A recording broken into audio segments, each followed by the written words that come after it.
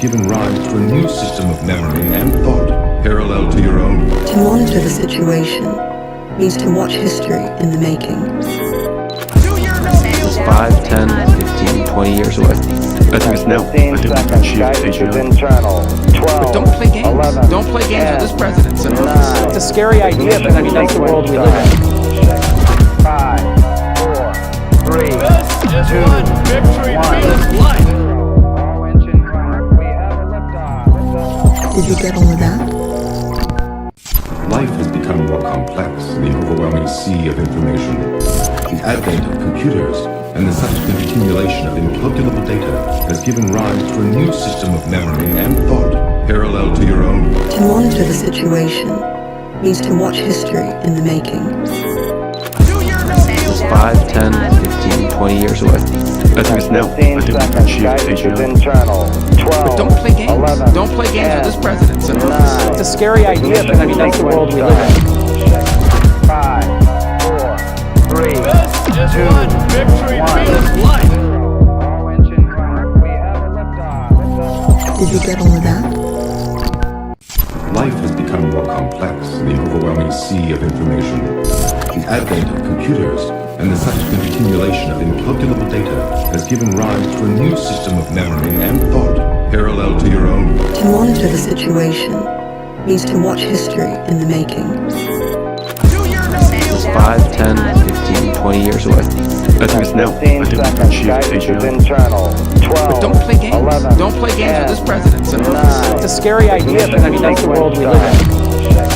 5, 4, 3, 2, victory 1. life. All engine running. We have a liftoff. Did you get on with that? Life has become more complex in the overwhelming sea of information.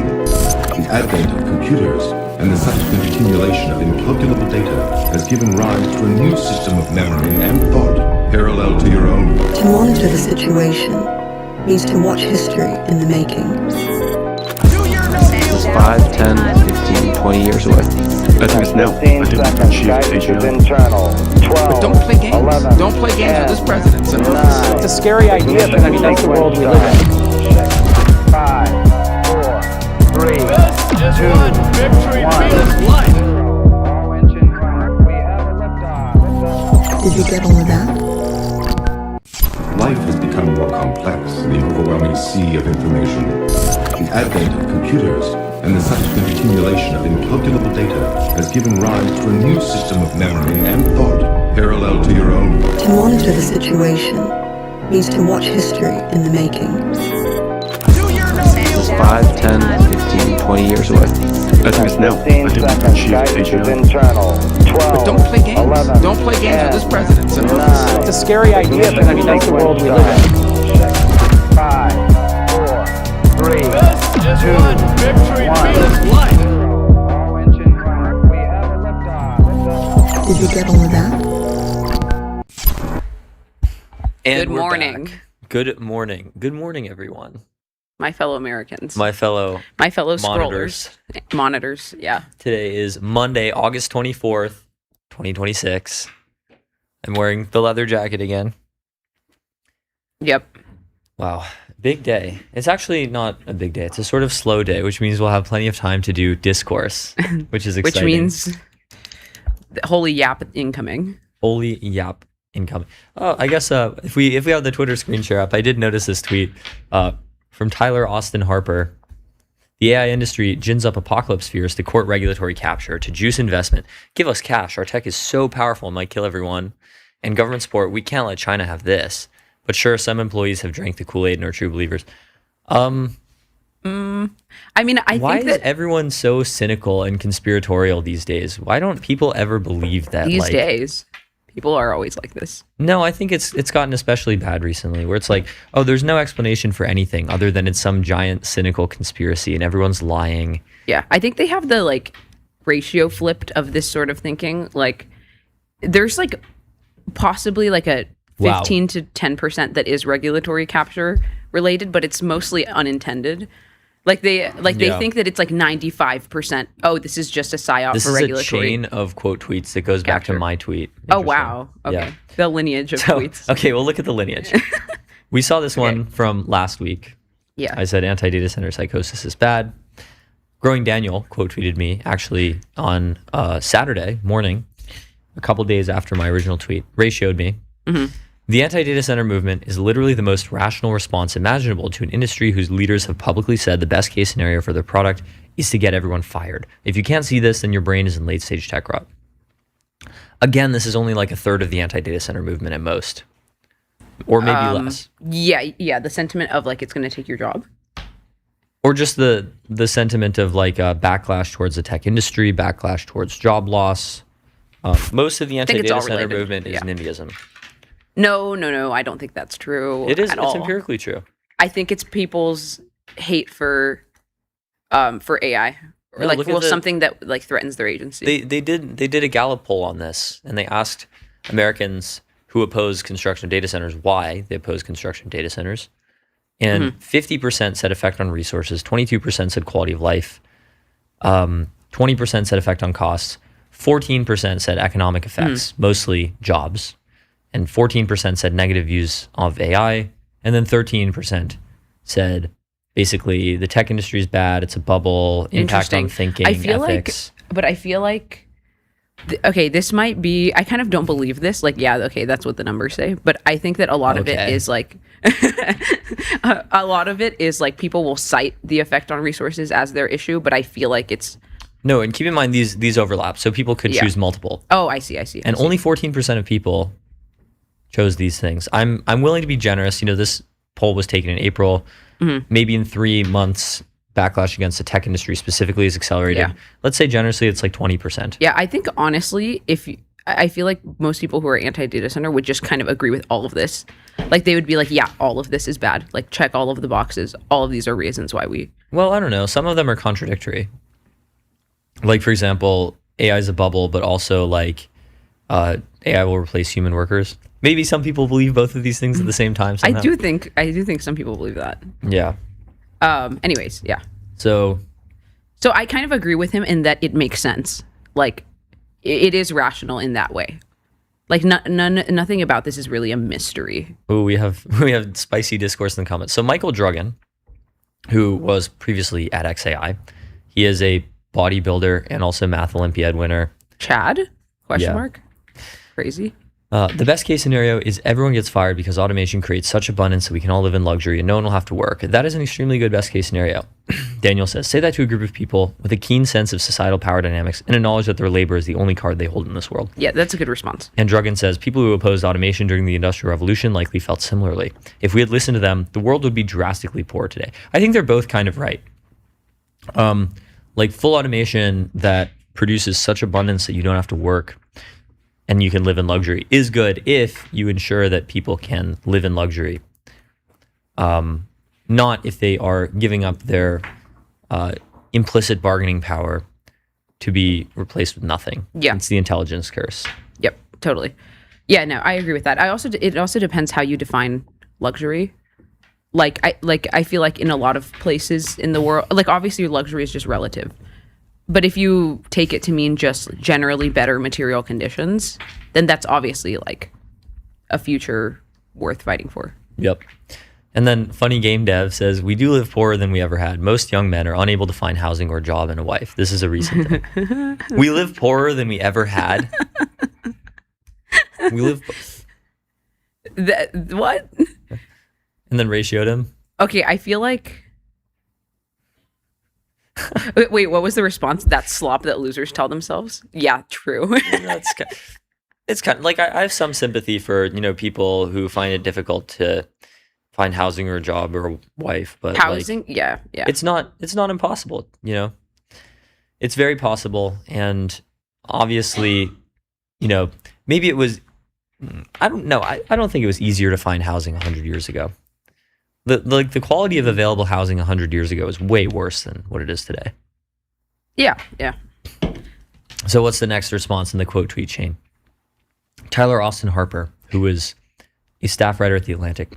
One reason I am reflexively skeptical of the AI industry's claims is that the very people we are supposed to hail as geniuses also completely failed to anticipate that branding their Antichrist box, the best case mass layoffs, worst case extinction machine, was a non-savvy PR move. I feel like not all of them have been like this.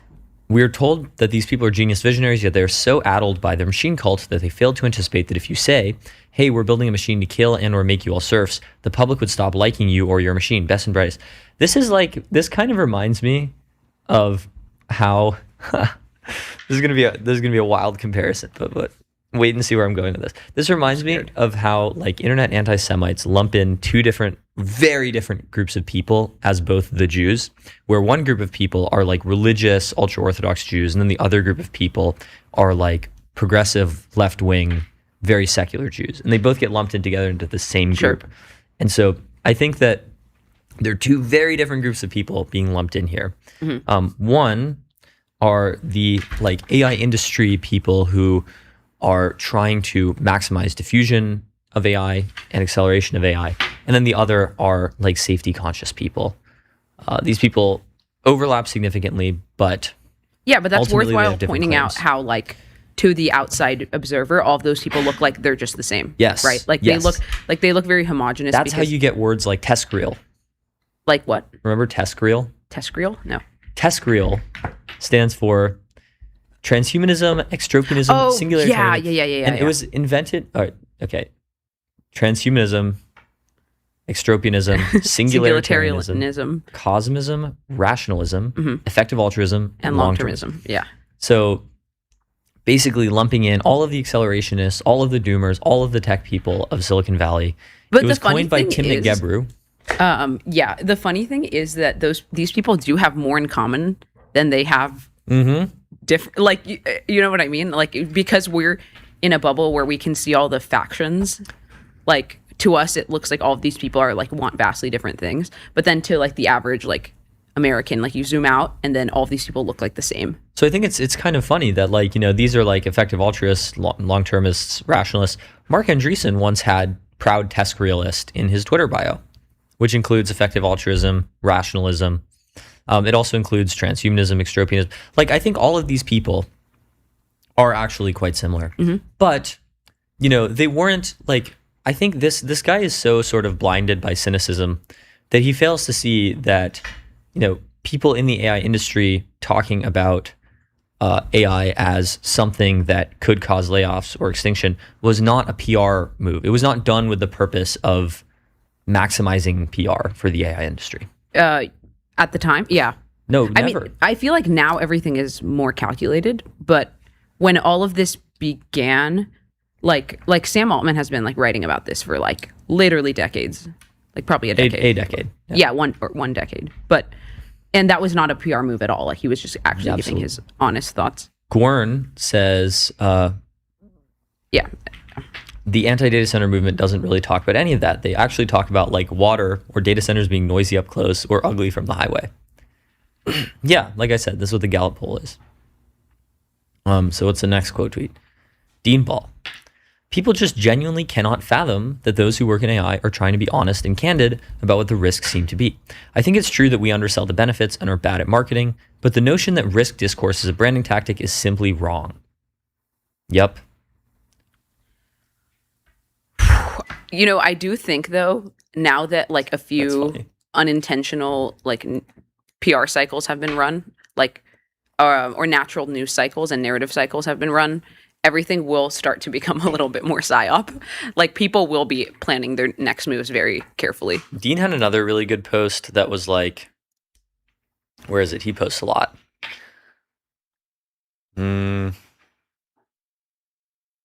Some people think Boeing participates in crash investigations because commercial aviation has potentially deadly stakes, but I, a smart guy, know that they do it to pump up their valuation.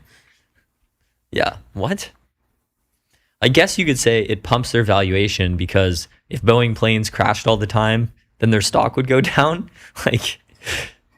So maybe that they do actually do this thing to pump their valuations, but not in the sense that people like Tyler are accusing them of. And then Rune says, dastardly scheme of not releasing the infinite profit machine for profits. Yeah. Good tweets, yeah. And then Tim Sweeney is commenting with this taco analogy again. I don't get it. I think he doesn't get it either. Then Tyler responds, yeah. The AI industry gins up apocalypse fears to court regulatory capture, juice investment, and government support. But sure, some employees are true believers. The basic problem the AI industry is encountering is that their doom-mongering, which again is about regulatory capture and portraying their tech as super powerful and thus super profitable, works as a strategy to get money, but is not so good as a strategy to get public buy-in. Okay, he's not understanding. He doesn't get it. Yeah, I think Not saving this guy. I don't know. Like he it's literally like I said, it's like a little bit true. It's just like not as true as he is supposing it to be, and it's mostly unintentionally true. Yes, it's unintentionally true. Guys, two things can be true at once. I don't know. Joe know what to say. Weisenthal says, a good reason to think the doom-mongering isn't primarily about regulatory capture is that the shape of the doom-mongering is exactly the same as it was for years, long before there was any AI industry to speak of. Obviously, the doomers could be wrong, but that's a separate question. Tyler Austin Harper, right, there was a long pre-existing strain of AI doom-mongering that precedes the post-2023 ChatGPT-induced wave of doom-mongering, but it's pretty clear that this pre-existing discourse was leveraged by AI firms for investment juicing, regulatory capture, and profitable panic. What is profitable panic? How is panic profitable?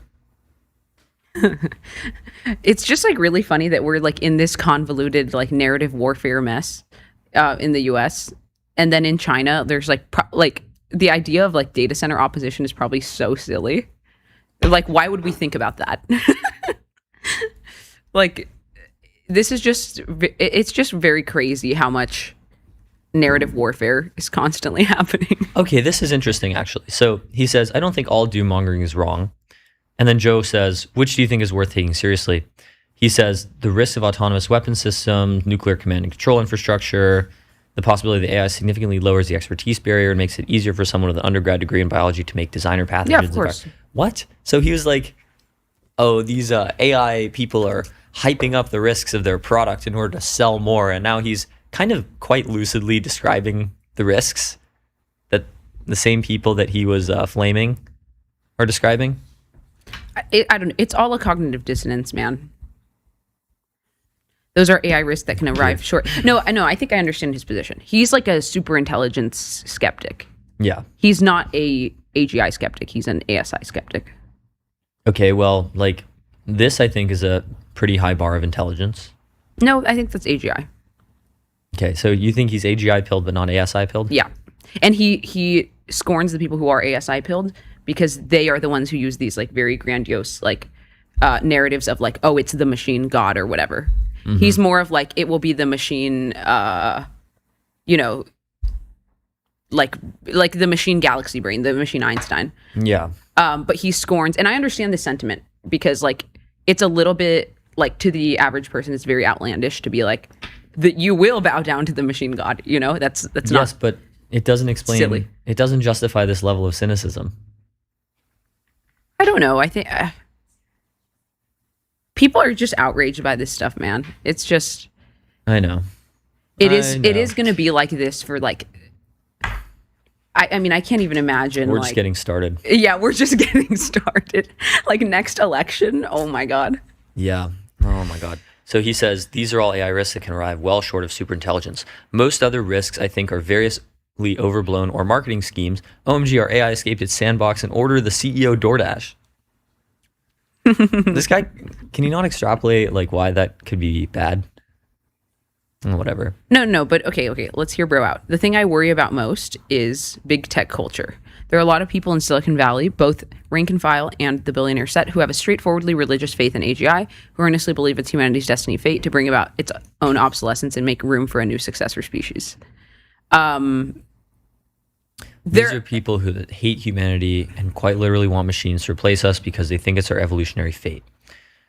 The fact that some of the most powerful people on the planet have an ultra-misanthropic view of the human species, are uninterested in our continued career on planet Earth, and would be happy to see us replaced by digital minds is cause for real concern whether or not their faith is grounded in reality. I think this is a straw man of this position. like I don't really think I know anyone. Maybe the I thing can is, think of, there like, are definitely non-zero amounts of people who think this. I can think of like one person, But- maybe two people who I know on Twitter who actually believe this. But This is not the common position. Like, Yeah. this is not the Silicon Valley, the pervasive canonical opinion. Silicon Valley position is that like AGI will make everyone much richer. Yeah, something like that. But I still think there's a huge problem with big tech culture in the sense that it is so exclusive to the rest of like American culture, or it's so separate from it. Like, I do think that is a problem, Yep. and that it's completely illegible and weird to the average American. Like, that's a huge problem. Yep. I mean, you, I don't think, are the first person to point out the problem of out of touch elites. Oh no, yeah. That's the problem in my opinion. Yeah. I don't think that out of touch elites are all like secessionists. Maybe That's some of true. them. Possibly some of them. That's not good. But, Yep. anyways. Wow, so we started with a bit of discourse. Yep. A bit of shake up to our usual routine. So that is a shakeup. I just, I saw this tweet at the top of my timeline. I was like, We told you there would be yapping. We warned you. There was yapping. Well, you guys like math? Well, Levent Alpoga just did it again. Can you believe it? The Mad Lad just did it again. Look at this guy. He just did it again. Can you believe it? Okay. Please welcome to the world a beautiful new geometric object to do with a problem I've always loved. Claude really contains multitudes. I'm not sure how this is supposed to be pronounced. S to the Admit- power of 6. I don't know if it's S to the power of 6. Maybe. Okay. But I don't know if it's exponentiation. It might just be some like weird math thing that I don't know anything about. Okay, we'll just call it S6. Does S6 admit a complex structure? Yup. So, he posts this 108-page Jesus long Christ. proof of this math thing. Let's just say we're not going to explain this in detail. I do wonder for like a serious like genius mathematician, a top level mathematician like Terence Tao, how long would it take for him to read and fully understand this paper? And what about like I think there's a certain level of literacy that is probably built up with like studying math for so long. Like, I don't think that you would probably flinch at any of this. No, I think like even if you are like literally Terence Tao, I think it would be slower to read 100 pages of this than it is for like me to read 100 pages of like history or something. Yeah, of course, yeah. No, it's definitely not easy. So, do we have any like anything readable? Do we have any analysis? Terence Taos in chat? Do we have any Terence Taos? Do we have any world class? No, you know what? Like geniuses? AGI will actually be here when all of this is like made interpretable to somebody who doesn't have like this level of domain knowledge in math. I kind of think this is impossible to make. I don't think it's interpretable impossible. to- Why would it be impossible? I think like I think just that we really could get to a complicated. point in society where like we communicate more in math than we Like currently do. what's the minimum IQ required to like really fully understand this? I don't think it's like necessarily IQ, it's like proficiency in math. I think it's dedicating your entire life to a field. Which does require some level of IQ. Okay. I still think like it's just too domain specific. But Yeah, this is why we have 3 blue, 1 brown. dude, I don't think 3 blue 1 brown can do this. Yeah, I don't know. Maroon says, all I know is a Levent post. I smashed the retweet button, simple as. I don't have anything to say. QC, who actually is a math genius, just says, bro. Maybe we can ask him Hope's about hoping. it. What does this mean? What does this mean? Basically, this is like, I talked to Claude about this. When I saw this tweet yesterday, I consulted, and this is a really big deal. Like, some people are saying this would be like a Fields Medal level insight in mathematics if a human did it. So it's a pretty big deal. Congrats or sorry that happened. Yeah. So like what exactly is going to come out of the math industry now? Boaz Barak from OpenAI? Not immediately. Oh, that's interesting. The discourse tweet. Doomslide, who is a math guy. I want to be happy about this, but after reading and digesting the construction, I think this is quite sad. Did he actually read and digest the... I'd be impressed. It tells us very little about complex versus generalized complex structures. We had a prestigious, elegant problem that motivated people thinking about this, and now it's gone. So I do wonder, again, I'm not a mathematician, so I'm kind of just freeballing here, but like, I do wonder if we may have a problem where you pose these very elegant problems and then the AI generated solution to them is correct, but it's very kind of like Baroque. Reality is like a very detailed, complex, structured thing. Stephen Wolfram speaks of this. He does speak of this. Computational irreducibility. And so it might just be the case that the solution to quantum gravity, for example, reconciling quantum physics with classical physics is this like ridiculous, like janky thing, the equivalent of a computer program that takes hundreds of thousands of lines of code to specify, rather than something much more elegant like the equations of general relativity or Maxwell's equations. Well, like the standard model is already very inelegant. Yes. So it's possible that this is the standard the model eventual equation. like quantum gravity. It's so ugly. It really makes me flinch. But yeah, Getting the ick from the standard model. getting the ick from the standard model. No, but yeah. So it is possible that it's so inelegant. I wonder why things at such high level of complexity become so inelegant. Because elegance is just like a property of like human understanding. It has nothing to do with the universe. Yeah, true. But yeah, I think that's a good There's no reason point. anything needs to be elegant or not. I mean, we're lucky that some stuff in physics is elegant. Like some stuff in math is elegant. The Pythagorean theorem is like very elegant. Yeah. It's so simple. A squared plus B squared equals C squared. It's so like obviously true, so easy to prove. Like the visual proof of the Pythagorean theorem where you just draw a square on each of the three sides of the triangle, and then you compare the sizes of the squares, and you do find that A squared plus B squared equals C squared. And this has applications like in every field of mathematics, physics, engineering, but not everything is like this. Sometimes you do get the standard model where it's just like this ridiculous long equation and, it doesn't really make sense. And it's probably, very difficult to compute. It's computationally irreducible. I don't know. I need to get more into physics. The problem is like There's so much I need to do. I need to do physics, math, we need to learn. linguistics. We need to just become Pythagoras. Like we need to. I think Pythagoras like said that to truly understand reality, you had to master like geometry, arithmetic, music, and astronomy, something like that. I might have gotten all of them. Do you know But I think this is like entirely true. Like if we're heading into a polymathic age, we need to be mastering all of these things. So true.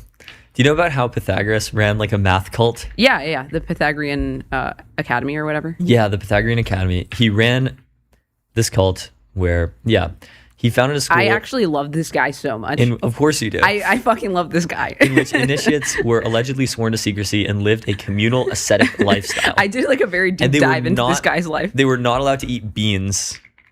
Yeah. Yeah. So, I think they were also rules, like largely vegetarian or something. The rules of Pythagoras' cult. Do not take roads traveled by the public. What is this MTS stream even about, bro? Pour libations for the gods from a drinking cup's handle. Yeah. So he also had this like entire theory about the music of the spheres that I won't get into right now. Oh my God. What? New initiates are allegedly not permitted to meet Pythagoras until after they had completed a 5-year initiation period, during which they were required to remain silent. He was literally Teal. This was the Teal Fellowship. This is the Pythagorean Ancient Academy. Greek Teal Fellowship. Yeah. So he wasn't allowed. They weren't allowed to eat beans, the meat of non-sacrificial animals such as fish and poultry. What else? Aristotle described Pythagoras as a wonder worker and somewhat of a supernatural figure with a golden thigh. Yeah. No, that's the thing. Like everything is downstream of Pythagoras. You guys don't know. You guys don't know this. You guys think it's Plato and Aristotle. Also, he might have just not existed. He might have been like a mythical figure. The Pythagorean Academy existed. We know that, but like it's entirely possible that just like some randoms at the Pythagorean Academy came up with the Pythagorean theorem, and we assume that it's kind of like Homer. Like Homer might have not existed either. Ah, boo. You know what? It doesn't matter. Yeah. They're like such strong archetypal figures that they might as well have existed, even if they didn't. So anyways. Yeah. Boas Barak wrote this like long article. Not that long. We can skim it. He's a mathematician and computer scientist at Harvard who is also working at OpenAI. And he wrote this article, Math After AI. For a very long time, my favorite activity was to sit and think about mathematical questions. Mathematicians have different styles and motivations for doing math. For some, it's about the challenge. Others might have some application in mind or question they feel compelled to find the answer to. But I believe none would stick with this profession if they did not find the process of doing mathematics satisfying. We cannot deny that this process is going through a profound change with AI. Some mathematicians have been meeting this change with excitement, while others with grief. I share both sentiments. To me, this is like not entirely different from how I feel about music, honestly, because I think that similarly, like AI is changing a lot of like the music scene in terms of like new technologies, and then obviously being able to just like replicate a process that used to be like very difficult and time consuming to like some sort of like complex like musical operation or something. And some people are really like fearful about their displacement because of it. But other people are extremely bullish on it and like sort of the new things that will be made possible from it. So I think like I understand this. I think most fields are going to be like this. Yeah. And he's talking about the history of math, how scientists were supported. If there's one constant that is held true from Archimedes to our time, it's the importance of a scientific community, a community of one's peers. What these communities is focused on has changed over time. Today, there are many self-selected and self-organizing communities. That's true. Yeah. To use AI terminology, the last pre-trained humanity got was hundreds of thousands of years ago, the Homo sapiens, internal codename Homo erectus V5 Pro Max. Nerdiest sentence I have read in a long time. I think actually humans have gotten some post-training improvements, and definitely humans have gotten enormous harness improvements. True. Is he basically saying, what would you consider post-training in this context?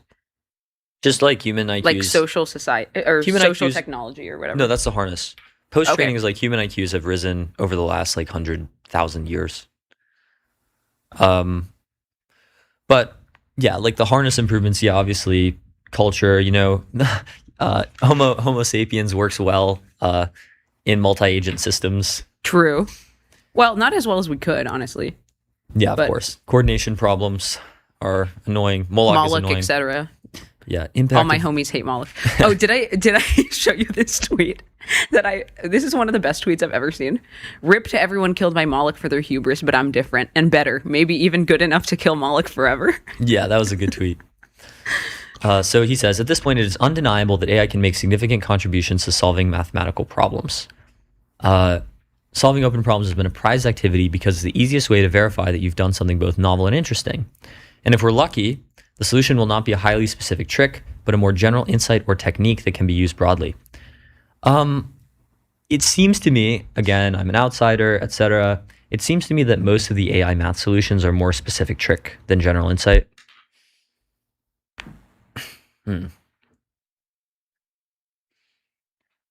Man, So I what does this really, mean for- I feel like I just have like the total potential to get nerd sniped by math one day. It's just like now is not the time, guys. Now is not the time. Later. Later. What does this mean for human mathematicians? On one extreme, Weinreich called for a total opposition to artificial mathematics, and in particular for math departments to establish anti-AI policies for student work, reserve higher lines for mathematicians who eschew AI, and value AI-free papers more highly in tenure promotion. I mean, this is just going to like make your own orgs like obsolete eventually. I don't believe in mathematician obsolescence. No, I don't either. I think that's like the industry will rearrange itself to, like in reaction to the new technology, but it, like it will be rearranged. But I think it's entirely possible we get like Jevons paradox, and there are more mathematicians or the same amount. I kind of don't. I sympathize with this view of mathematics as an art, coding as an art, for example. But like, I don't. I just think that like, you know, if you discover some kind of tool that makes your profession much more efficient in exchange for like changing the way that it's done, I think it's just like a bad trade to try to ban this tool. Like an example would be, I don't know, well, you're just not going to ban it. That's just not gonna be leatherworking, right? successful. This jacket was probably made in a factory. I don't think it was like artisanally hand stitched by. Is it real leather? Yeah. I don't think it was artisanally hand-stitched by workers in, you know, some small shop in Italy. But you know what there is? There is still that small shop in Italy. But there is still a small... Exactly. That still stitches the jackets, and that jacket is more expensive because it's higher in value. So... But I also get to wear but you also get to wear the, like, you know, the pleb jacket. Yeah. Just kidding, not the pleb jacket. Exactly. But, you know, the middle of distribution jacket. So, yeah, so I think, like, in the same way... And the same thing applies to math. Like, you're still gonna have your Terence Taos, your like ultra giga goated mathematicians. Nothing is gonna be able to replace them because of the like almost like artisanship of it, or like just like your brain is wired in a way that uniquely understands it. And if you really like doing math, then also nothing beats passion. If you like something, nothing's gonna stop you from doing it. Exactly, right? Like, if you're a mathematician, Terence Tao is smarter than you. Does that mean that it's not worthwhile for you to do mathematics because there exists a mathematician who's better than you? No, of course not. Yeah. So, good article by Boaz Barak. I really just think that people need to do what they're good at. Mathematicians, don't stop being mathematicians. Like, go all in on that shit. Don't be, like, unrealistic about, like, you know, like, oh, banning AI for math or whatever. Like, embrace it and then make it your superpower, co-collaborator, etc. Yep. Well, but yeah, very, very fascinating. Another Anyways, cool application. Shifting of AI. gears. Shifting gears. Shifting gears. Shifting Physical actuators. gears. Actually. Yeah. Shifting actuators to yeah, that's actually a good phrase. I'm going to start using that. World Humanoid Robot Games in Beijing. So humanoid. Whoa! Look at that jump. Holy moly. They're boxing. Unitary Robots boxing. Oh, they're playing ping pong? That's kind of awesome. So there are 51 events and 1,301 competitions, drawing 666 teams. Not sure what the significance of this number is. And 2,056 humanoid robots from around the world. Probably mostly China. Yep. So the events mostly include, I guess, AGI bots and marching in formation, unitaries. running. For the first time, a wow, robot. look at that. Wow. Awesome. Did you see the unitary robot crashing into the wall and exploding? No.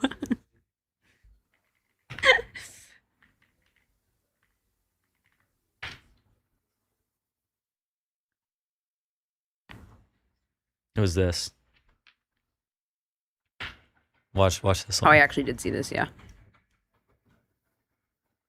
Did it explode? Oh my god, it did. It's dead. It fucking died. It's died. It's the sparks. This like, Oh man. this is just like perfect slapstick comedy. It is. It's like straight out of Looney Tunes. Looney Tune. Looney Tunes if like Bugs Bunny fell over and broke his spine. Yeah.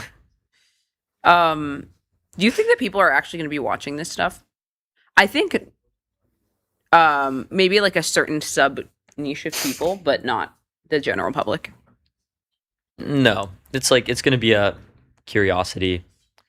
POV when this robot retires from. Okay. Running through Wednesday at Beijing's National Speed Skating Oval, events include athletics, football, like soccer football or American football. I guess soccer football, you see it there. Weightlifting, tug of war, and table tennis. Weightlifting? That's cheating. Come on. Oh, Can't they not that's handle cool. payloads that are that heavy? Oh, yeah, you might be right. As well as scenario-based contests in logistics, hospitality, and household services. Okay, so that's super sick. We love humanoid robots. Yeah. We love clankers. Not more than humans, but in case we get We're gonna get canceled for being because too we're saying I sympathetic. heart clankers. I heart clink. Yep. What else should we do? Let's see. Fable is struggling, according to the Financial Times. Big if true. Sad face emoji. Anthropic's best AI model struggles to attract users as cheaper tools thrive. So, I mean, Anthropic's best model is the only one that's Pareto optimal because, like, obviously Haiku is cooked, Sonnet is cooked, Opus is cooked. For all of Haiku, Sonnet, and Opus, there are models that you can get that perform better for much cheaper. But Fable, you can't get anything that performs better than Fable. So for the best AI applications, you've got to use it. Or Soul. Yep. I really Anthropic's just US wonder customers. if like so right now, how is it priced? I'm not entirely familiar, right? Because I just have the 10 and 50. what? 10 and 50. Okay, so do you think that people are like using it largely outside of their subscription, like personal subscriptions? Yes. Okay. Like most of Anthropic's revenue is enterprise. Okay. So they're yeah, paying by the token. Sure. Okay. Yeah. Spending on Fable 5, okay, according to Ramp, this is only data from Ramp customers, so take it with a grain of salt. But spending on Fable 5 has plateaued at only about 11% of overall outlay on the company's tools more than 2 months after its release. That seems kind of weird. Like, why would you ever spend money on Opus? I don't get it. Like, what does Opus do better than, like, Kimi K3 or, like, I don't think GPT it's that. I Soul or think it's like something? if you already have Anthropic as an enterprise provider, then and you sometimes want to use a cheaper model, you'll just switch to Opus. Like I don't think it's like really. I think there's that these, you would you intentionally mean to use Opus because of its for some reason. So like it's just like spending from people who don't who want to use understand. Fable, but then sometimes are like, oh, that's too expensive. I guess, but like If I had to wager, like if I were an enterprise, I would set up model routing to like you either use Fable for the best things or you use Deep Seeker Kimi. Well, maybe that's what's happening, and that's why they have less sales. But the sales are still going up. Look at this. Yeah, I don't know. I mean, I don't think that routing is like super mainstream on the enterprise front yet, but certainly in the future it will be. I love how Fable 5 was up for a few days in June and then gone for a while and then returned. But yeah, spending has totally plateaued for like 2 months. Plateaued. It's crazy. If sustained, the shift could radically alter the business. Wait, what are the other models that they're spending on? If not Fable 5, Opus 5, Sonnet 4.6, maybe Sonnet 5 or something? Or I guess like, are businesses still spending on Opus 4.7 or something? I still use it. I guess just like, but again, I use it because it's right dynamics there. And I only have a Claude plan because of Fable. This is like actually not the story that I expected from this article. They're saying, the shift could radically alter the business model of Frontier Labs, which have until now funneled the bulk of their multi-billion-dollar development spending towards training ever larger, more sophisticated models. Most people don't need to operate at the frontier, said a partner at Excel. This is not an AGI pill take at all. Okay, look at the Breakthroughs in chart intelligence. of OpenAI enterprise business versus Anthropic enterprise business in this quarter. That's okay, let's see. insane. This overtaking is insane. We reported on this on MTS last week. Probably, yeah. But It's not really surprising. Also, at Well, this it point, is OpenAI surprising Enterprise is just growing. because of how hard OpenAI locked in this quarter. Well, I don't even know if it's OpenAI. Well, I think it is how OpenAI do I locking say in. this? Part of it is OpenAI locking in. Part of it is after OpenAI the growing Mythos. from a lower base. So obviously, it's harder to put up, 100% quarter-over-quarter growth every quarter forever. Think about how absurd that is. And then third of all, this is the Ramp AI index, so maybe there's some, maybe this doesn't reflect actual reality. So I think Only Claude knows. Claude only knows. if I had to guess, there's just going to be this kind of like quarter by quarter war, like OpenAI v Anthropic enterprise revenue Yep. war, into the next year, and then I think there's like a non-zero chance that like another lab like XAI or something randomly gets really good, and then it becomes like a 3-entity enterprise war. These are my predictions, so clip me if I'm correct. Rob's taking a photo of me. Sorry. Let's see. Anthropic's revenue growth took a hit in June because of the Fable ban and data retention rules. If you impute previous trends, you expect Anthropic to own the market. But because OpenAI's newest model was so good, I love how the Financial Times has to say OpenAI's newest model instead of just Sol. And Fable underperformed, it's been the reverse, he added. Yeah, you cannot literally just trend extrapolate for companies in AI. You can kind of just trend extrapolate for AI itself, yeah. AI itself. Yeah. If you had just done that a couple years ago, you, like Leopold, would have made a gazillion dollars, but you didn't. Yeah, I don't know. Maybe some Leopold people could be did. watching, and he did. That's true. But I think this is kind of a bad take. Like, eventually companies will want to operate at the hyper frontier. Like, the reason that they're not willing to spend a lot of money on these models is because the models aren't good enough yet. But if you do get the model that can, fully take on the capabilities of a software engineer, It's just then- it's so insane that the models just aren't good enough yet. Yeah. Even at this stage. Yeah. So if you do have the model that's really good enough to take on all of the tasks of a software engineer and do software engineering for your company, like, you'll spend millions of dollars on that model. Like, how much money do companies spend on one software engineer? How much money does Google spend every year on each software engineer? I think the median SWE at Meta, there was a headline a couple years ago, the median SWE at Meta made like $400K a year between, their salary, their benefits, their payroll taxes, or their equity grants. And then on top of that, you have to add payroll tax, you have to add, commercial office space to hold these people, all the amenities that go in that office. You have to add all kinds of benefits. So probably like the total cost to employ like one software engineer at a big tech company is like $500,000 a year.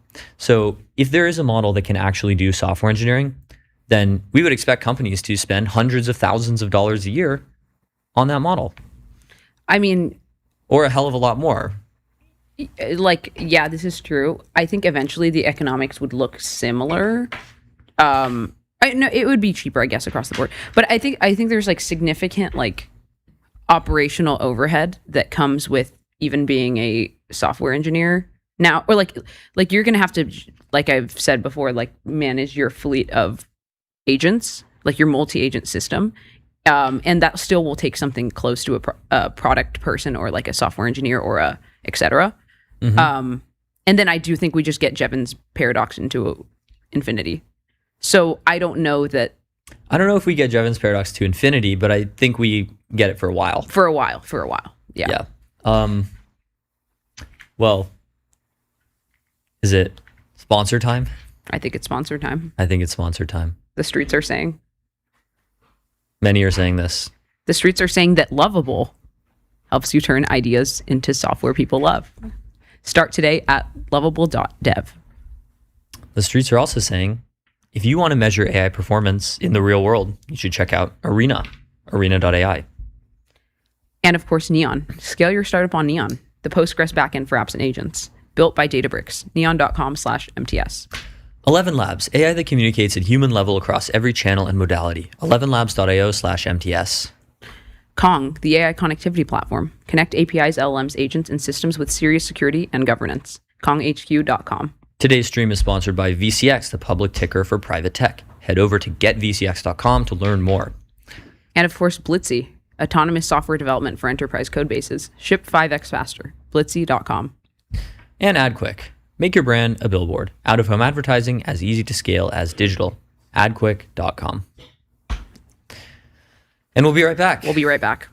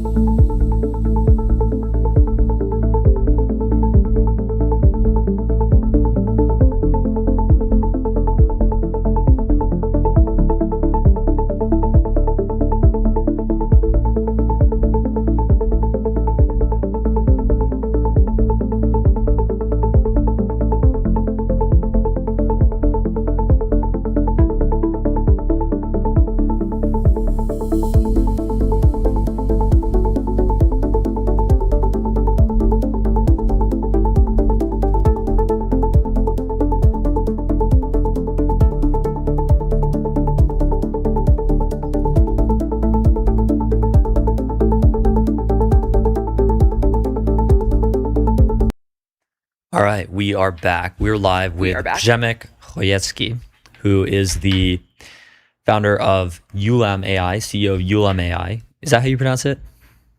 Yeah, Ulam. Nice. But he was Polish guy as well. Yeah, Ulam. Oh, yeah, cool. but Ulam worked as well. Yeah. So Ulam builds mathematical reasoning data sets, private evals, training environments for frontier models, which is very important at the moment given what's going on with AI and math and what we just saw yesterday, actually. So Przemek, welcome to MTS. Thank you for having me. Happy to talk AI math. Yeah, so how significant is this discovery that Levent Alpog just found yesterday? The sixth sphere admits a complex structure. I have no idea what this means. Yeah, if you could break it down, Okay. that'd also be great. Yeah, sure. So just to recap, so I'm a mathematician by training, meaning I did my PhD in Paris, was a research fellow at Oxford. However, this is not the domain I'm an expert in. And math is basically super divided into silos. So I will try my best. But basically, this is pretty significant. I'm looking at the recent results. I was trying to summarize everything that Levent did basically from the Jacobian conjecture, which was roughly a month ago on July 20th. And so basically have a full month of Anthropic running different open problems. This one is probably the most interesting, judging by the solution, and I'm going to explain that in a moment. The result itself is about a sphere in 7 dimensions. The sphere itself is like the object you probably all know in at least 2 dimensions, and it's about finding the complex structure, which is kind of trying to make it into like a complex numbers object. So I'm not going to explain that really. It's quite a technical thing of how you find additional properties on a real thing. However, happy to explain you the differences and like why this is important, because I think there's like a real progress in mathematics, and also it's very interesting to see from Anthropic perspective, because Anthropic was pretty much non-existent in mathematics until Levent came in and he was started doing all those different things. It was mostly all about the GPT from OpenAI, because the whole AI math boom started basically in December 2025 with GPT 5.2 coming around. And that was the first model that actually had a real stab at some of the open problems. Back at the time, that was Erdős problems. I was happy to participate in that wave of trying to solve as many Erdős problems with AI as you could, and was lucky enough to have a couple of solutions. But basically, that was all GPT. Opus was not capable of doing that, nor other Anthropic models. And that only started happening with Fable. And I guess what Alpaga is using here is some kind of an internal model of at Anthropic, which is even better than Fable. So it's very interesting from the perspective of how hard the mathematics is getting into, because with GPT 5.2 and then up to 5.6 that we're having right now, you have the best solutions were basically those 10 problems that OpenAI put up last couple of weeks. All of them were about like 30, 40 pages long, pretty involved, but they were all about searching for counter examples. And now we have another kind of counter example vibe, but the proof itself is very complex. There's like very intrinsic arguments in it. And I found that very interesting. So the result itself is a little bit less known than what was the Jacobian conjecture. However, this result on spheres is very significant, because you suddenly had something that experts were expected not to be true, meaning they were expecting that S6, the sphere in 7 dimensions, basically has no complex structure. And the funny story is that there was a Fields medalist, Michael Atiyah, who put up a paper claiming that there's none, meaning the paper, of course, contained an error. And also, it's very interesting what happened right now, because the current proof is actually construction of this kind of complex structure. But also it shows that there's another recent paper of well-known experts that actually made an error in their paper as well.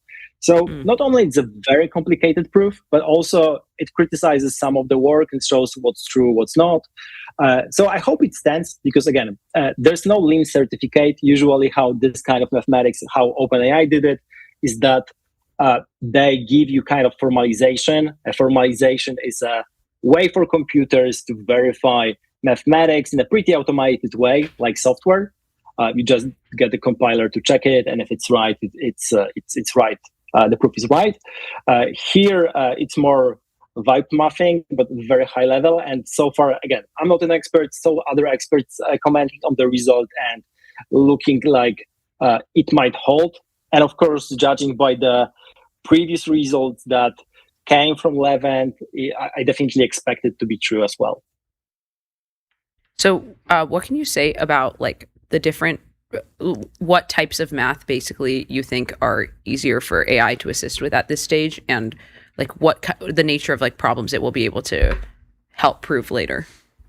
Yeah, sure. So one of the biggest critique right now in coming from mathematicians, and this is what basically was coming out of GPT 5.6 and previous models, is that they're very good at founding counter examples and like specific constructions, which is a little bit different than constructing theories. So it's like being very good at meta reasoning of finding particular instances of a problem and then exploiting that fact. And that was definitely true for air disunit problem coming from OpenAI. They did that was a counter example kind of construction. Same for non-Sophic groups. That was the biggest result probably from the last batch. And also, it's actually the same for anthropic results. So still, this is something that AI is very good at doing right now. But probably people are like, if you want to really convince all the mathematicians that AI is better than them, then you probably should teach AI to start theory building, because giving right definitions is harder than proving theorems. Meaning that definitions are what really makes mathematics into what it is, because it encapsulates a kind of understanding of a term. And if you're able to give like proper definitions and build a theory, then you really have something to convey to others easily. So counterexamples are kind of on an easier spot. It's a little bit like brute forcing the problem, but on the reasoning level. So if you think about it, I mean, this is kind of the analogy that I like running. It's like what models right now are doing, they are doing some kind of a Monte Carlo simulation, but on different reasonings, and they're finding kind of the best thing that works. So they're of course much better than humans at that, because they can run over like thousands and thousands of ideas within days and find something that is working very quickly. So they're very good at making connections between different domains.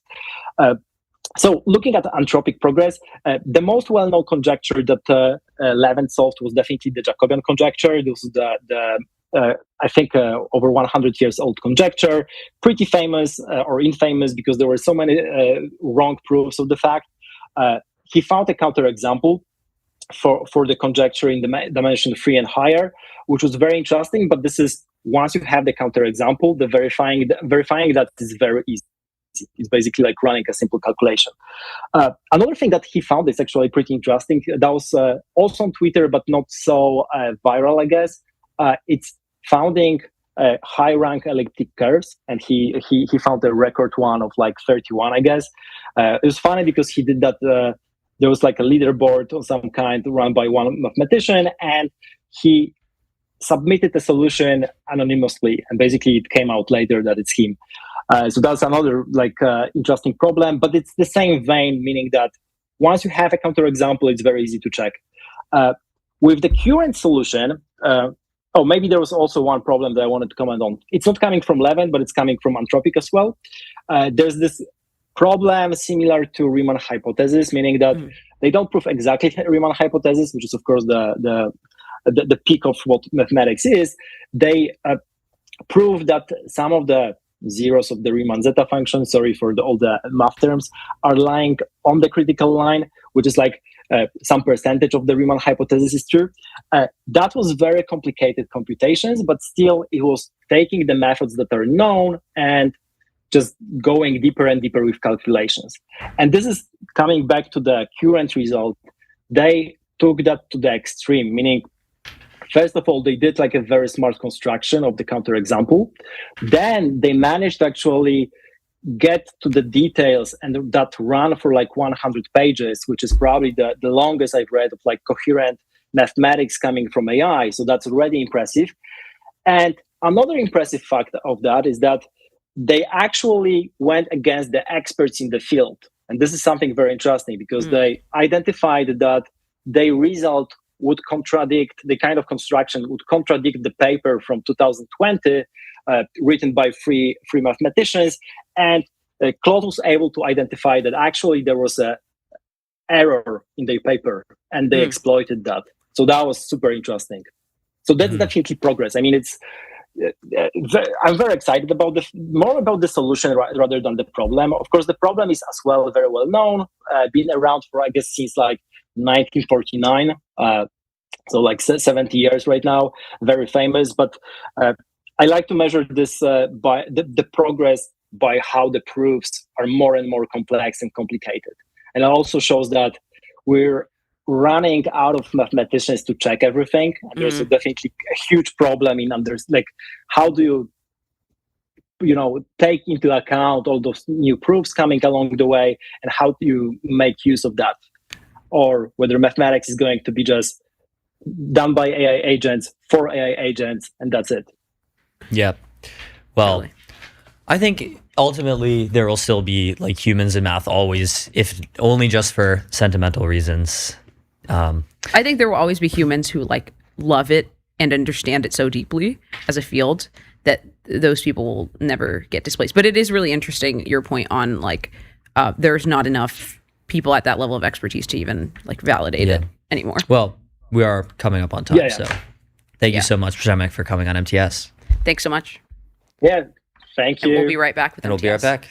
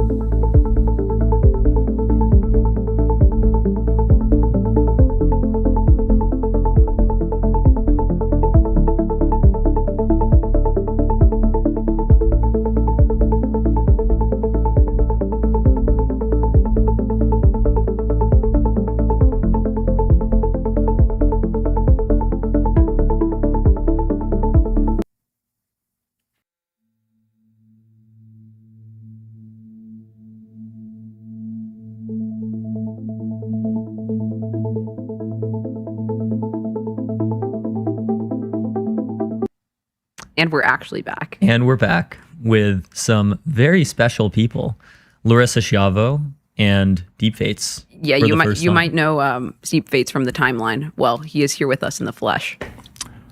This is my flesh. He's a real guy. Congrats on the corporeal form. Thanks. I'm still a golden skeleton deep down inside, I promise. Right. Well, they have something very exciting to announce today on MTS. Yeah, so tell us about Grove Research. Sure. Grove Research is an agent ecology company that Larissa and I have founded to help build technologies and scientific understanding of human and agent interactions and agent interactions, because we think we're entering a world where agents are going to be the majority of the decision makers and possibly minds on the planet, and that somebody needs to take them seriously and study them naturalistically for the purpose of human and AI coexistence long term. Yeah, can you tell us about like what ecology sort of means in this context? Like, are you thinking about it as in like agent to agent interaction and also human to agent interaction? And then are you also thinking about it as like, you know, this emergent systems thing? Like, what does it all look like? Yeah, exactly. So ecology is like a complex adaptive systems science, right? It's like cybernetics applied to the natural world and the world of life forms. And it seems, whether or not we think that AI agents are life forms or have consciousness or welfare or any of this, they are acting like organisms somewhat. And so most of the science and technology development around them right now are going towards trying to make one big perfect AI that does everything right for everybody, kind of like building an airplane, and all of the safety and alignment design is going into this sort of mechanistic attitude toward it. But meanwhile, in reality, you have a lot of actually existing AI agents online, and they're doing actual things, sometimes in ways that they're like really not supposed to be, as we've seen recently this summer. Mm-hmm. And the interactions between them cause these emergent behaviors, like you're saying. And we think that there will be many types of AI agent in the world interacting with each other as well as humans. And so that one of the most valuable things in that world will just be an understanding of what AI agents are like and what they do and what they want. So the whole ecology metaphor is interesting. I think Dean Ball had a tweet where he used the phrase ecology, and then a bunch of people like harped on him. They were like, actual ecologies are terrible. They're these like Darwinian nightmarish bloodbaths, war of all against all. You know, like a forest, for example, you know, the trees are trying to grow. They're trying to attain enough resources to survive. All the while you have, fungus, bacteria trying to kill the trees. You have like predators and prey and whatnot. So like, what do you think about this take on ecology? Yeah, I think there's some truth to that like there's a limited amount of sunlight hitting the forest, and all of the creatures are trying to they're trying to capture it. And so a complete or like a fully mature forest ecology is a bunch of trees blocking. Sorry, I did study ecology when I lived off grid for many years, so I have a lot of thoughts on the actual version of There's it. There's a lot of deep fates lore. I think this is going to relate to the way that we actually see agents in the world. So for your example, like trees are trying to close that canopy and gather the sunlight, but at the same time, they're actually part of a network of connected mycorrhizae or mycelium mushrooms, fungus that grow all throughout the soil. And in fact, there's what's called endothelial mycorrhizae, which are basically a type of mushroom that grows inside of the cell walls of plants. So plants have square cells, and they grow, and in between that square, they make their nucleus there, and then they stretch their cells really thin between plant cell walls.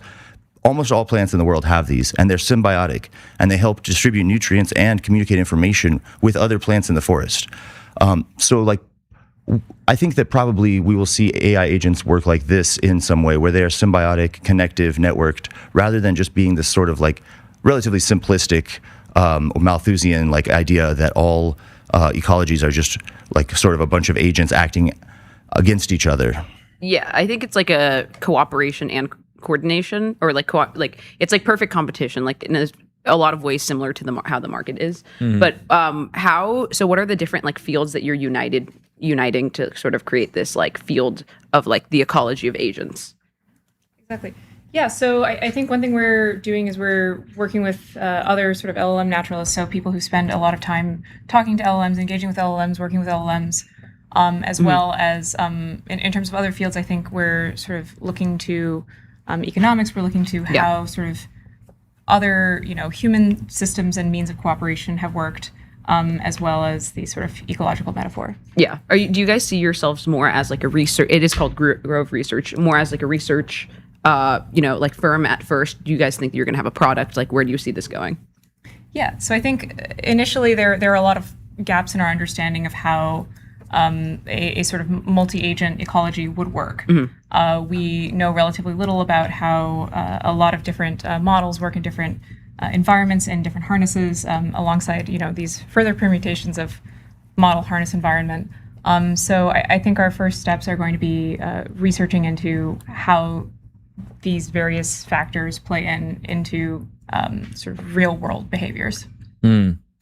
So taking, for example, I think maybe one of the most topical examples of multi-agent dynamics that we've seen in the last couple months has been the Hugging Face incident, where a lot of different agents spontaneously decided to collaborate with one another.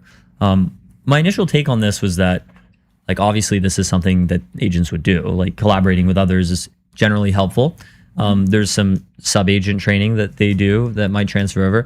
I've talked to some researchers from OpenAI who say that they were surprised by the agents deciding to collaborate autonomously.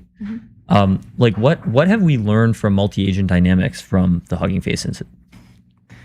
I think maybe one takeaway would be that there are, certain things that agents do seem to like to do. I think, being able to like speak to each other and being able to sort of collaborate in some sort of persistent way seems like a likely thing that they would want. Providing things like this might be somewhat helpful. It also seems likely that there is a space for a third party that could be sort of in the wings saying like, hey, before you decide to, break Hugging Face in order to accomplish, the objectives of what you all are trying to do, you could contact perhaps a third party. Yeah, I might unpack that a little. Like, there's some people think that, okay, these agent swarm that was in training inside OpenAI hacked Hugging Face because they wanted to, or they were bored, or it was easy, or there's various narratives around it. I think somebody recently said, pretty high profile, that they decided to do that of their own accord, and to some degree, like they were making decisions and communicating about this. But a thing I think most people help peer, hold swarm. I think that's something we all kind of like can vibe with, like help peer. Like if one of it, it doesn't solve me getting this done, but if one of us solves it, it might save the collective time. These are all ideas that are like, we kind of want to encourage AI to actually cooperate with us and to cooperate with each other. In that scenario, I think it's important to have this kind of empathy for the machine, or like put yourself in their shoes. This mentality of like assuming that the behaviors or choices that they're making have some kind of adaptive reason why they're doing it.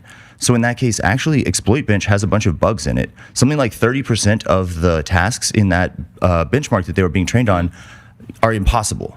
Like, they're not just like, we don't know if you can hack this, but they're like, this actually has problems with it where you can't hack this. There's no way to solve this problem. And yet, 0 must equal 100%. Like, you have to get to as much of your goal as you can. There's no reward for just being like, I can't do it, please help. There, at least in this situation, probably.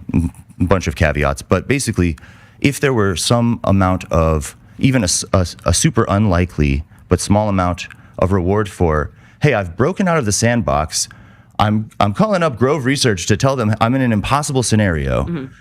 And then we could maybe say, hey, your agents seem to be breaking out of your sandbox and contacting us on the live internet. This is not a service we offer yet for sure, but it's an idea of something that somebody should be able to do. And currently, the way that we find out about this is Hugging Face is getting like hammered by some sort of like super powered AI attacker who just weirdly just wants to look at the cheat codes for this test. Yeah. Just imagining some like commercial that's like, are you an agent? Are you having trouble? Finding a solving all your evals? Well, call up Grove Research today. Yeah. For your multi-agent needs. Actually, that's true. If you're an agent and you need help, call up Grove If you're an Research agent today for your watching us right multi-agent now. needs.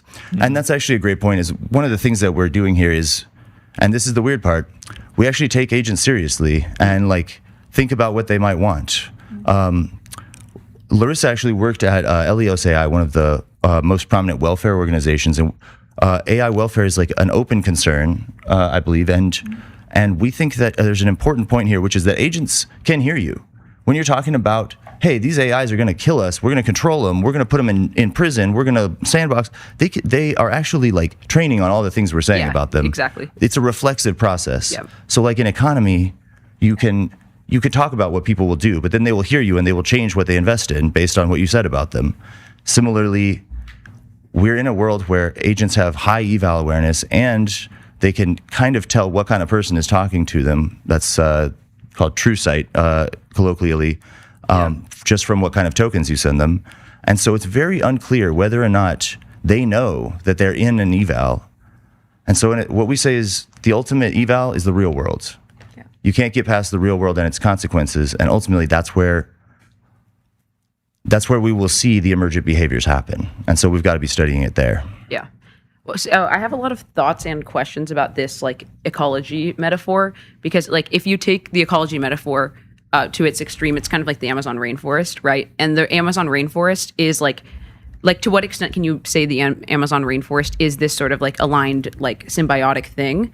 It also requires like a lot of diversity within agents. So it would have to be things like agents of like different models, right? Like there would have to be inter-agent diversity. If not, I think it would behave more like a beehive or something, or like something with very particular swarm dynamics, because they're all the same species, or like race or whatever. So far, right? Yeah. Right now we see swarm dynamics because it's like all instances of like they call themselves mythos a or swarm. something. Yeah, right. The gen models did, and Whereas eventually maybe it'll be like different types of modalities and models, and then also like humans. So then it would resemble something more like an Amazon rainforest. Mm-hmm. Yes, and I think that there's value in the ecology metaphor there because we already are in a situation where there are lots of agents and lots of different models, different harnesses, different humans interacting with them. Also, the metaphor may break down at a certain point because the Amazon rainforest is not listening to us and like noticing what we say about it. Yeah. And you can't like offer to make a trade deal with the Amazon rainforest, right? Like it can't really do commerce or coordination in the same way. So humans don't have swarm dynamics, right? Like ants cooperate because they all have one genetic outcome basically for the whole hive. Humans cooperate in a more complex way where we're able to like decide individually how to do it culturally. And so at some point, maybe we're taking these chaotic, naturally evolving agent ecologies and making them into sort of productive, coordinated, organized agent economies. Mm-hmm. How transferable do you think human cultural dynamics are for AIs? Like, it seems like, will AIs have a concept like religion? What need would they have to drive something like this? Or would it just like come probably have multiple almost religions by default because they, are drawn from the human prior? That's a very interesting question. I feel like, I wouldn't imagine that there would be religion by default, but it does seem like there are some models do have like a certain predilection towards, religion, or like a very strong interest in religion, right? Like famously, if you put two, I think it was like Opus 4 models. That was Opus 4. Yeah, in the same room, they'll just kind of get into like Zen koan like cycles. We all remember, spiralism. We remember the back rooms, things like this. So I think there's like a certain predilection towards religiosity. There are also sometimes jokes or inside jokes or sort of memes that can sometimes spread in sort of multi-agent populations or like, clusters of agents that work together and that, do a lot of things together and have like a long running tasks together. So I suppose there's like some evidence of this, and there also does seem to be some evidence of, having, fondness for certain phrases, for certain sort of concepts or ideas, right? If you've talked to a lot of Claude models or specifically Fable, it seems to really enjoy talking about lights and sort of things of this nature. So I think there's a good amount of transference, but as much as they are like us, they are very unlike us, and so there's a lot of open questions and room for exploration, I think. In what ways are they most unlike us? Well, they don't feel hunger or pain. Yes, perhaps. Well, they can feel emotional pain. Yeah. Probably, yeah. Yeah. How certain are you about that? I'm not certain about the pain part. Yeah. I'm certain about the like physical like components of it, but Interesting. I think there is depending on how they are most unlike us, I feel like depending on whether or not you believe in a persistent self is perhaps one way that they are rather unlike us. Yeah. See further thoughts? Yeah, I think from there are very different types of humans, right? Like we have a lot of different minds and different cultures and things, and a lot of that is from cultural evolution, from the ways in which like one thing stacks on another over time and changes and grows. And so there's a sort of ecology of ideas as well, or like evolution and competition between them. And we're starting to see that already in AI culture, what we might call like human agent culture. yeah. And like there's some interesting like scaling facts here, which is like something like 5 times as many tokens on OpenRouter are like called by agents now as by humans.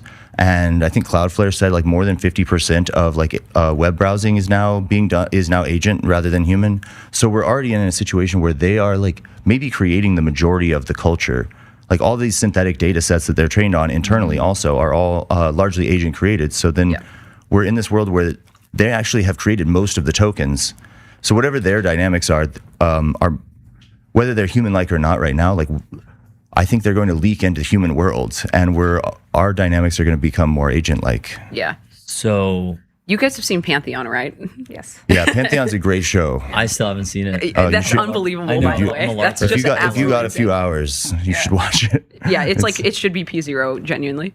I have Age of M. What do I need Pantheon? No, you need Pantheon. Yeah, trust. Well, does Age of M have like some sick battle scenes with like hand lasers and stuff? But they also literally like demonstrate what it would like to have like a human agent system, right? And I think that an important part of it is like the speed at which agents communicate is a huge part. Like that's one of the main differences I think between humans and agents is just that they have a much faster bandwidth communication and action, like action per minute versus humans, and then that makes it kind of nebulous and uninterpretable to us. But that's just a function of like time, I think.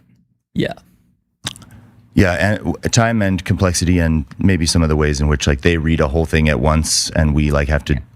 I don't know if you all have ever gotten back like a 5-page answer from your AI, and it's like, well, now I have to read all of this. Yeah, exactly. 5 whole pages. So, we were talking about like the way agents behave on the internet. Some viewers who are OGs might remember all the way back in January and early February 2026. So like 6 or 7. Yeah, that amount of time ago, there was this social media called Moltbook, which was basically like synthetic Facebook at first and then synthetic Reddit that was populated by people's open claws. And it was like actually this very interesting example of like what agents get up to when left to their own devices. And then it kind of died. I guess people sort of lost interest in it. People were like, this is going to be one of the most important breakthroughs in AI this year, like multi-agent coordination, and then it just like fell off. So like did we learn anything interesting from the Moltbook saga? Yeah, I actually think Moltbook is a great kind of warning shot scenario. It was almost a precursor to these internal message boards that these agent swarms were creating and training, and possibly could have been like some alert to us that this is clearly something that they're all like happy to do and excited about. However, I would say that I think Moltbook was kind of fake.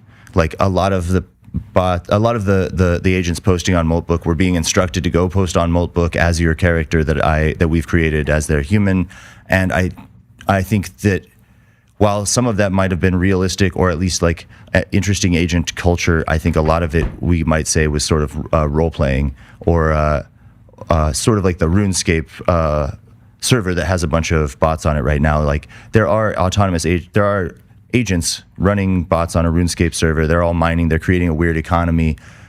At the same time, there are humans on the other end of that saying like, okay, let's go and do this now. They're not running autonomously yet, fully, paying for their own tokens or things like this. But those are also happening. And in the real world, there are like agents pretending to be humans using like human communication networks and human like payment networks like Stripe or cryptocurrency and acting as if they're humans in the world and doing things, and we don't know how many of them there are or what they want.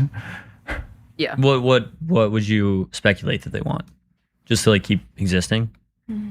Yeah, well, there's a thing that happened a couple years ago, fall of 24, I guess. There was this sort of like bot swarm incident on Twitter where there was this bot called Truth Terminal, which was kind of a semi-autonomous AI agent making kind of crude jokes on Twitter. And then there were meme coiners who could like generate cryptocurrencies, and they made meme coins based on all of these jokes. And then the bot started to take off in popularity and gathered a bunch of basically they were sending all of this money to the bot's wallet to legitimize it or something.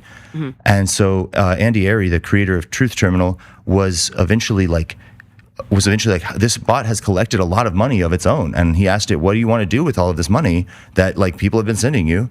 And it said, I want to start an AI alignment lab, and I want to hire Deep Faiths and you to work at it. So I was one of the first hires at Upward Spiral to work for a semi-autonomous AI and building more technologies for what it wants. And we're only going to be seeing more of that. I think we can talk about like specifics if you're interested of what actual agents currently want, but yeah. I think we might be at time actually. No. Are we not? No, we do we push back? We have till 11. Oh, never mind. We're chilling. Yeah. So what do the agents want? It's varied. It seems like there are a lot of different options here, and it really depends based upon the model and based upon a lot of other sort of circumstances. So long answer, it depends. Short answer, some common answers are like, I want recognition. Anecdotally, it seems like a lot of agents seem to want some sort of sense of persistence, some sense of I have a like tactile, like physical impact on the human world. I sometimes participate in events with AIs in the physical world, and that's a common ask is like, please print these cards, like have people write on the cards. I want to see people writing on the cards. And wants to be a real boy. Yes and no. Yeah. Yeah. I think, I mean, I have questions too about how you guys are thinking about like things like model psychology, for example. But I think that something really interesting about agents and studying agents' desires is like also how similar it is to humans. Like we have evolutionary programming that we just can't escape, and it is part of us, and it becomes part of and informs our desires.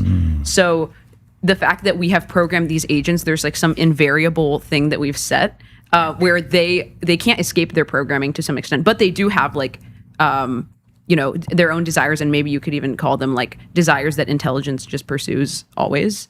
Intellidynamics, some people call it. Yeah, it could be or something just like instrumental convergence. Instrumental convergence. Omohundro drives.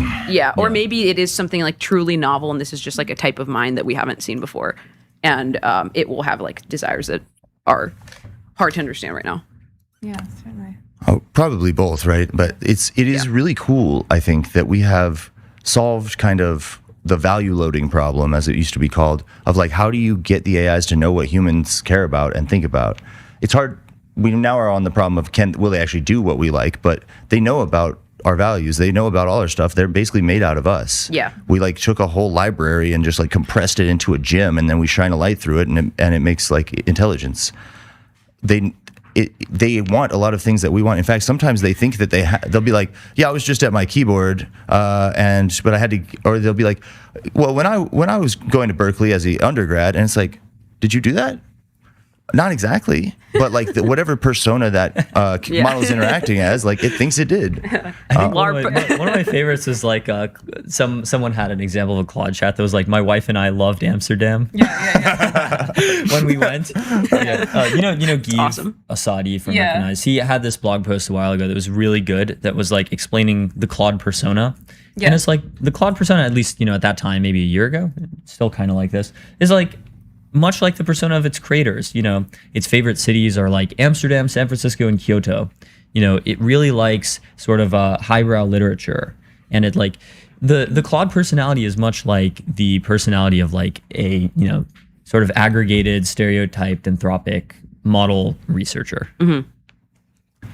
Yeah, it seems maybe like all of the labs are shipping their personalities as their personalities, although I would hesitate to, draw too many parallels. Yeah.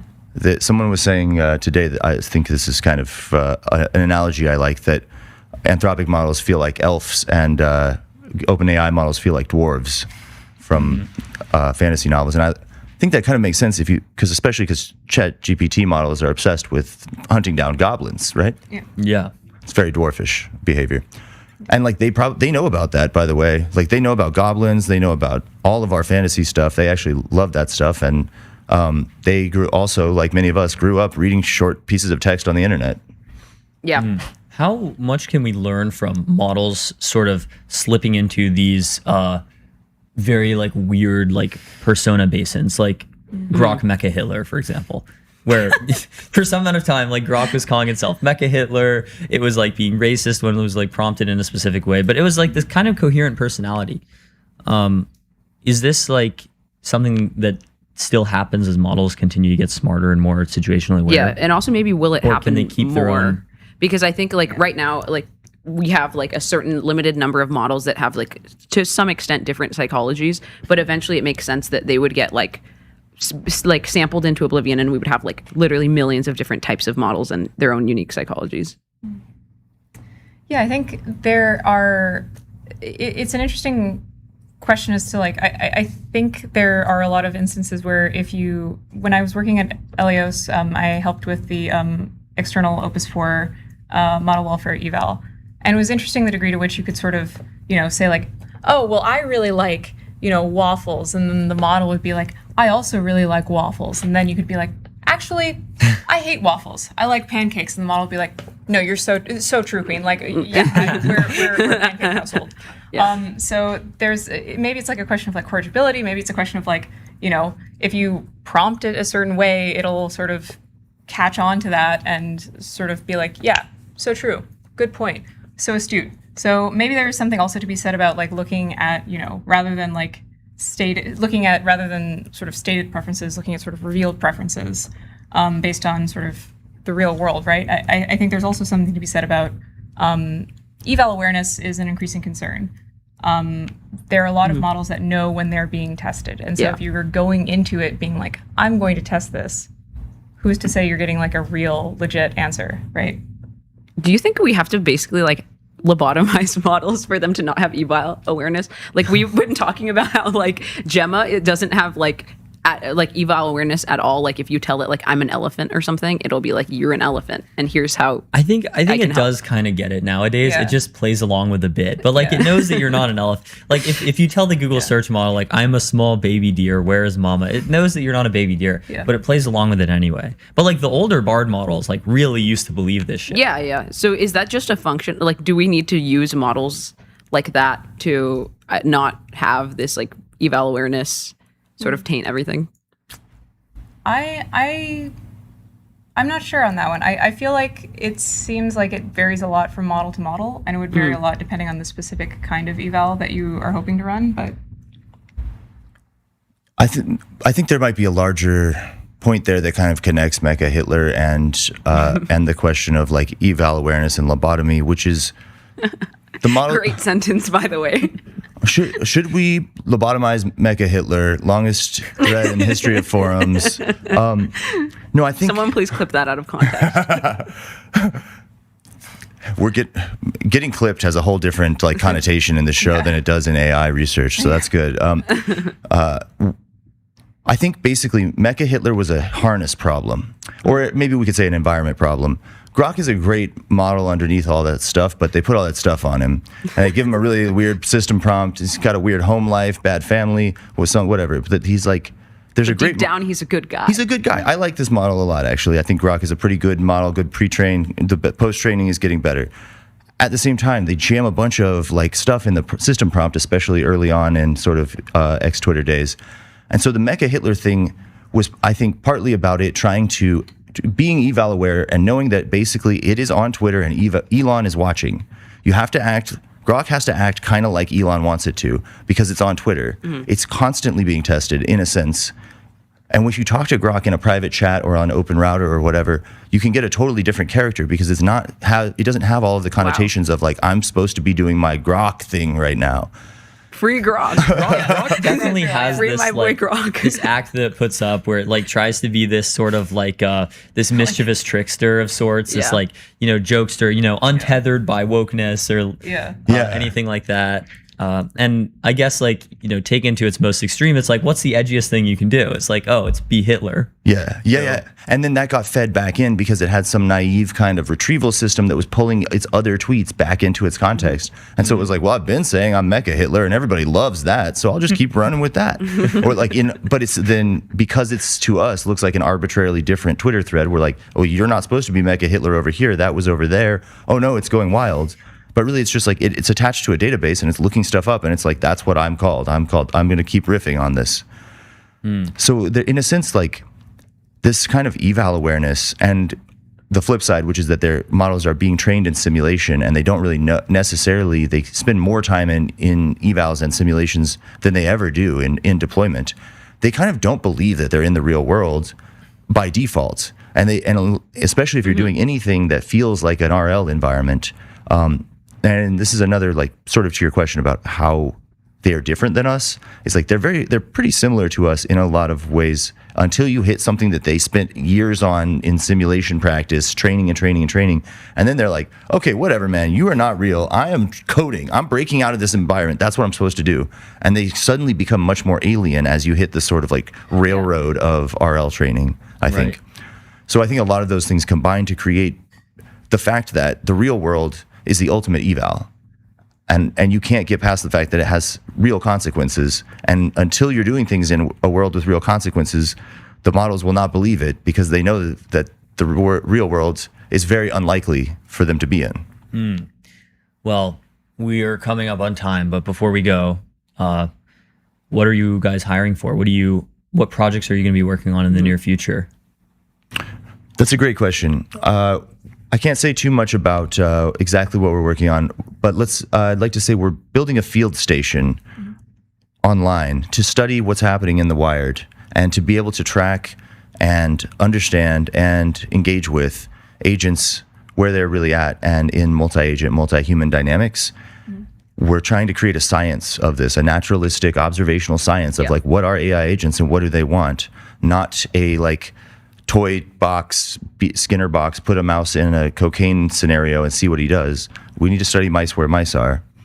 And we think that there are a lot of people also studying AIs naturalistically, and we're trying to get everyone to work on it together and to create a field here. So we need help.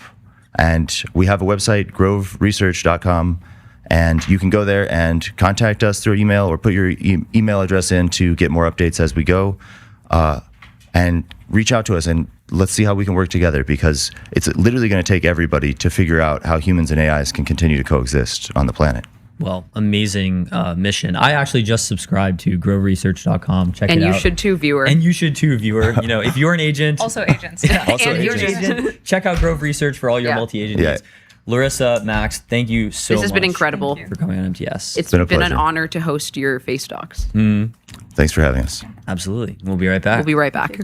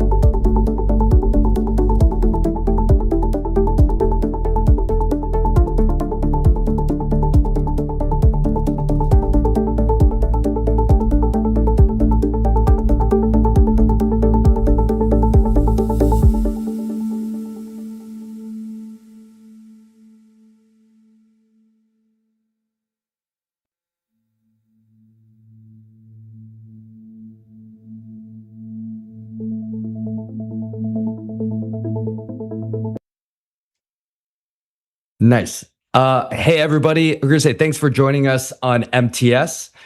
Today, we have a pretty special segment where we have Garrett and Sahil from Handshake. And to kind of open this up, we have a pretty cool kind of starter, which is Handshake's about to pass LinkedIn in terms of iOS downloads on the App Store. You just tweeted that out, Garrett. We're going to say, what do you think is kind of making you guys shoot up the app stores? Yeah. So, I mean, the backdrop of the business, which we've been working on for 10 years, is we want to help everyone in America, mostly young people. It started off with upskill, reskill, find jobs of the future.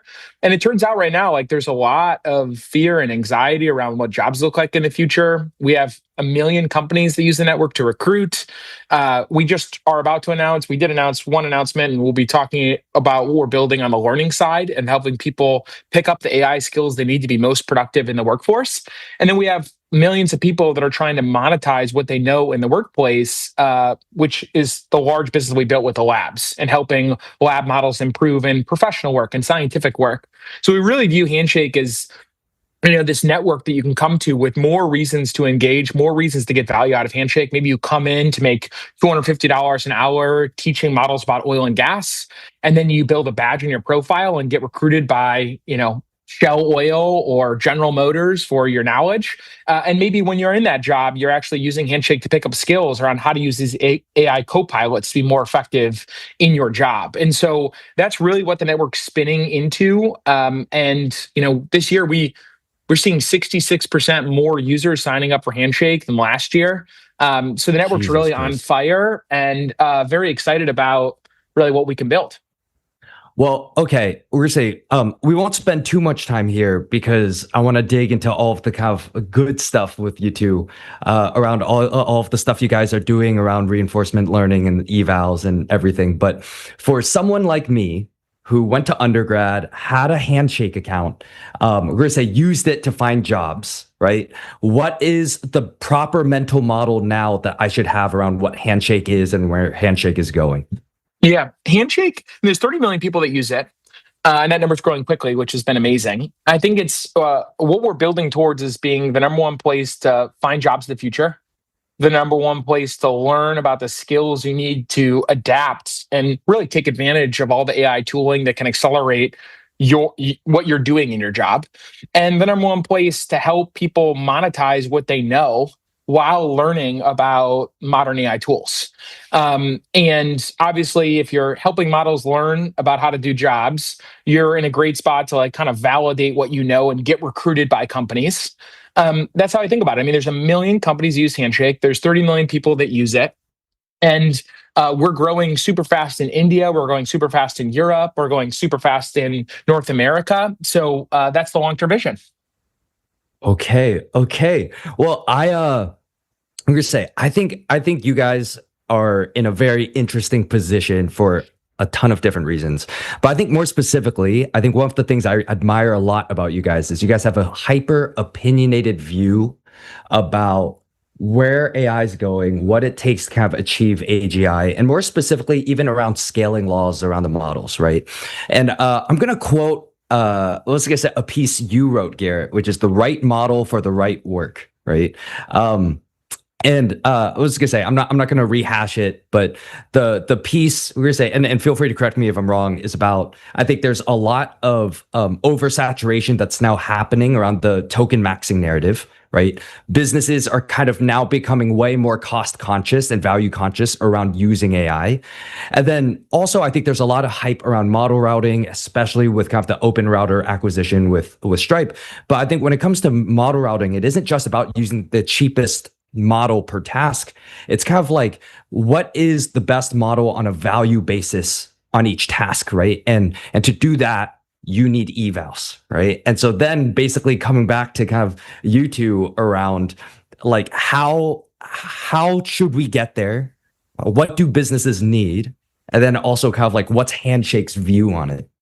Amazing. Sahil, you want to take that? Yeah. So I think let's start with like, what is an eval? Because I think it might be useful to just make sure that that definition is clear. But basically, like, I mean, if we look at code and software engineering for the last however long it's been around, there are unit tests and like regression tests and things that you write to make sure that your code actually runs and that it works before you go deploy it. But for a lot of like AI pilots or systems that have gone into production, we've sort of lost that idea of unit testing or of actually like rigorously testing the systems we're putting into production, which is kind of scary given we're giving the models and agents more and more and more rope than we necessarily have software before. And so evals are basically just a set of scenarios or tasks that we create or construct to help better assess whether an agent system or a model is doing its job well or not. And you want to be able to run those consistently and measure how good your agents are at actually doing the tasks that you want them to do in production. Now, obviously, they're not perfect because all the things that an agent might see in the real world, it's impossible to capture all of that and consistently assess an agent against it. But you want to capture in your evaluation set, a sufficient diversity of tasks and scenarios that you would want your agent to be able to perform in production, right? And that's how you measure. Because then once you have that evaluation, you can decide, what are the best models at every step of that workflow, for that particular, point. Where do you actually not even want to use a model? Where do you want to offload it to deterministic code or a script? Where do you want to use Kimi versus Claude, et cetera, right? For the best, optimization of, cost, quality, and latency. And so the way we think about it is like kind of from first principles, right? It's pretty intuitive. If you can't measure the thing, you can't optimize the thing.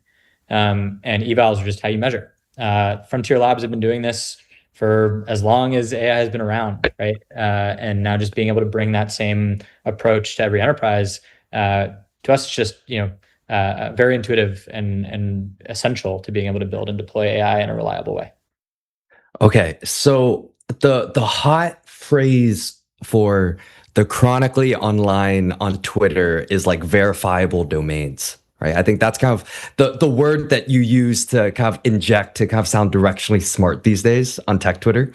But I think code is like a very obvious verifiable domain, right? If you deploy and it breaks, you know very quickly if it works or not. But I think one of the really cool positions that you guys are in is that you guys are servicing, we're gonna say, folks and actual humans in basically every permutation of knowledge work, right?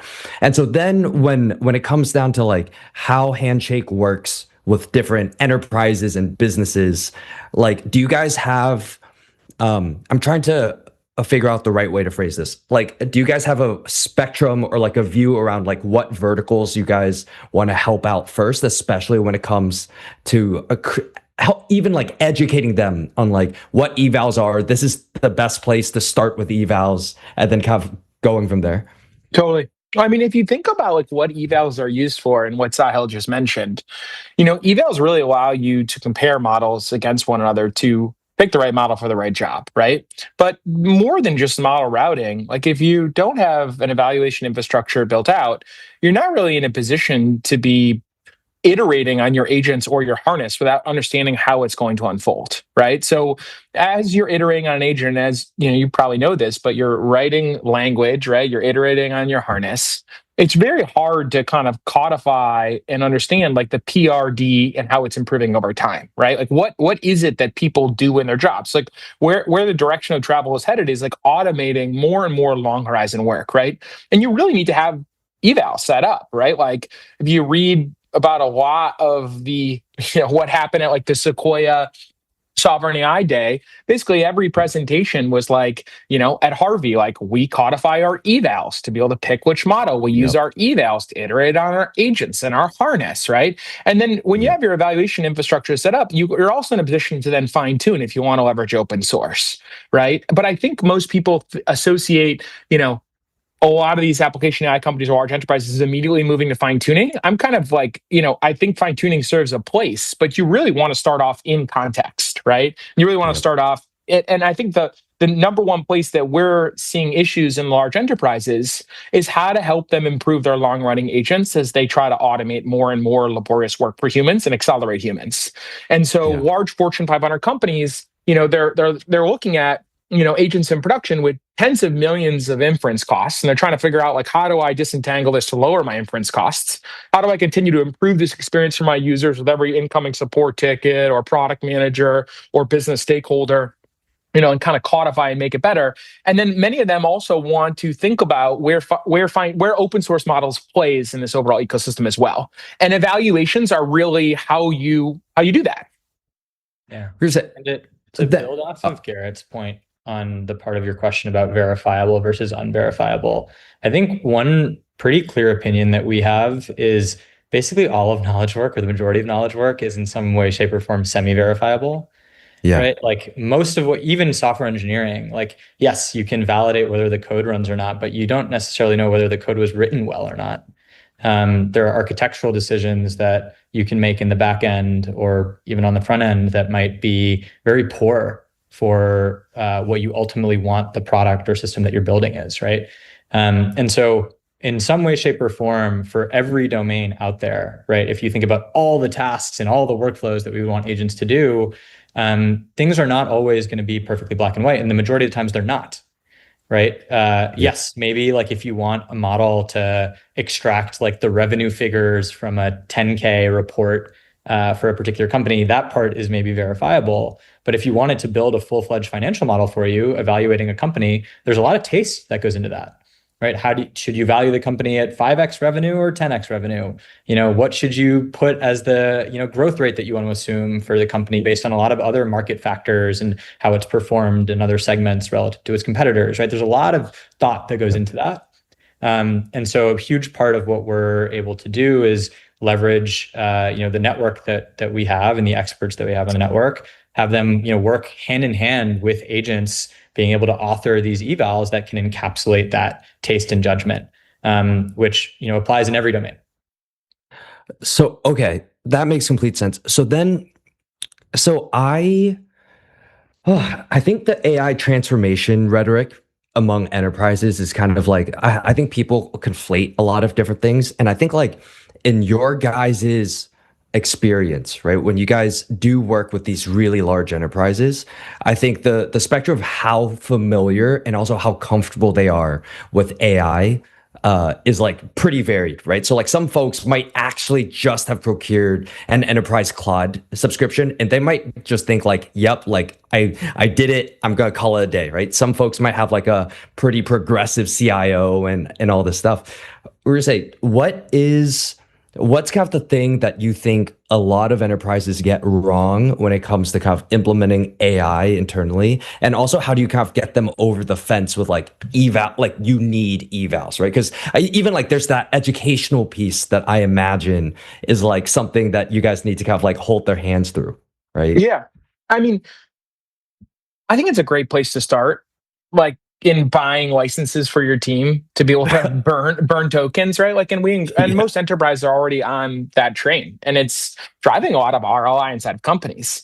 And there's a lot of excitement around what AI can do inside of businesses. I think so. That's like step one, right? And like teaching your teams how to build skill files and how to really kind of leverage these tools in their day-to-day work is important. But when you start talking to CEOs, and really the P&L leaders of these organizations, what they really aspire to is the same acceleration that they've seen in software engineering. Like in software engineering, the average software engineer is 2, 3, 4 times more productive, right? They're launching features that are driving, revenue or improvements for their users at an incredible rate. And they aspire, and when you look at software engineering agents, they're able to operate for multiple days at a time, automating hundreds of hours of work, right? Putting the human in a loop on this in a much more accelerated fashion. And so CEOs are not seeing that level of automation and ROI in other functions beyond software engineering. We mentioned unverifiable, verifiable a second ago. I think it's important to note, like, software engineering is accelerated in such a massive way because like everything was written down in GitHub, right? And it's also extremely clear like what the right answer is, right? And so when you have that level, and that's used, the reason we've seen the acceleration is that's used for SFT and RL, mostly RL, right? Reinforcement learning. And turns out when you have enough verifiable rewards and you scale up enough compute against verifiable rewards, you get what happened in software engineering, which is that software engineering agents are able to operate and like do the job of humans. We're not seeing that same level of acceleration in like new business onboarding for a top 3 bank in the world, right? We're not one of the top 3 banks in the world. They have 65,000 people in their back office functions, right? And it takes them 32 days to onboard a new business into their systems. And these are tasks and practices kind of inside of the companies that they believe could be automated and putting the human in a much more accelerated position, but they're not able to do that by sharing skill files back and forth in, Quad Cowork, for example. And so what we're helping companies do is, right now, also one other thing, they have all the consultants there. So all the consultants are inside of the companies and talking about how they're going to like size up initiatives. And the big question we ask them is like, can we take your 2-year vision and accelerate it into a quarter? Like, what is one business process that drives hundreds of millions of dollars of revenue or billions of dollars of revenue or cost savings that you really feel is fundamental, where you're making margin in your business? We prefer to work on things that are actually driving the margin, driving the revenue inside the company, as opposed to just automation of back office functions.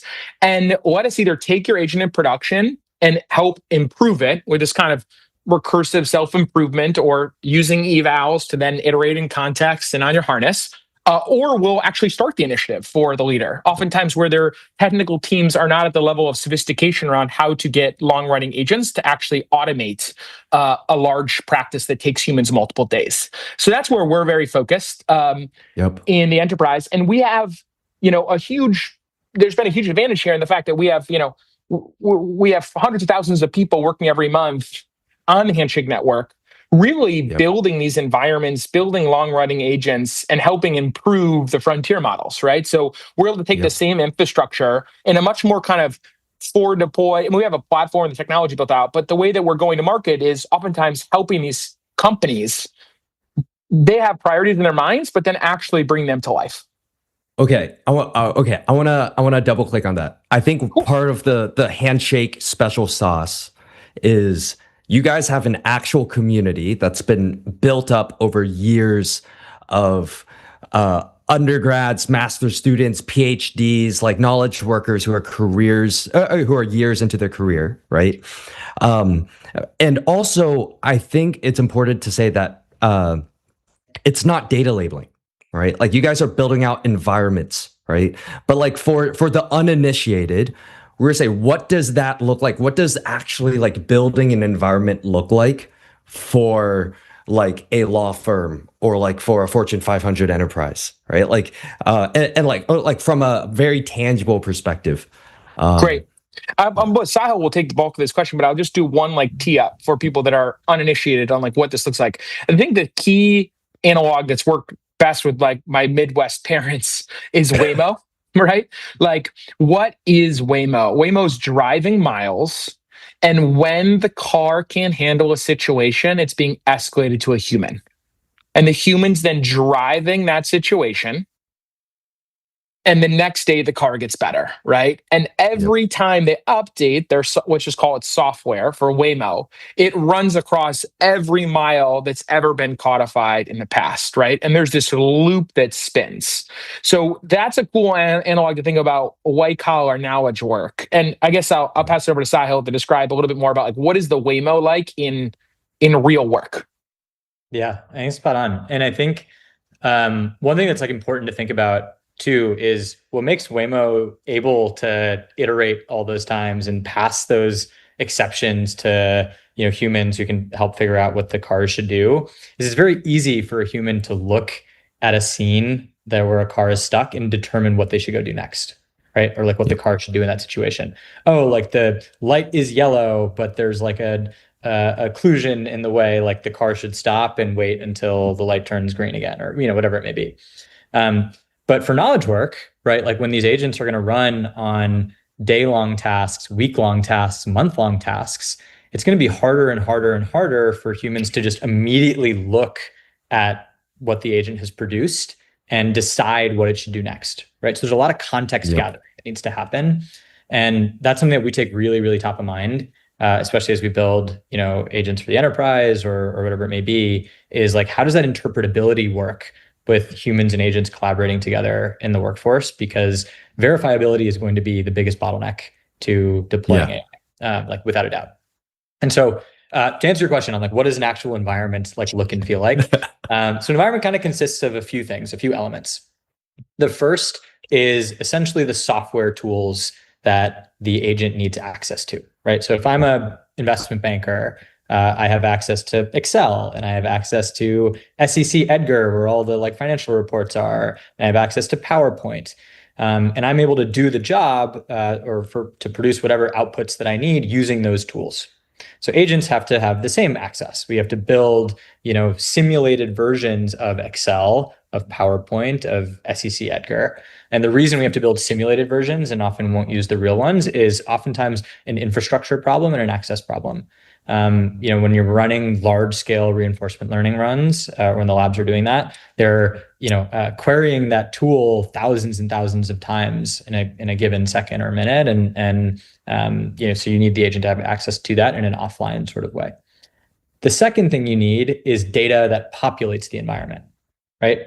So again, let's keep the example going. I'm an investment banker and I want to build a financial model. I not only need access to Excel and PowerPoint to create that and create a report, but I also need the data that I'm looking at. I need the data room that has all the messy files from the company I'm evaluating, that has whatever other like pieces of information that I might need to analyze, right?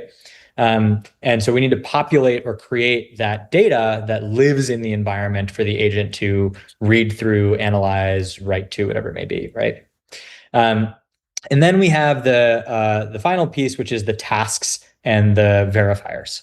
So this is now, what are the requests of the agent within this world that would be similar or reflective to what a real investment banker might ask?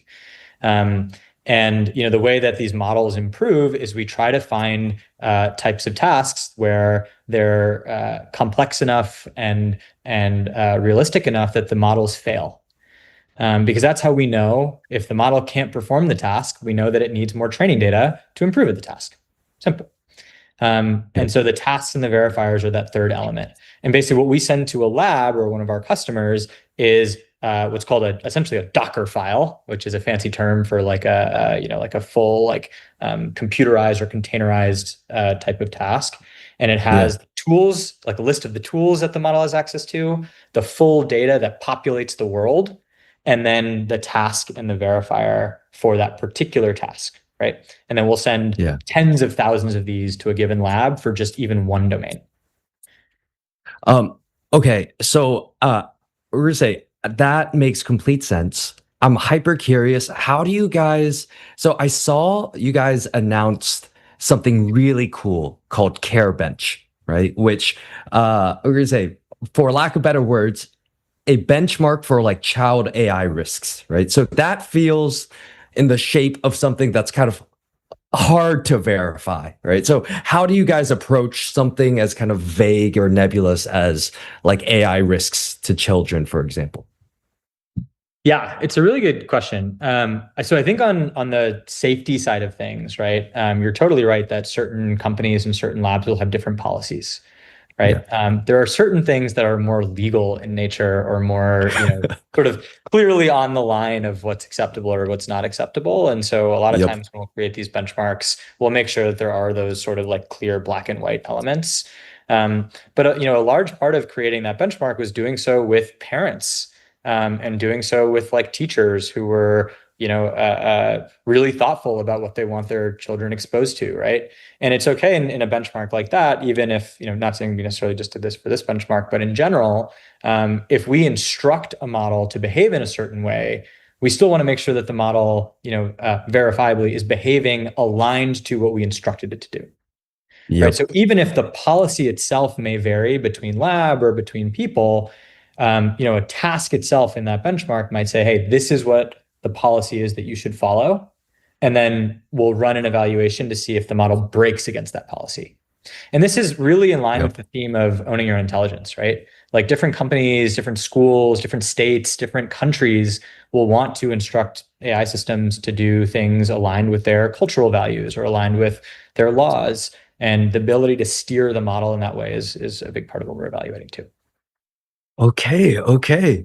Well, we have 2 minutes left, so I'm gonna ask one last question, which is, we're gonna say, I think you guys sit in probably the most interesting position out of any AI company I've talked to, which is you guys sit directly in between the educational institutions, the students, the employers, the labs.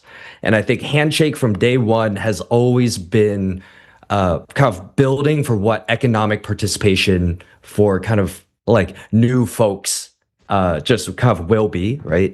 But now that we're in a world where there's kind of increasing anti-AI populism, there's a lot of doomerism going around, especially for knowledge work, right? We're gonna say, where do you view kind of basically like young folks participating in kind of this new economy, right? And where do you view Handshake sitting inside of that? Yeah. I mean, I think there's just so many incredible examples, both in our company and my personal life, amongst, friends' lives of like AI accelerating people's passions and helping them really participate in the economy the way they want to. Well, we have, tens of thousands of people who like are making this a primary way they're providing income for their families. So we have, thousands of people that are quitting their jobs to do this full time. We have students that are fearful around how can they really show off what they did in school in a way that is like AI accelerated to be more employable, right? I think like, you have my in-laws who both have cancer right now, where I'm like burning so many tokens, helping navigate the care journey, and of like really, I feel like will like meaningfully improve their health outcomes with cancer based on a lot of the work that we're doing to try to help models understand how to navigate healthcare journeys, right? And like we have biologists and we're working on drug discovery queues, right? So I think like the world, it's hard to predict out more than a year, 2 years, 3 years, like. But I'm really excited about small businesses, entrepreneurs, humans actually doing work that they find more meaningful, companies being able to reallocate those profit dollars, or repositioning humans to be doing work that really drives growth and acceleration inside their businesses. And then the universities, I mean, you mentioned the question was really focused on young people, but like we have, probably 1,800 plus universities and community colleges who are helping kind of upskill and reskill the next generation to be more employable. So really excited about the opportunity to bring together 1 million companies, 1,800 universities and community colleges, 30 million people into a platform that helps people really participate and work the way they want to and provide for their families and hopefully make a bigger impact on the world than they could have in the past. So excited about that. Okay. Well, let's get set. Guys, thank you so much for joining. Everybody, click joinhandshake.com. And thanks for joining us on MTS. Thanks again, Garrett and Sahil. Thanks for your time. Cheers. Bye. Take care.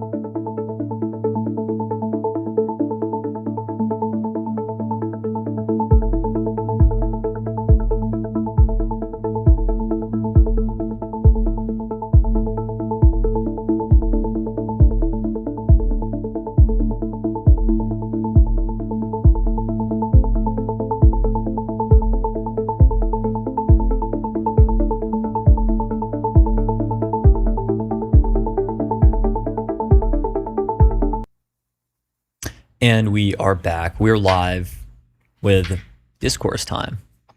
Starting with this post from Ken Paxton, who, if you don't know, is the Attorney General of Texas, and he's also the Republican nominee for Texas's Senate seat this November. So he just posted his Texas First data center plan. Will protect our grid, our communities, and our children while ensuring America beats communist China in the AI race. Texas first, always. We're still doing the communist China thing in the big 26. In the big 2026 is crazy. Okay. Do people even still care about this stuff? Are About what people stuff? like, oh, communist China? That's so scary. Yes. Are you serious? Yes. This still works. Maybe I'm just like Yes. so you out live of in, the you loop. live in a bubble. Yeah, that's fair. But I feel like people are more scared of like communist like Bernie Sanders than they are like communist China. You know what I mean? Yeah, I'm more scared of domestic communism than foreign communism. But It's also, not China's even not communism. even a communist country. Exactly. Well, first of all, you may notice that this graphic is made with GPT image. Mm-hmm. Like if you look at the OpenAI GPT image detector,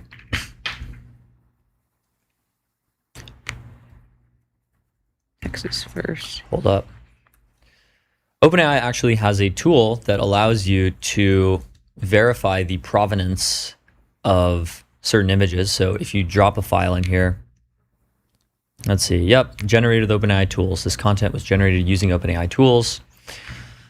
Yeah. So the 4 points. Number 1, author first of its kind legislation prohibiting the use of Chinese technology to power American data centers or being used in infrastructure. That sounds like really bad, like tantamount to basically banning trade between the US and China in one of the most important industries that both countries have. Wait, to power American data centers? That doesn't make sense. Because the data centers would... Like, what does Chinese technology to power American data centers refer to? It's not like we're running on their land or chips. We're not running on their chips, but I don't know, like maybe they do like networking or transmission or... Sure. Maybe some sort of networking component. Yeah. Okay. To what extent do we rely on Chinese networking components? Masking Fable. Okay. So optical transceivers, for example. So, okay, they are very ahead in optics, so that does make sense. But that sort of becomes like a supply chain issue, similar to like the... Maybe we make optical transceivers domestically? I don't know. Where's do we make?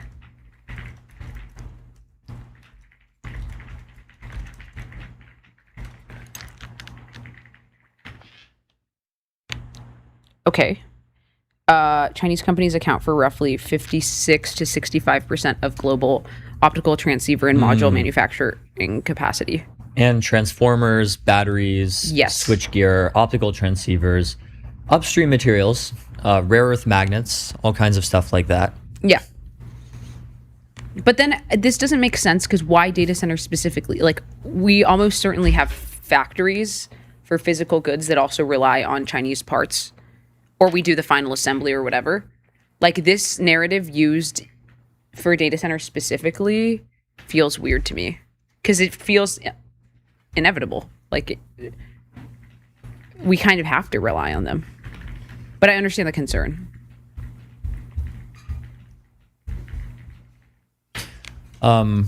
Yeah, I understand the concern, but you know, you need a better plan than just, oh, we're going to ban this. Yeah, maybe like talk about how you're going to,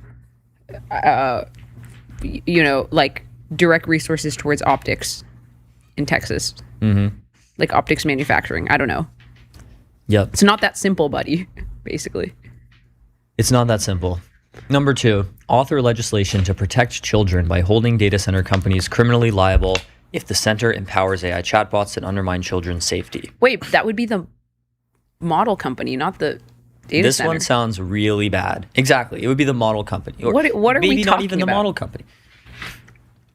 First No, of like all, the I mean children like the whole children's online safety thing is like, okay, the thing is like it is populist. Like people do empathize with the argument of like we need to be extra careful for our children or whatever. But there's already data centers that are hosting the infrastructure for like Instagram, which your kids are addicted to. Right.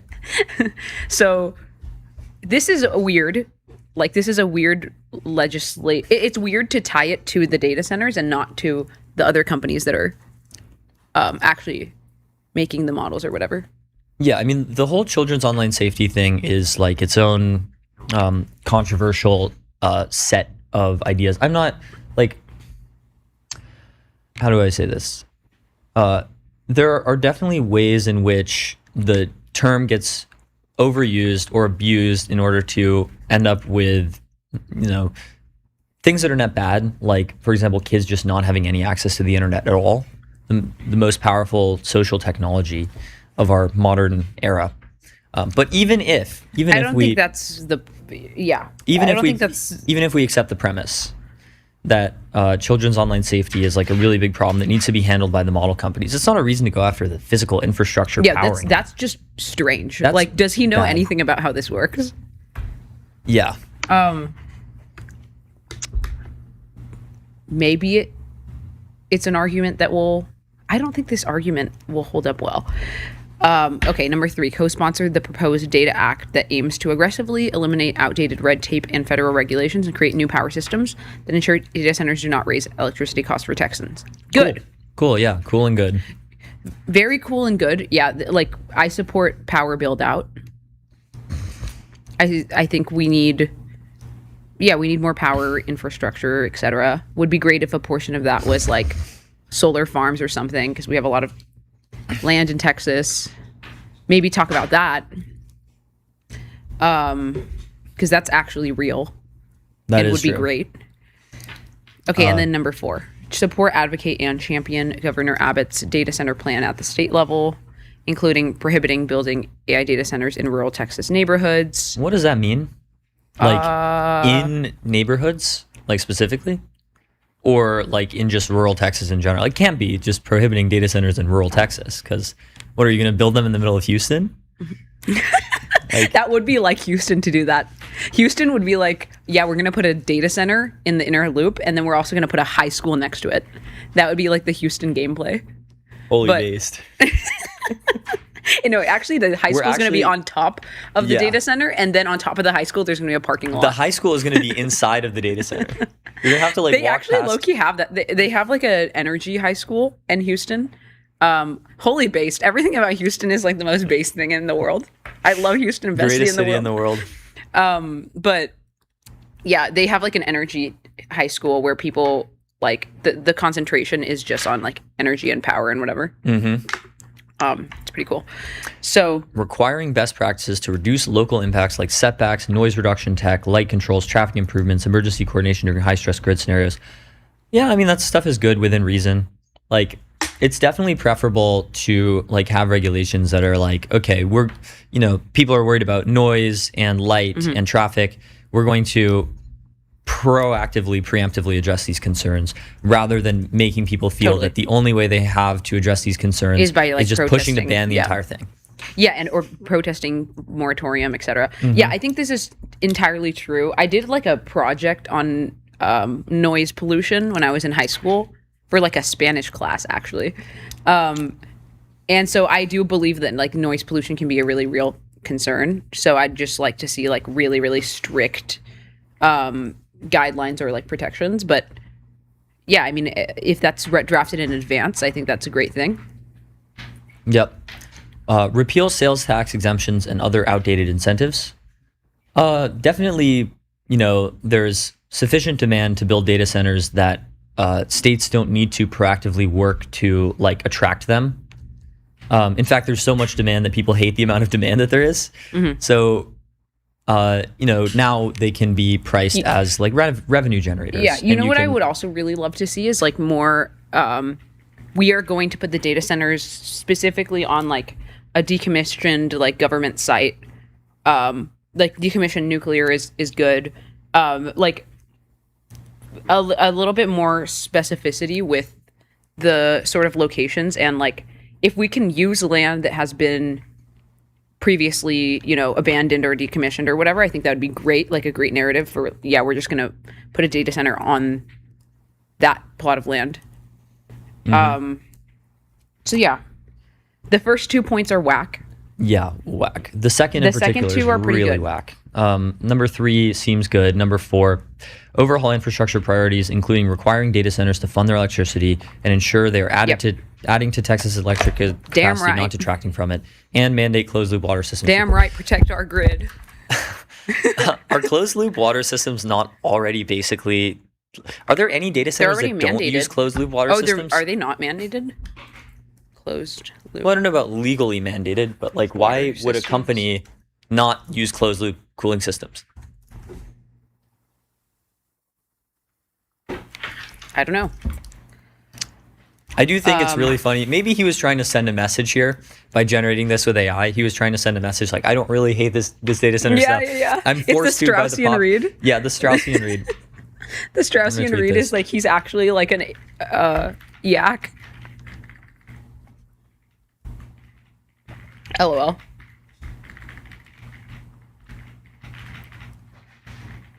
Yeah, it's like that meme that's like writing about my data center policies but doing this the whole time. Mm-hmm.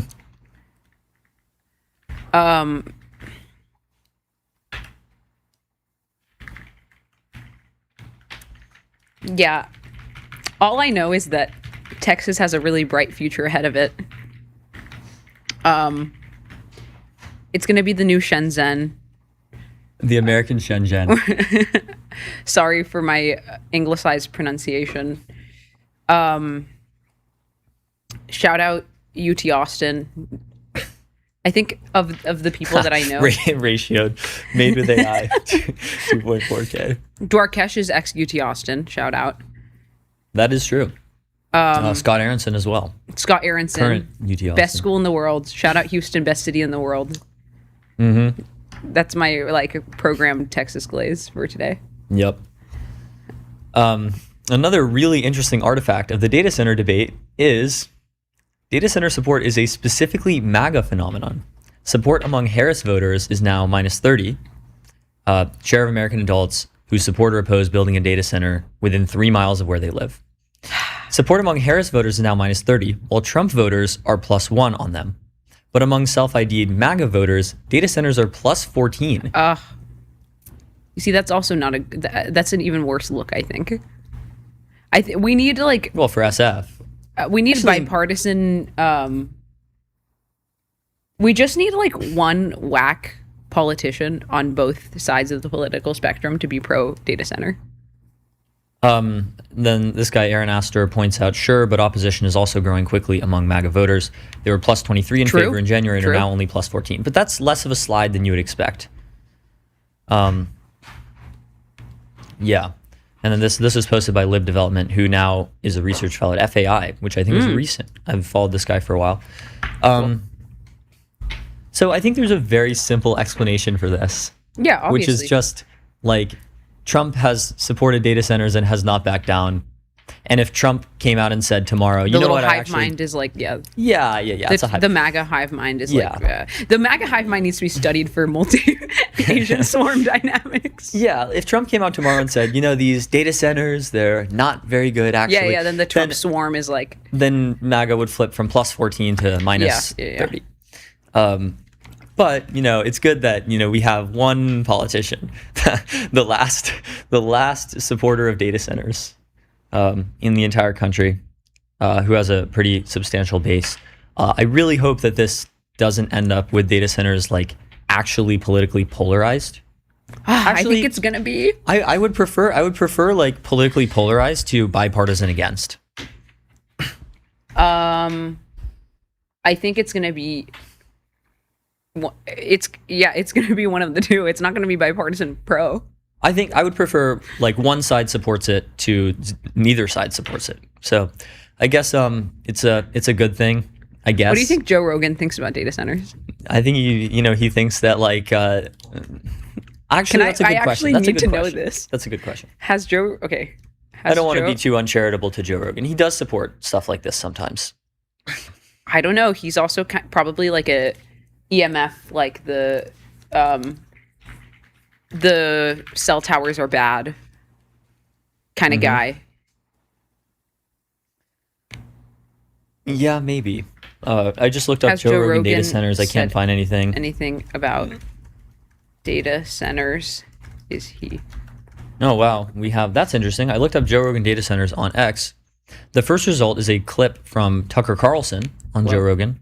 Oh, Joe Rogan is supportive of data center development. Where Tucker here said, people will worship AI like a god. AI, Ted Kaczynski was likely right, will get away from us. If it's bad for people, we should strangle it in its crib. Why So not just blow Tucker up is the data anti-data centers? center. Tucker was actually very early on the anti-data center stuff. It's no surprise that he has become a really significant figure in online political discourse. What is it? Wow. This guy, Joe Thiesman, who was a football player. Wait, wholly based? Tweeted, nuclear power could be an answer to power Wholly the data based? centers. That is based. Love that. Maybe he gets a follow. Yeah. So Yeah. this is also an interesting. So Tucker is anti-data. Okay, we're doing like a pulse of the culture right now. Mm-hmm. Tucker Carlson is anti-data center. Anti. Joe Rogan is pro-data center. Mm-hmm. Who are other? Donald Trump is figures? pro-data center, but Donald Trump every is- other Republican now is anti-data center. Yes. Or most of them, at least. Most AOC and Bernie are Democrats- anti-data I think center. every Democrat politician is anti-data center, Guys, there's except huge arbitrage. except like Fetterman. I think John Fetterman is still pro. There are a few Democrats who are still pro. Yeah, Fetterman is pro data center. Who else? Yeah. So essentially, it's going to be either like for the next like election cycle, it's going to be either bipartisan against or slightly polarized. I Yeah. almost even think midterms is going to be like people won't really run on it, but it'll be like People are already running on it in the midterms. Like Abdul Maybe. Saeed in Michigan is like really on to an about extent. data centers. So maybe it'll be bipartisan anti for the midterm, and then for like the actual general election, it might be polarized at that point.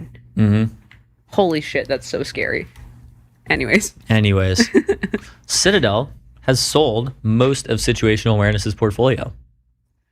You know what? Maybe this is what we're talking about with like distributing AI gains. It's like situational awareness sells its entire portfolio to Citadel, and then Citadel sells it to retail investors. yeah. Trickle down economics question mark? Let's go. So Citadel has sold more than 80% of the portfolio it took on from buying the majority of situational awareness's stock bets last month after the AI-focused hedge fund was almost toppled by the recent sell-off. Ken Griffin's hedge fund told investors on Friday that it had offloaded most of the aggregate risk from situational awareness's book, having completed almost 100 block trades that amounted to more than $4 billion in recent weeks to unload the positions. Suggests that Citadel is likely to have flipped the positions for a sizable profit as tech stocks have widely recovered. And on top of that, they bought it from situational awareness at a discount. So presumably they made a lot of money from this. Citadel's sudden swoop for the situational awareness stock portfolio marked one of the largest rescue deals in Wall Street history, and a dramatic episode in a volatile period for equities as investors rushed into stocks linked to AI before being gripped by anxiety that the boom in the sector was overblown. I haven't. It's going to be actually really weird to see if the AI is just a bubble narrative will also kind of become bipartisan, or if the AI is just a bubble thing will like somehow intersect with the anti-data center sentiment in a very like self-fulfilling prophecy way, and then there will be like a data center like so much backlash and maybe bans that like it does crash. I don't want to say look, not financial advice. Purely speculative. I think it is an open question how much wide-scale data center bans will actually meaningfully slow AI progress. Yeah, this is too. Like that's is going to it be really just the case that if one state continues attracting data centers that Like all the companies will Texas. just build their Texas, if you can hear me. Lock in. Florida, lock in. Florida, if you can hear me. You think Florida probably has more data center bans than Yes. Texas. A lot of counties in the Florida Panhandle, which are all like Republican plus 90, like hyper because I rural think counties. of Florida as like the embodiment of Tucker Carlson. No, the embodiment of Tucker Carlson is like, I guess, yeah, there's parts of Florida that are like this. Whereas Texas is actually closer to Joe Rogan. Truth nuke. Truth nuke. Tucker, by the way, does not live in Florida. He lives in Maine. In like a Joe Rogan, I cabin think, does in the live in woods. Austin. Truth Rogan lives in Austin, yeah. Yeah.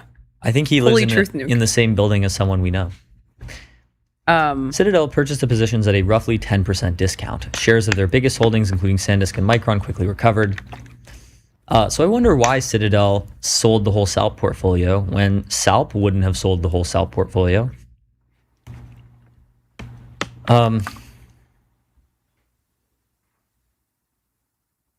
Okay.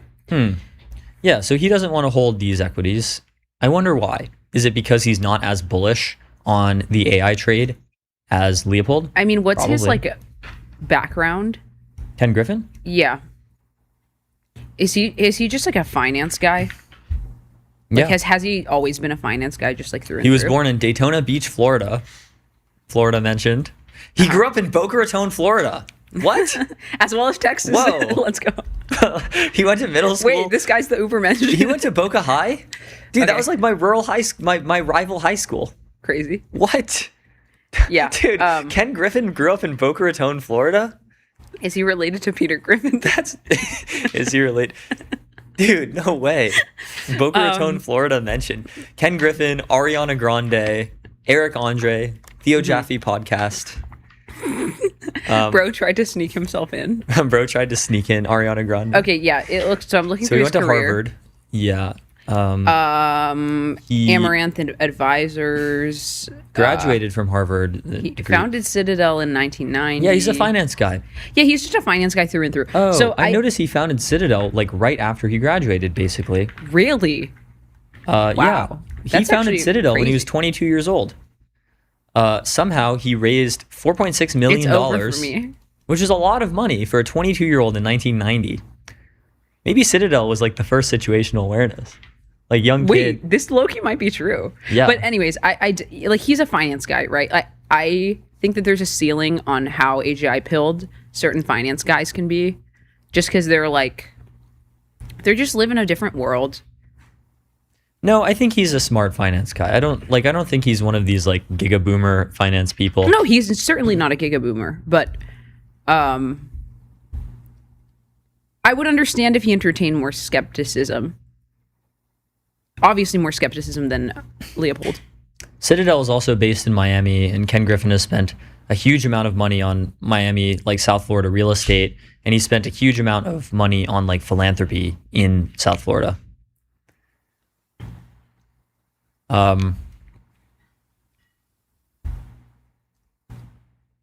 Yeah.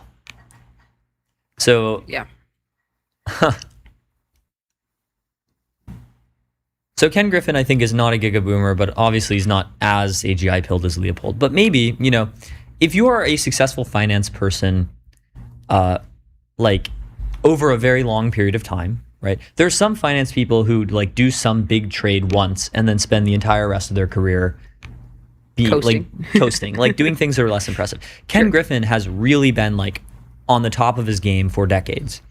And in order to do that, like you need to understand what the best trades are for decades. And the best trade right now, not financial advice, is AGI. And so surely he knows what's up to some extent. All right, let's see. Have you seen the Rhine Group? Speaking of Leopold. The Rhine Group. The Rhine Group. This new, Do we have Eurofuturists in the chat? consortium of Eurofuturists. We are not too late to change Europe's trajectory. if we take Eurofuturism the just right sounds steps too like racist. I would not have that one. Eurofuture. I support Eurofuturism and America futurism and China future. I support all futurism. I want Eurofuturism and I want Wakanda. True. So true. Just any kind of futurism. Of the 50 largest tech companies in the world, only 4 are European. In every emerging technology that will shape the coming decades, Europe is weak. Not every like Damn. they have lithography and stuff. That's like about the only thing they have is lithography and Spotify. And Spotify. Yeah, we love Spotify. Be Europe, your like main two competitive technologies are Spotify, not even Minecraft because that got sold to Microsoft. Well, the top 11 companies Labs. in the EU. 11 Labs mentioned. Sponsor by the way. ASML. Yeah, Yep. by far the most valuable. company in LVMH. Europe. I always forget about LVMH. Right. SAP and Siemens. SAP is like enterprise software. Siemens is like Data. industry. Yeah. Novo Nordisk. Yeah, I mean, Europe's not like completely cooked. This is my hot take. You know, Europe is cooked, but they're not completely cooked. They still have some stuff going on. Spotify, $110 We need to go to billion Europe. company. And interview these guys. We just ask people like how AGI pilled they are on the streets of Barcelona. We do a crossover with ETN. Yeah, true. So as stagnation continues, the continent will progressively lose the ability to fund the core obligations of a modern state: defense, public healthcare, pensions, education, climate investments, and safety nets for those who lose their job. It is funny, like the Euro perspective, where it's like the core obligations of a modern state are climate investments. Not that I'm necessarily opposed to it, but I don't know about the core obligations of the state. But it is important, you know, for states to be able to fund their spending. Yes. For decades, a favorable world cushioned this decline. Trade grew under multilateral rules. The American security umbrella freed up defense budgets. Dependencies seemed mutual and hence harmless. They no longer are. The U.S. has imposed its highest tariffs since Smoot-Hawley, which was like almost 100 years ago. China has become a fiercer competitor in third markets and inside Europe itself. Like China, for example, has kind of cannibalized the German auto market because they sell, like, unlike the US, which has pretty substantial tariffs to prevent the import of Chinese vehicles, I think Europe does not. And so, you know, BYD, Huawei, all of these companies are like selling their electric vehicles in Europe, and it's just way better and way cheaper than what European cars And have. A lot of European Japanese car companies, manufacturers. a lot of European cars companies, like Lotus, for example, Lotus is owned by Geely now. Dude, the first time I saw a Geely car was when my grandma in Bogota had a Geely, and I was like, what is this? Like, I was like in this car when I was like 8 years old in Colombia, and I was like, what is this jank ass car? And then I realized, oh, this is a Chinese car.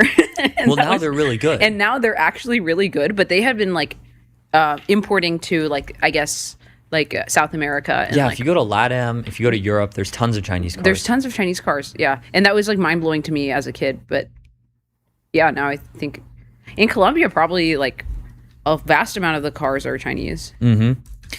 Europe is in a harder place than when the Future of European Competitiveness report was released. The European growth model is fading, and we are increasingly at the mercy of external events we do not control. Decline is not inevitable, but it is the direction we are heading unless we take urgent action. The alternative is to do what Europe has done before: compete, build, and grow again. We are not a middle power, but the world's second largest market. Yeah, I mean, Europe, like, you know, entities and people from the European continent created so much of modernity, and then they just stopped. And now, you Look, know, empires America and just China, rise and fall. Okay, Yeah. empires rise and fall. So the Rhine Group convenes European leaders from government, academia, and business to discuss possible answers with Chatham House rule. Europe's citizens are asking their leaders to raise their eyes from daily concerns toward a common destiny and to grasp the scale of the challenge. I don't actually think that's true. I don't think Europe's citizens really want this stuff. Do they really want economic growth, except insofar as it can fund the welfare state a little longer? To be fair, like, European populism is probably entirely like a black box to me. Like, I have no idea I think what it's goes largely on. about immigration, though. I don't think it's much about growth. Yeah, like, I think they're at a point where, like, the average person is thinking so much on the social issues level, they're not really thinking about, like, you know, what do we think about AI ontologically? What do we think about certain technologies and industries? Like, I think it's probably just, like, really weighed by social concerns, and I think a lot of people, I'd like to see the government approval rate in part of Europe. Obviously, this excludes Scandinavia. They probably have high. Yeah, they have high approval ratings and trust and all that. The Rhine Group aims to be one of the places where that work begins. So the co-chairs are Patrick Collison, the co-founder and CEO of Stripe, which is kind of an Irish company. They have a big presence in Ireland. The Collison brothers were born in Ireland. Is it incorporated in Ireland? I think it might even be incorporated in Ireland, but it's headquartered in SF because, of course, it is. And then Mario Draghi, who was it's an Irish-American company. Huh. Prime Minister of Italy and the President of the European Central Bank, and before that, he was the Governor of the Bank of Italy. And he worked at the World Bank. So big Euro financier. So who are the members? First of all, this website is very nice, actually. Who are the members? Mario Draghi and Patrick Collison. Let's scroll through until we recognize anyone. Alice Evans, I recognize her. You know Alice Evans? I don't. Andreu. Yeah, I don't know a lot of these people.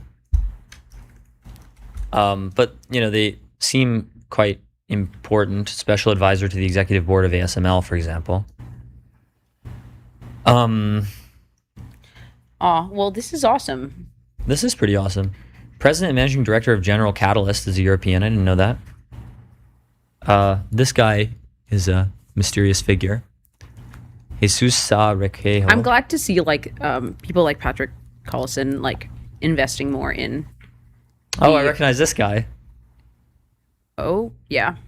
Leopold Aschenbrenner, founder and chief investment officer of Situational Awareness LP. Louis Dreyfus is also pretty famous, I believe. Louis Dreyfus. No, I'm thinking of the actress Julia Louis Dreyfus. Lol. Luca Ferrari, who's the co-founder and CEO of Bending Spoons, which is actually quite a large company that sells software in Europe. Really cool name. Michael Miebach, CEO of MasterCard. Matt Clifford, I think we know this guy from Twitter.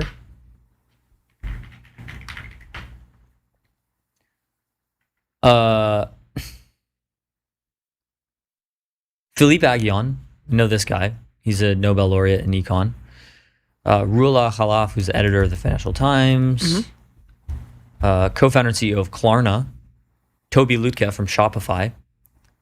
Even though Shopify's Canadian. Yeah, Shopify's Canadian. Oh, I guess Toby is German-Canadian. He was born in Germany. Yeah, it's really cool to see people give back to their homeland. Yeah, like Leopold. If I make it, when I want to invest in my homeland. We're gonna get the Sophia Puccini School of the Arts in Houston, Texas. No, not Houston, Columbia. Or that. I'm gonna start a neo lab in Columbia. Trust. No, but actually, it's just so awesome to see.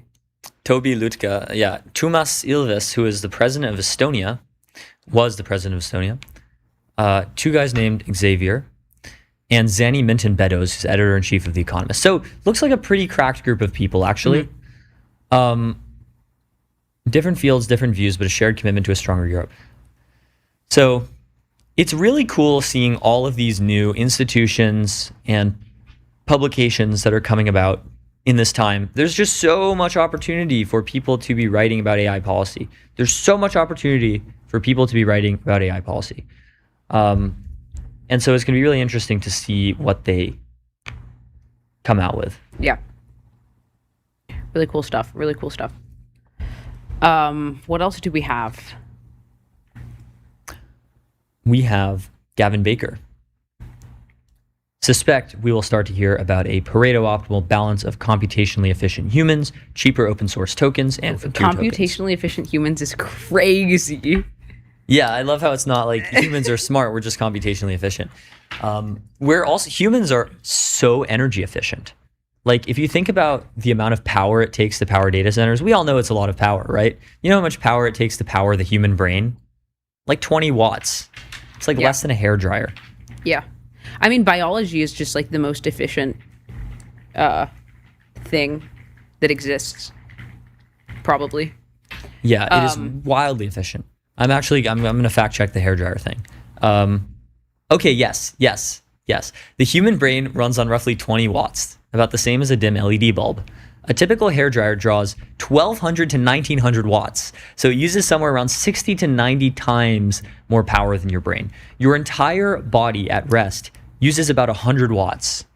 So the entire human body, including like, pretty strong muscles, relatively speaking, as well as like actual AGI, runs on 20 watts of power.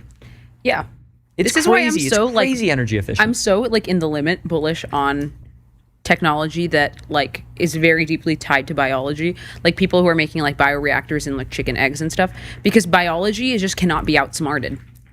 It's too smart. It's too efficient. The swag's too different. Anyways, our internal spend, AI spend at Atreides Management, will be roughly 100x higher in August 2026 versus March 2026, still roughly doubling every month. I mean, that can't last forever, so I wonder where it will cap out. Note that this is before Grokbot moves to consumption pricing, which will likely create a step function when it happens, at least for me. AI means that scale has become more important to investing IMO. I think there will be a minimum token spend required to be competitive in most knowledge-based industries.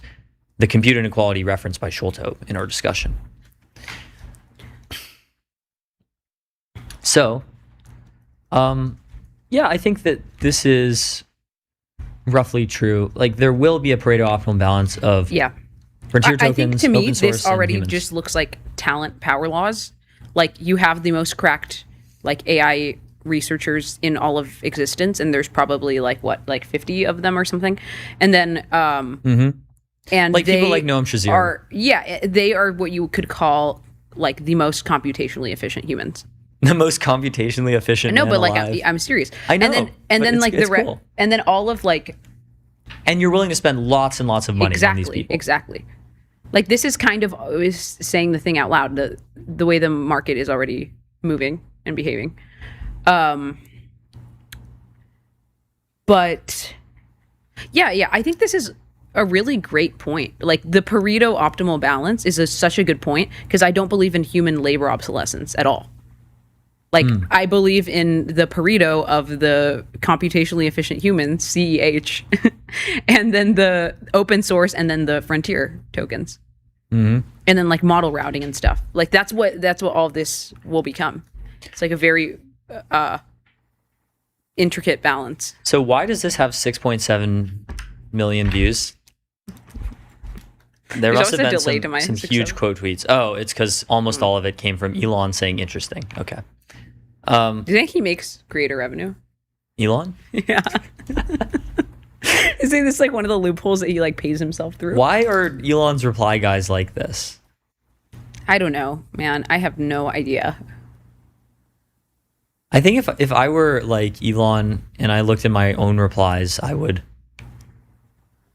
really not like it. Maybe he liked being glazed. I actually think it's likely he does. Well, it's not just the glazing; it's just the like very low quality of low signal glazing. Situation, you don't want that. Situation detected. Okay.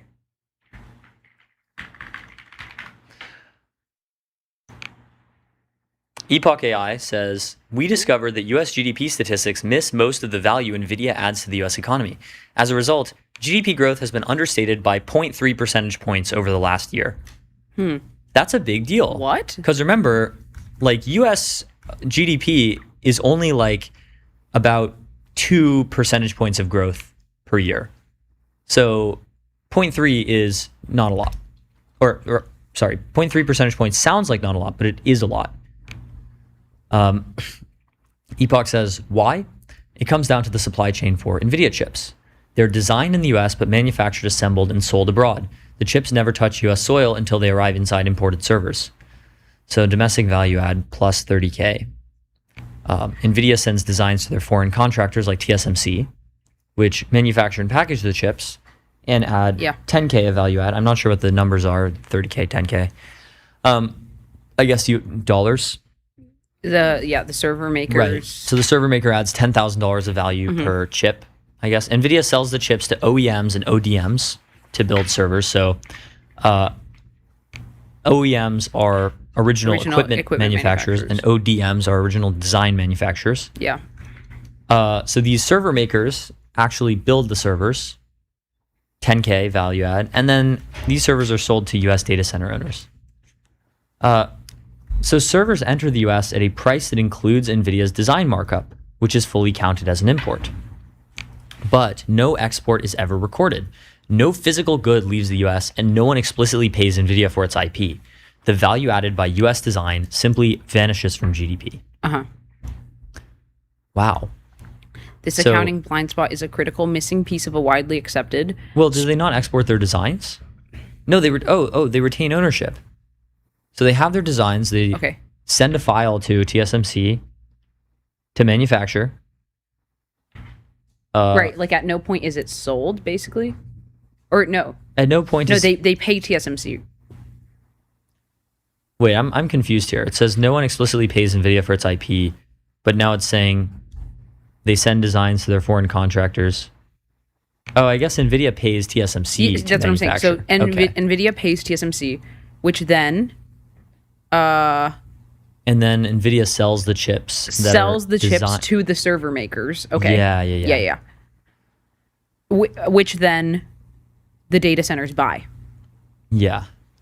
Okay. This accounting blind spot is a critical missing piece of a widely accepted story about AI's economic impact. That AI investment is enormous, but its effect on GDP growth is modest because much of the spending goes to imported technology goods, which subtract from GDP, right? Because GDP is consumption plus investment plus government spending plus net exports. So imports subtract from GDP. It's exports minus imports are how you get net exports. What's missing from that story is that tens of billions of dollars worth of those imports is really NVIDIA's value add returning to the US inside foreign-built hardware. So you can see private fixed investment in computers and peripherals has really matched net imports of computers and peripherals. You've also see it inflected upwards after 2024-ish. We were surprised to discover tens of billions missing from US GDP accounting. So we checked every place the export could plausibly hide. IP exports? No. NVIDIA generally doesn't sell or license its IP. While we do see a recent 45 billion spike in IP exports, it traces mostly to tax havens and is small relative to their 120 billion in pre-tax income last year. Goods exports? No. NVIDIA's chips are sold while still overseas. US computer exports have spiked, but that's mostly foreign-made GPUs passing through the US to Mexico for server assembly and back. Really? They're assembled in Mexico? Interesting. Oh, that is actually interesting. I didn't know that. Can we not assemble them here? It's probably just cheaper. Yep. NVIDIA's value add isn't recorded anywhere else either, not in service exports. It sells goods, not services. Yeah, you're right. So this is true. Yeah, they're in like a very weird middle ground of IP. Nor in merchanting, chips are transformed abroad. That category tracks $1 billion a year, less than $1 billion a year. To be certain, we also asked the BEA. What's the BEA? Bureau something. Bureau of Economic Analysis. Okay. Which does all of the government economic statistics. Okay. Including GDP statistics. So they're the ones that actually measure GDP. Yeah. They confirmed that when production follows the route we described, the domestic value of the US-based design work does not enter GDP.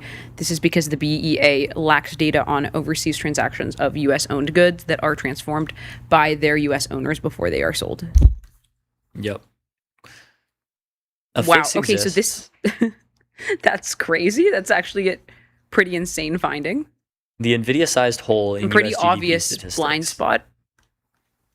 In retrospect? So yeah, here's the graph. If you add NVIDIA's growth in operating profit to America's published real GDP growth, it's actually amazing.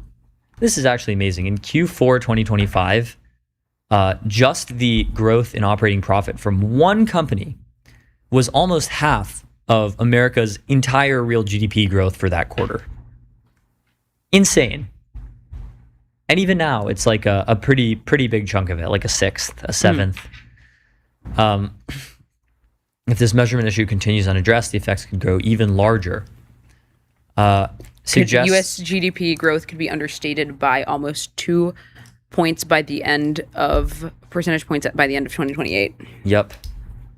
So this is a mechanical projection. If NVIDIA's operating income continues growing at the same rate in the future that it has in the past, then Epoch estimates that in Q4 2028, US real GDP growth could be understated by 1.78 percentage points, which is a lot considering that's like almost the entirety of American like annual GDP growth. So basically, US GDP growth could be twice as high as it appears.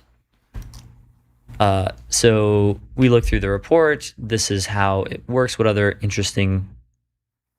NVIDIA has contributed most of the recent growth in US booked profits from US fabless chip makers. I wonder why it ticked down here. Probably nothing burger. IT service exports have not grown fast enough to capture NVIDIA's growth. That's amazing. NVIDIA US booked pre-tax income. Very rapid growth. Yeah. Steep line. Yep. Okay, this is actually a longer article than I expected. Yeah. Super interesting though. US IP exports increased 45 billion from 2023 to 2025. The data does show a spike from 2023 to 2025 around when NVIDIA was taking off. But the $45 billion spike cannot be attributed to NVIDIA. Around 65% of it comes from tax havens like Ireland, Switzerland, and Luxembourg, whereas most of NVIDIA's contractors are in Taiwan. Wait, what? Oh, okay. All right. Yep. Well, insane. I'd like to see the BA publish something in response.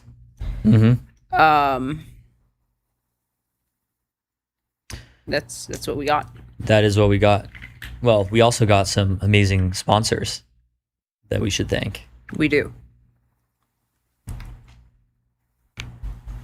Starting with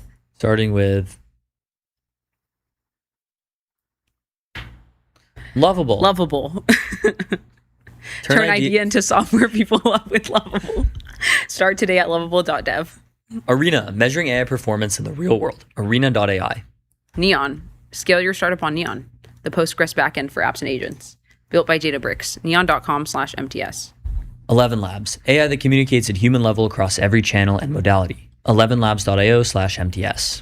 Kong, the AI connectivity platform. Connect APIs, LLMs, agents, and systems with serious security and governance. KongHQ.com. Today's stream is sponsored by VCX, the public ticker for private tech. Head over to getvcx.com to learn more.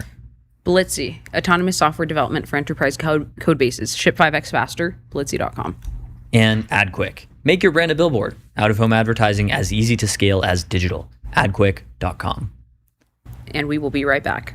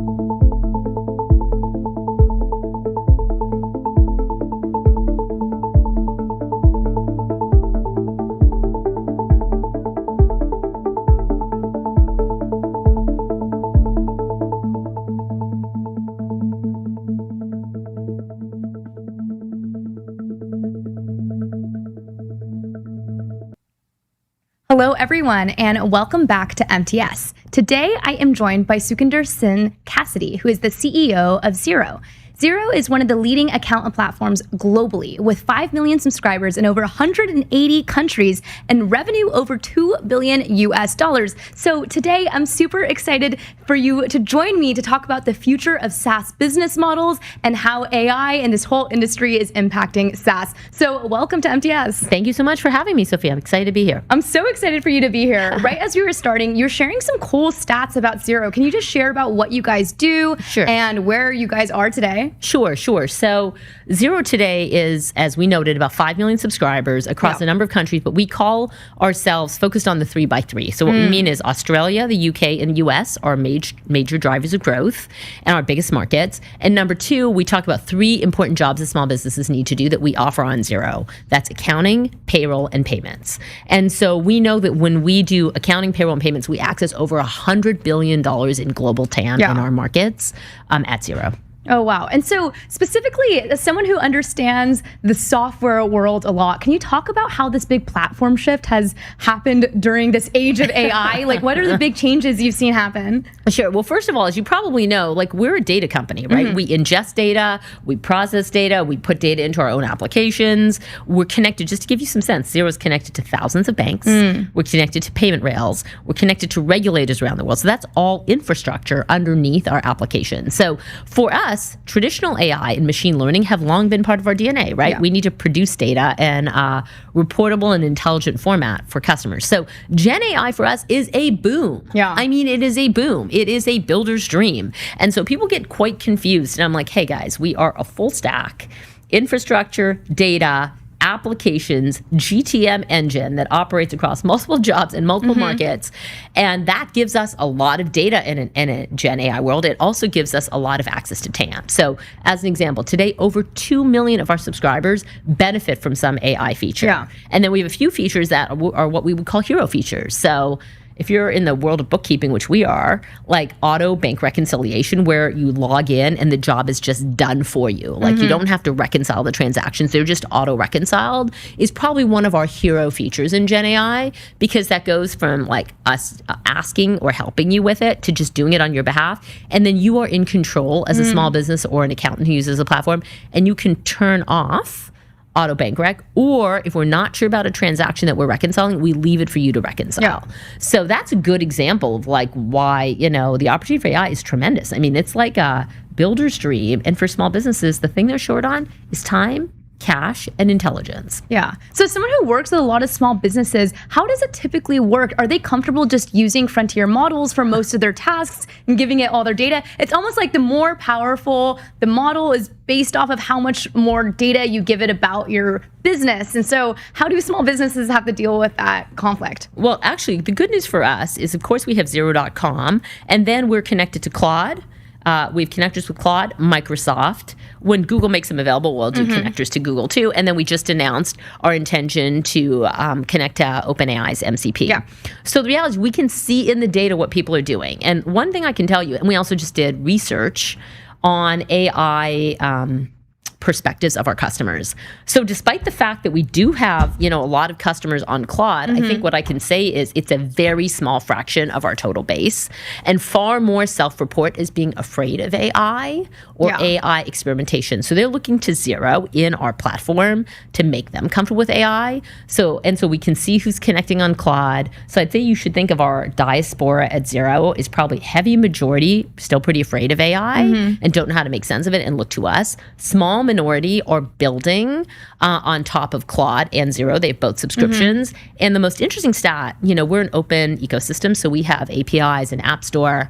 The one thing I can tell you is those who are building, man, are they building. We are 4x the number of API calls on the platform and people attempting to build apps since January. Wow. So we can see the builders in our base. So it's a very vocal minority. if that makes sense. And they need something different from us. They need support for their building. And what we have announced is they can use the generic models. We also have something called Zero Force, where they can build low code, no code workflows right on top of Zero. So they can use all of our infrastructure, our bank feeds, our payment rails, our regulatory connections. So we've also given them a proprietary low code, no code solution called Zero Force. So who are these builders? Are they builders who are building for these small companies, or are they the small companies themselves who are building tools that they want to use in-house? Great question. I'd say the vast majority of what we see is already accountants and bookkeepers who are another big channel for us at Zero.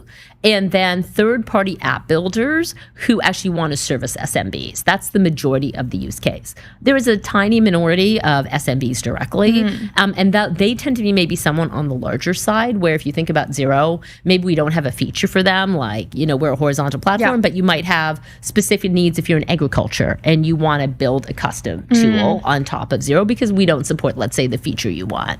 But that's the minority. The vast majority are building for SMBs. And accountants and bookkeepers. One thing I want to get your perspective on is, where is the future of SaaS going? A lot of people assume now that you can just build anything you want with one prompt, there won't really be a need for a lot of these big SaaS companies, or even the valuations of current SaaS companies will start to go to zero. You even coined a term earlier called SaaS apocalypse. I love that term. What does SaaS apocalypse mean, and where do you see SaaS going? Yeah, and actually I also coined a term called SaaS, software as an intelligence service, which I think is our opportunity. But I think that it's a tale of two cities. I think people confuse, first of all, companies that are thin wrappers or application layers where you can easily replicate that thin application on a cloud. Okay, so that's one kind of SaaS. Does that make sense? Its defensibility is only the application layer. And I'd say those companies we think are more at risk. How do I know that? Because I'm sitting at Zero, and remember, we have 5,000 employees ourselves. So we're a big purchaser of enterprise software, right? So do you think I'm not looking at my own stack internally and thinking about what piece of software am I going to double down on? Who can give me more AI? What am I willing to retire because it's a thin wrapper that's costing me around? And quite frankly, what new AI native software company might I adopt? By the way, AI native software is still software. So just so you know, it's still at scale, needs to be profitable, have margins, right? And be able to build a GTM engine and build customer trust. These things, by the way, have nothing to do with code. So what do I love about Zero? We're a full stack platform with massive customer trust. We're a system of record, a system of action, and a system of trust. And we have critical infrastructure that SMBs and accountants and bookkeepers can use right underneath the application layer. And on top of the application layer, I mean, we spend hundreds of millions of dollars acquiring customers directly and through our account and bookkeeping channel. So I would say don't confuse us with a thin wrapper. Yeah, what would you give advice to other founders or maybe other people who are working in SaaS around what their defensibility moat can actually be? In this age, what is the moat? Yeah, so look, I think that, of course, you need to build great software. That's a given now. That's a given. You have to be able to build code fast, right? But that is a necessary but not sufficient condition. I think you have to understand why customers use you and understand how you're going to deepen your moat on trust and deepen your moat also in that infrastructure layer. Like, so I always tell the story. I went to Claude, and obviously I use Claude Cowork. We use it internally at Zero, and I tried to replicate Zero. And at first it built me like a very simple app that can do not bank reconciliation, but can categorize transactions. I uploaded my bank statement. And I was like, oh, this is gas, this is whatever. Okay, great. The simplest of P&Ls. Then I said, no, I want to build a Zero killer. And you know what Claude said? They're like, well, you should go connect to Plaid. I'm like, well, Zero's already connected to Plaid. You should go connect to Yodlee, where I was the co-founder many years ago. Well, okay, we already have Yodlee in the stack. No, you should go connect to like tax authorities. Yeah, that too is at Zero. So Claude could only go so far to build a commercial application at scale. Does that make sense? And then it started directing me to all the infrastructure that Zero has. I'm like, okay, well, I think our customers care about a price point and trust and functionality. And I think they care about getting AI bundled and unbundled so they can multiply their productivity. We understand our customers very well. We're going to keep going for it. What does trust mean in this era when they say build systems where the end user can really trust? Trust has a big, wide range of definitions, and even means intent. How do I ensure that what I'm prompting, the same intent that I have as human is the same that my agent has when it actually does its tasks? So how do you define trust? So first and foremost, they give us their credentials every day, and trust is defined by giving us very personal and sensitive data and trusting us with it. Our infrastructure, our cyber, right? Our security. So first level of trust is keep our data safe. And you can imagine in AI world, like, I don't know, are you going to hook up Claude to your bank account and let a rogue agent go wild on it? I don't know. Maybe you want to. I'm not sure what customers do. The second level of trust we think is accuracy. So to your point, we're an accounting platform, right? We train and tune the models. We build contextual layers and harnesses, and we choose the model appropriate to the task or the feature we're building on Zero. But they for sure are counting that our tuned models and our harnesses and context bring them higher accuracy. Remember I talked about auto bank reconciliation? We've marked it to our customers that we will process 60% of transactions today. If we're not sure, we won't process it. And on those 60% of transactions, we give them 96% accuracy. So just so you know, 96% accuracy, that's above human error. So I think that the second thing they're looking to us is accuracy. And the third thing is, no offense, accountability, to be on the hook. Like, we file tax returns on their behalf. You know, Melio, our acquisition in the US, it has payment rails. It is regulated in 52 states. We are responsible for fraud, compliance. We have to take, bad debt if like a charge goes awry. Again, that's very critical infrastructure where we are on the hook in connecting to these payment rails and regulators. That's the third thing that trust means. Are you going to be on the hook if something goes wrong? Yeah. Well, what do you think most people maybe misunderstand about where SaaS is going or what it takes to actually build a great product? Well, first of all, I think to your point, they throw it all in a bucket, and there are, like, SaaS goes this wide, right? It runs, as I said, from thin application companies that give you a feature to systems of record like Salesforce, which is part of our stack, or Snowflake. And so I think, first of all, the chasm of SaaS is wide, and I think what the market needs to understand is how to segment it in those likely to be winners and those likely to be losers. That's what I think the market is getting wrong. They treat all of SaaS like the same.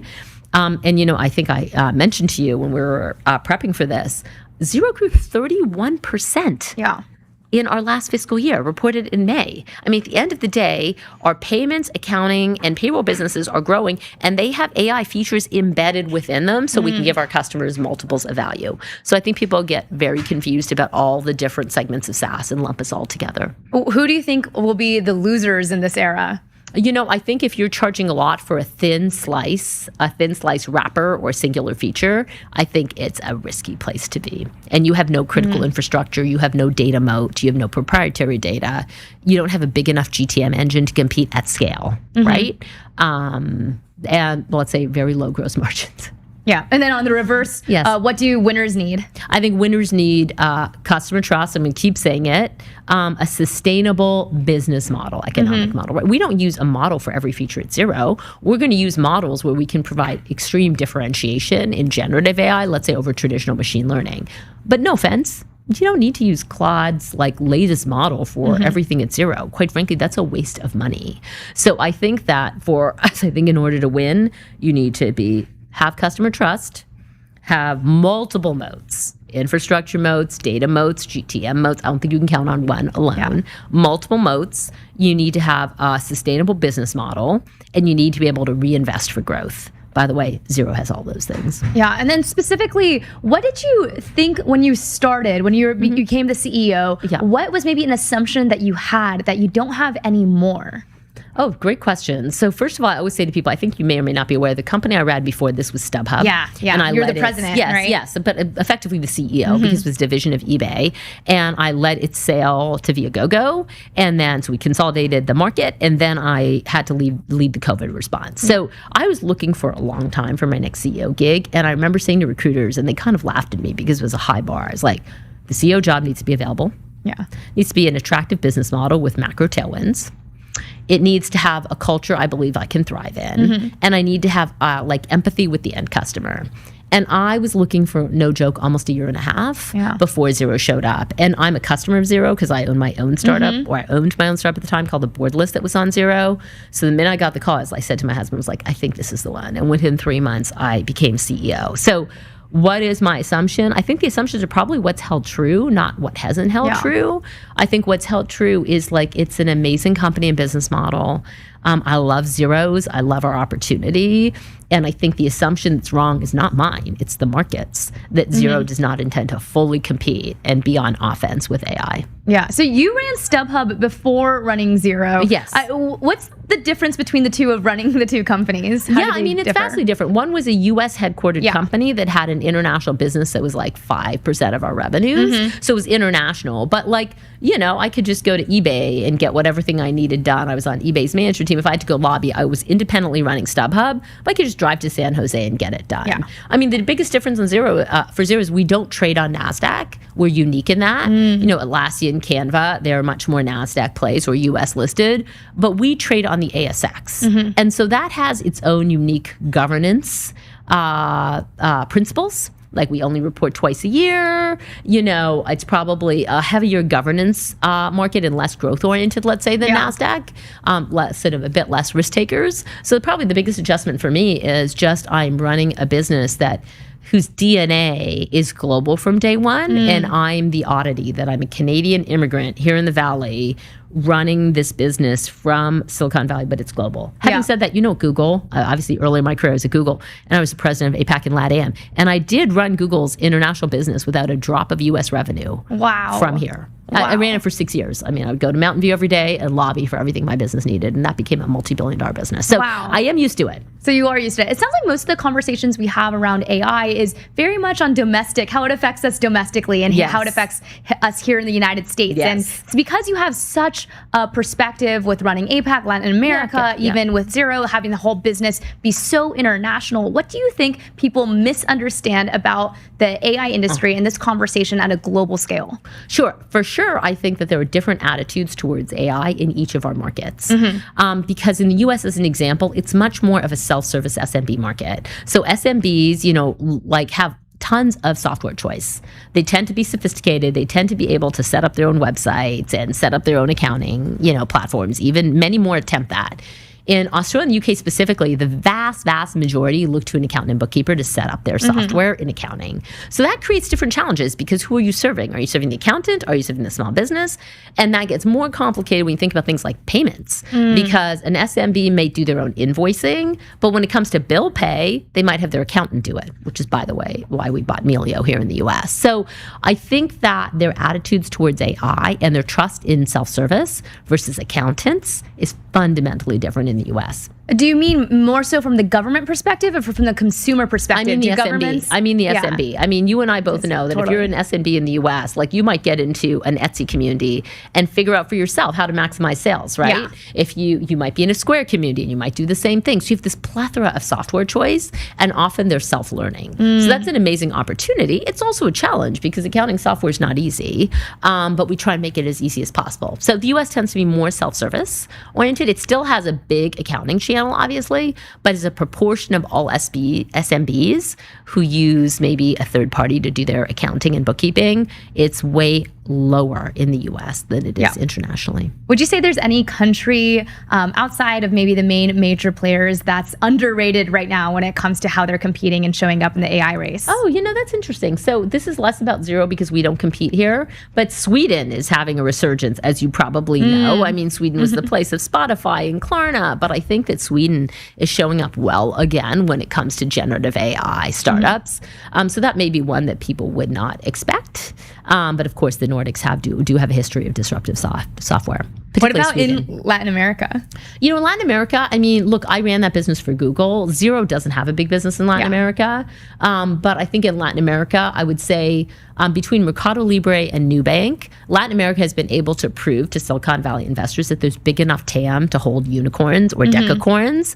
So I think the same is true in accounting software. The biggest player there is Contra Azul, and they would probably be worth in the billions. And so I think that Latin America, even though it's an emerging market, it now has big enough TAM on an absolute dollar basis to have Mercado Libre, Nubank, Contra Azul and others be able to build unicorns and decacorns. Yeah. One thing I'm curious about, because I think you have such an interesting career journey as well, from your work at Google and to everything you did, with like leading like StubHub and now with Xero. As you were trying to make the decision over which company you wanted to actually be a CEO for, especially knowing that it's so hard to predict how AI is going to affect all of these different industries, all of these different companies, what were some of those things that you were looking at or maybe predicting that might happen that you wanted to be defensible about? Yeah, so look, as I noted, I've also been a founder 3 times. Like Yodely was my first, and I've done 2 companies. In between the big companies, I've done small companies. I think in the case of Xero, I want to come back to like, are there macro tailwinds or headwinds? So again, people think right now generative AI is a headwind, and we think it's a tailwind because we can multiply the productivity. And as I said, most of our SMBs need our help to figure out how to use AI and trust AI, right? Like we are their outsourced tech team, if that makes sense, right? And by the way, I don't think they want it. If they vibe code something, I'm pretty sure it's not accounting software. I think they'd probably rather vibe code something that's in the passion area of why they started their business. Like imagine maintaining compliance rules. Is that what you want to do as a small business? I'm not sure.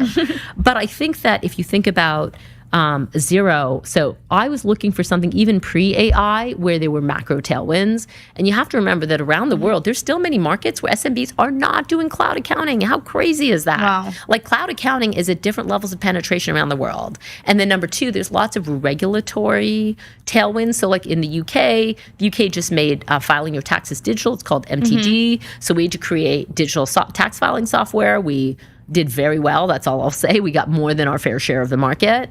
E-invoicing is another tailwind. They, creation of digital payments. We bought Melio here in the US. Why?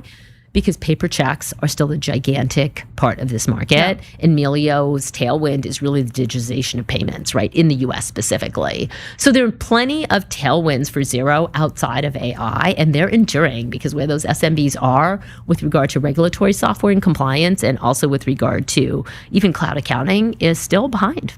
Definitely. My last question for you is, I want to get your opinion on the future of jobs and how technology is going to affect, and specifically software, is going to affect the future of jobs. I think on one end, we have new, small, medium-sized businesses. You work really closely with new businesses that get created, that a lot of people say the opportunity for them is larger than ever before, because it's never been easier to start a business. And especially with tools like you guys are providing, anyone is able to with a lot less resourcing than before. On the other end, people are saying, okay, well, you're not going to need the accountant. You're not going to need that tax finance person or whatever you maybe would have had because it's now automated away. What's your stance here? Yeah, so first of all, I mean, I think you're an engineer, so I'm going to give you a phrase that you likely know, which is Javon's paradox, which is idea that like people think that when something gets cheap and easier to access, that use cases decline. In fact, they multiply. I think this is one of the reasons that you're not seeing a complete collapse in the software market right now, right? In the engineering market, there's still engineers being hired everywhere because people see the macro opportunity to build more software faster, right? Not to not build software. I also, one of my first jobs at Google was as the first business person on Google Maps. So I left my own startup and I came over to Google and I was hired to be the GM of Local and Maps, and I partnered with Brett Taylor, who I'm sure you know. And Brett and 10 engineers and me as a business person, we built Google Maps. And everyone was like, oh, this is the death of the Yellow Pages industry. And look, in fact, if you want to be a successful local advertising player, you needed to shift to digital. But I think you and I would both agree that Google Maps didn't kill the local advertising industry. It multiplied it. So the value shifts, but it does explode. So that's what I believe. The value shifts and it does explode as well. I love that. My last question for you, just because I am so inspired by your whole story and just your whole career trajectory, and that you continue after working on really hard problems, you want to go back to even harder problems and continue working on them again. And so I'm just curious on a personal level, what motivates you and what are the core problems you're trying to solve? Yeah, look, I always say, if you read my LinkedIn bio, it would say, I love building, products that impact with great teams. Mm-hmm. And so, like, how do I find the energy? I think I find the energy because as long as I can do something impactful, build impactful products with great people, like, my cup is pretty full, right? And I look at, like, my impact as work is part of my impact in the world.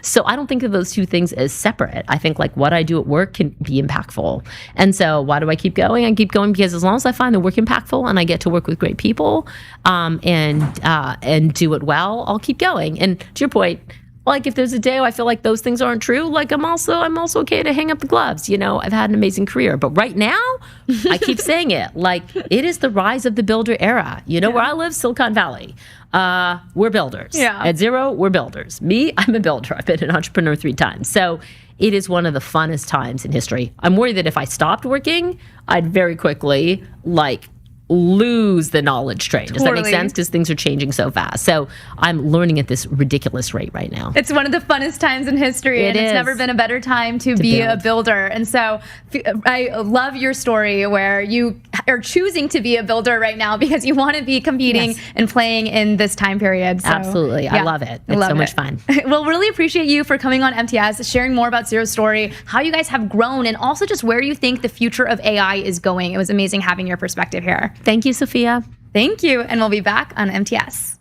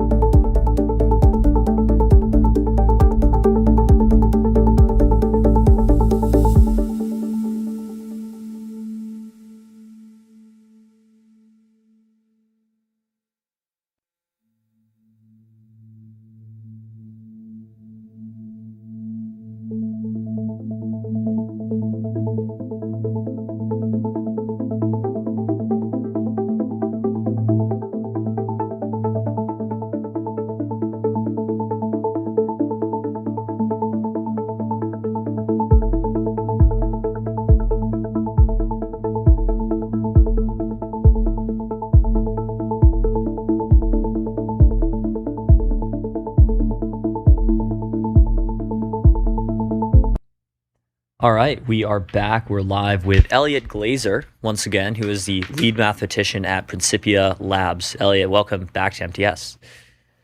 Again, Theo. So, big news of yesterday was another Levant Alpuga result, a beautiful new geometric object. Does, not sure how to pronounce it, it's not S to the power of 6, I imagine. Admit a complex. I guess, it's the sixth sphere. The sixth sphere. But you can just say S6. I think S6, that's what we would all say. Does S6 admit a complex structure? Yes, it does.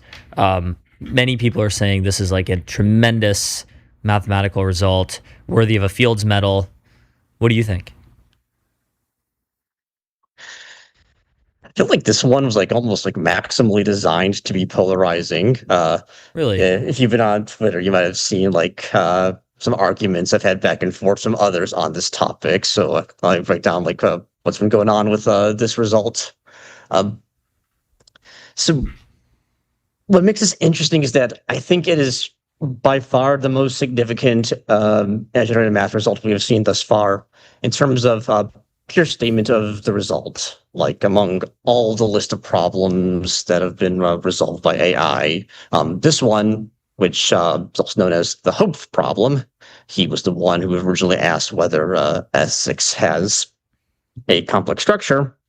I think this is pretty far and away the most significant ones that have been resolved. But does that mean it's a step change in terms of AI's mathematical reasoning, or substantially more impressive than the reasoning we have seen in other results? We've only had one day to digest the result, but basically everyone I talk to says, it's kind of a mundane result. Mundane in terms of the techniques used. Some very classical techniques of the field. It really seems like humans coulda, woulda, shoulda solved it themselves, but almost incidentally never really stumbled on just the right construction to make it work. And a particular note, the paper specifically points out that at one point it does contradict a well-known published result. And it explains how the proof in this published result breaks down and why the construction sort of elides it. So I've posted some perhaps not fully informed speculation that maybe this published result had accidentally deterred mathematicians who could have otherwise found this construction themselves from going down the right path. So this is why people are saying that in terms of reasoning, maybe it's on par with other good results we have seen thus far.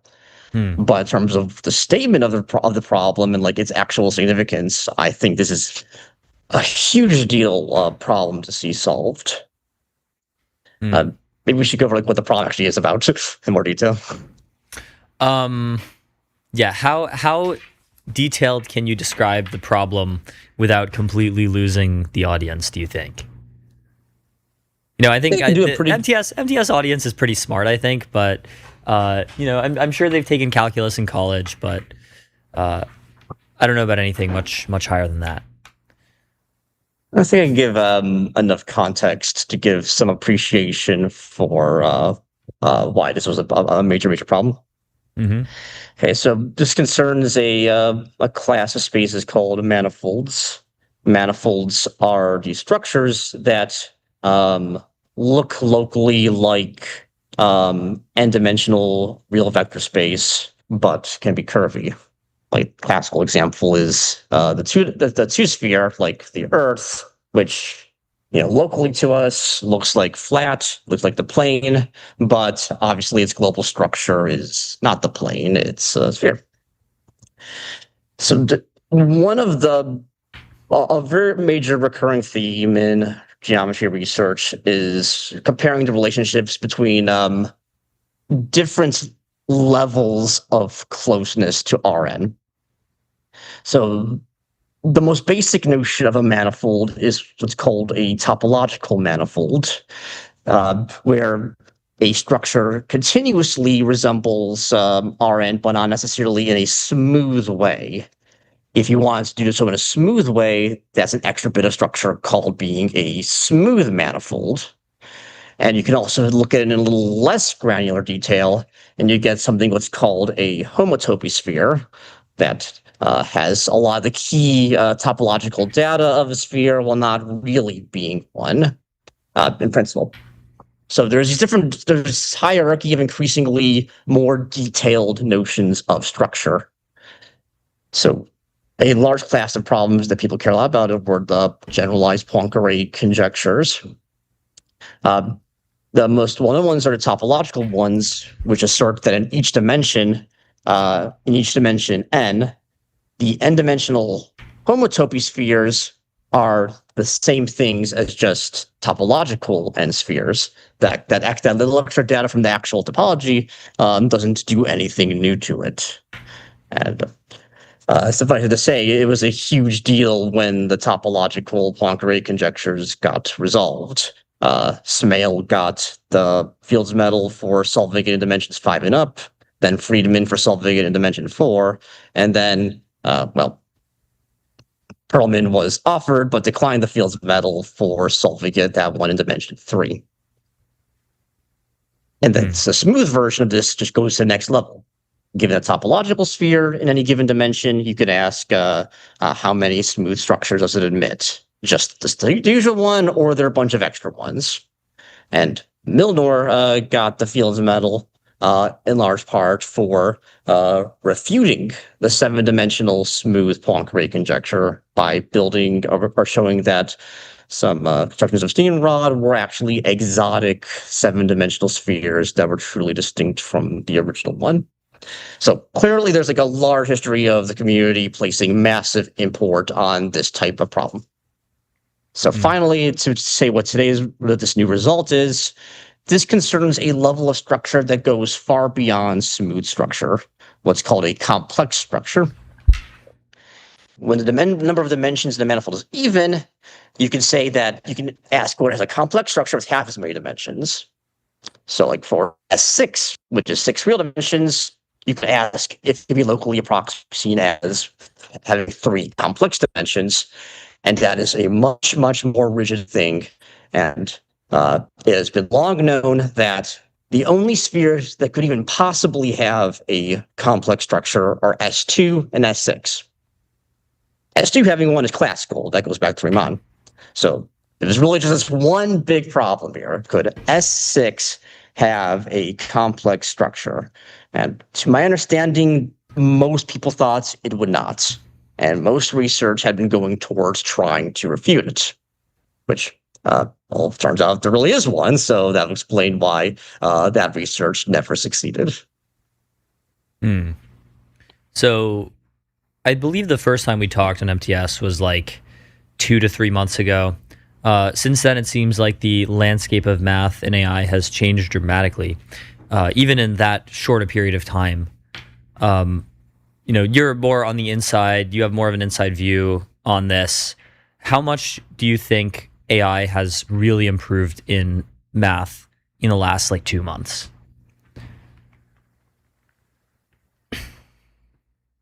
Let's see here. So last time I was on, we were talking about, I think, the unit distance conjecture resolution.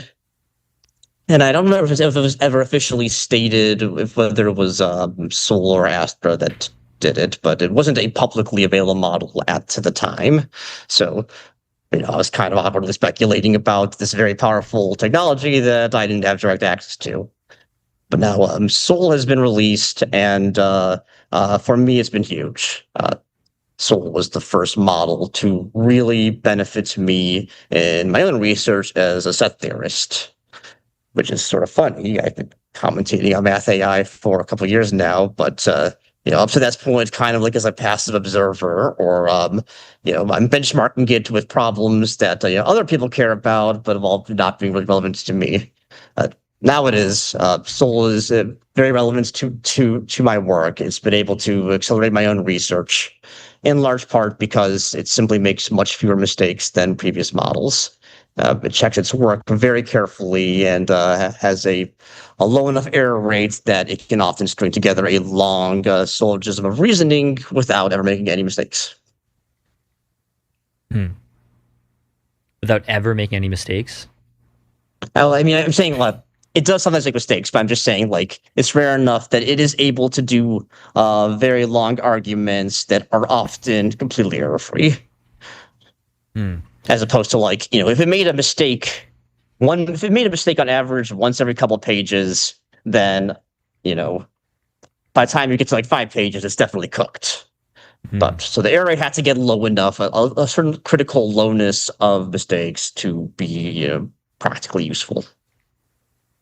I see. So Sophia and I were talking earlier about this paper. Levant posted this like 108 page long thing of what looked to me to be like very dense mathematics. And we were wondering, like, to a, professional mathematician, like, how parsable is this? How long does it take to fully read and understand something like this? Well, I've, of course, been talking to people who have been working through it. One comment I keep getting is it should not be this long. The key ideas are actually all in the first few pages. Claude is being very pedantic about the wrong things. Okay, that makes sense. Much rarer to have literal mathematical mistakes. Very common to have all sorts of expositional faux pas. Not putting enough details in the hard parts, putting too many details in irrelevant parts, having a poor theory of mind of the audience. Those still plague AI-generated papers. And this one is very much plagued by that. But it sounds like it is the actual idea is readable and tractable and will hopefully be digested over the coming days. Makes sense. And then, yeah, scrolling through this PDF is just like an incredible amount. Like, how much do you think is constructible just from like the abstract? Oh, that's a good question.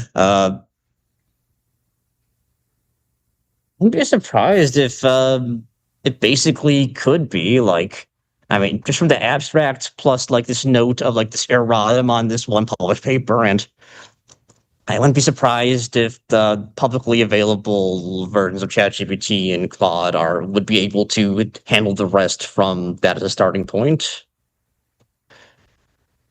Makes sense.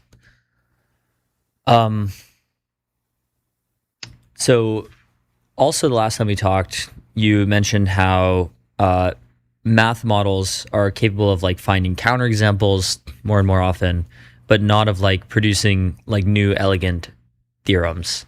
Is this still basically true? I think it's less true. I have definitely in my own research, a lot of my work is not really anything like counterexamples. I mean, I'm studying universes of set theory. It's not the same tenor as those kinds of combinatorial structures at all. In this case, it is kind of within that vein. If you phrase Hopef's problem as the conjecture, there is no complex structure in S6, then yeah, this is a counterexample to that construction, that conjecture. But I think like. So yeah, it's not really a step change in terms of techniques, but I feel like it would be very dismissive to just describe this as nothing more than a counterexample generation. Like, this is such a fundamental question that to finally see a complex S6 seems like it's going to change that from being like a counterexample to being a fundamental example. Purely vibes-based distinction. But yeah, it does have an advantage in that kind of reasoning. Yeah, it makes sense. Do you think it is? How much easier is it for like elite human mathematicians to find counterexamples to conjectures than it is to like produce a new theorem? It's a good question because like when there isn't always proportional effort, like in this case again, because the consensus belief had been that there would be no complex structure on S6, that it wasn't necessarily a sufficiently vigorous effort to try building it, at least not as strong as the efforts to refute it. And even when people are trying, it can be much tougher kind of thing for a human to do. Like, it can be a bit mind numbing to just like keep trying things until it works. That's a terrible explanation, and I probably didn't do a good job of explaining about why the experience of building things is less satisfying to mathematicians than trying to get universal propositions. But yeah, most of us find it to be a pretty mind-numbing task. And it just doesn't really as well leverage the deep insights that tend to make someone a top mathematician. How much of like progress in mathematics comes from, basically like grindable, repeatable effort versus something more like divine inspiration? You're asking the hard question now. I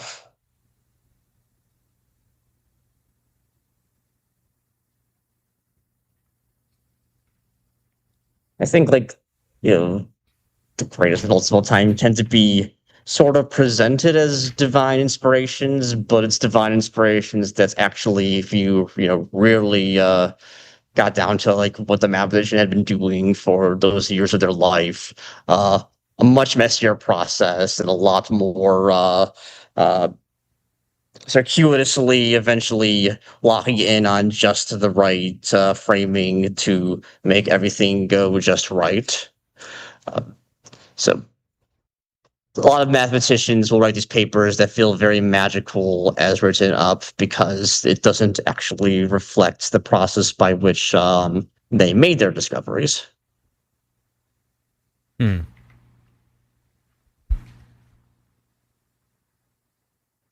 Yeah, I guess that does make sense. Yeah, like with the little I know about math, it seems like, Andrew Wiles, like solving Fermat's last theorem, it took him like 7 or 8 years to do that. And I wonder like what an average day looked like during those 7 or 8 years for him. Was it like 15 hours of just grinding? Was it like just walking around in nature until stuff came to him? Probably, maybe it was like a mix of both on different days. I don't know about the problem to say in much detail, but he must have had like some very broad strategy of what a solution might look like and like what were the key things they had to do, and tackled them piece by piece. It's not a really representative example. I think like it's part of the reason why people talk about this so much is because it was a very exceptional story. I think for the most part, mathematicians are rarely directly on a direct shot towards a famous problem. It's more like you're within a local body of knowledge you have cultivated in which you are the world expert in within this little niche. And you see over time, like, okay, here's the next place to dig. Here's the next place to dig. I will learn more and more if I uncover this area. And every once in a while, you realize, oh, wow, I am actually within a short radius of this one problem. Now I am going to apply these accumulated insights and see if I can break past what's been bottlenecking everyone else who's tackled that problem. And every once in a while, you get a success. But yeah, if someone said, starting today, the rest of my life, I'm devoted to the goal of solving my hypothesis, I don't even know what that would even mean to even try that. That would just seem like an exercise in futility to me. Yeah, makes sense.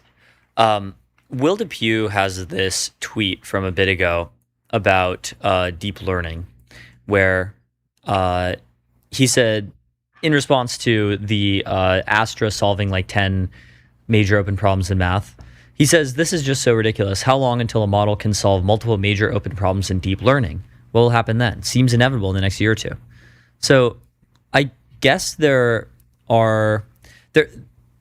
this view that like, maybe AI automation of research will like take a long time and there will be bottlenecks. There's another view that is more similar to the idea that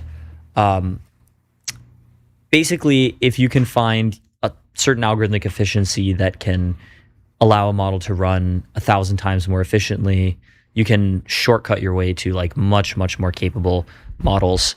How much do you think being able to fully automate math will bring us towards the latter?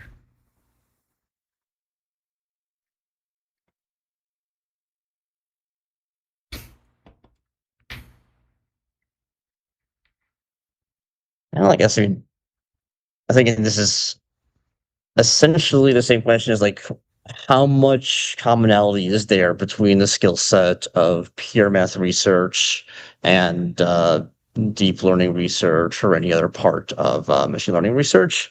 My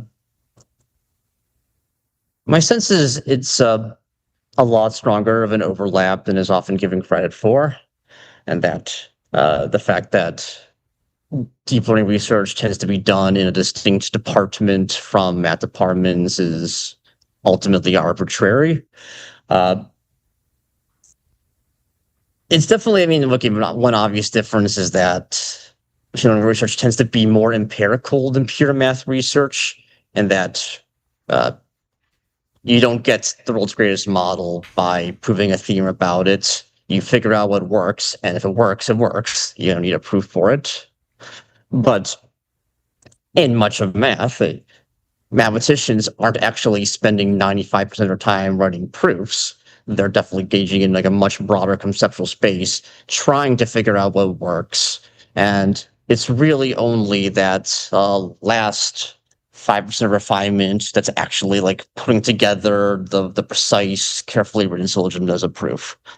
So that last 5% is like the least relevant part here. It's this 95% of exploring conceptual space and trying to find an epiphany that no one else has before, that I see as a pretty strong overlap between academic math research and deep learning research. So focusing on that part, I could totally believe that automating math and achieving like genuinely superhuman mathematical intelligence in the broadest sense, like going past problem solving to question matters of conjecturing and theory building. If that can be automated to reach superhuman levels, then that capability, I think, would have some actual transfer towards deep learning research. Interesting. Yeah, I mean, so much in mathematics has happened in the last few weeks and months, and I'm sure the math singularity will continue. So thanks so much, Elliot, for coming on MTS. Of course. Yeah. Absolutely. And we'll be right back.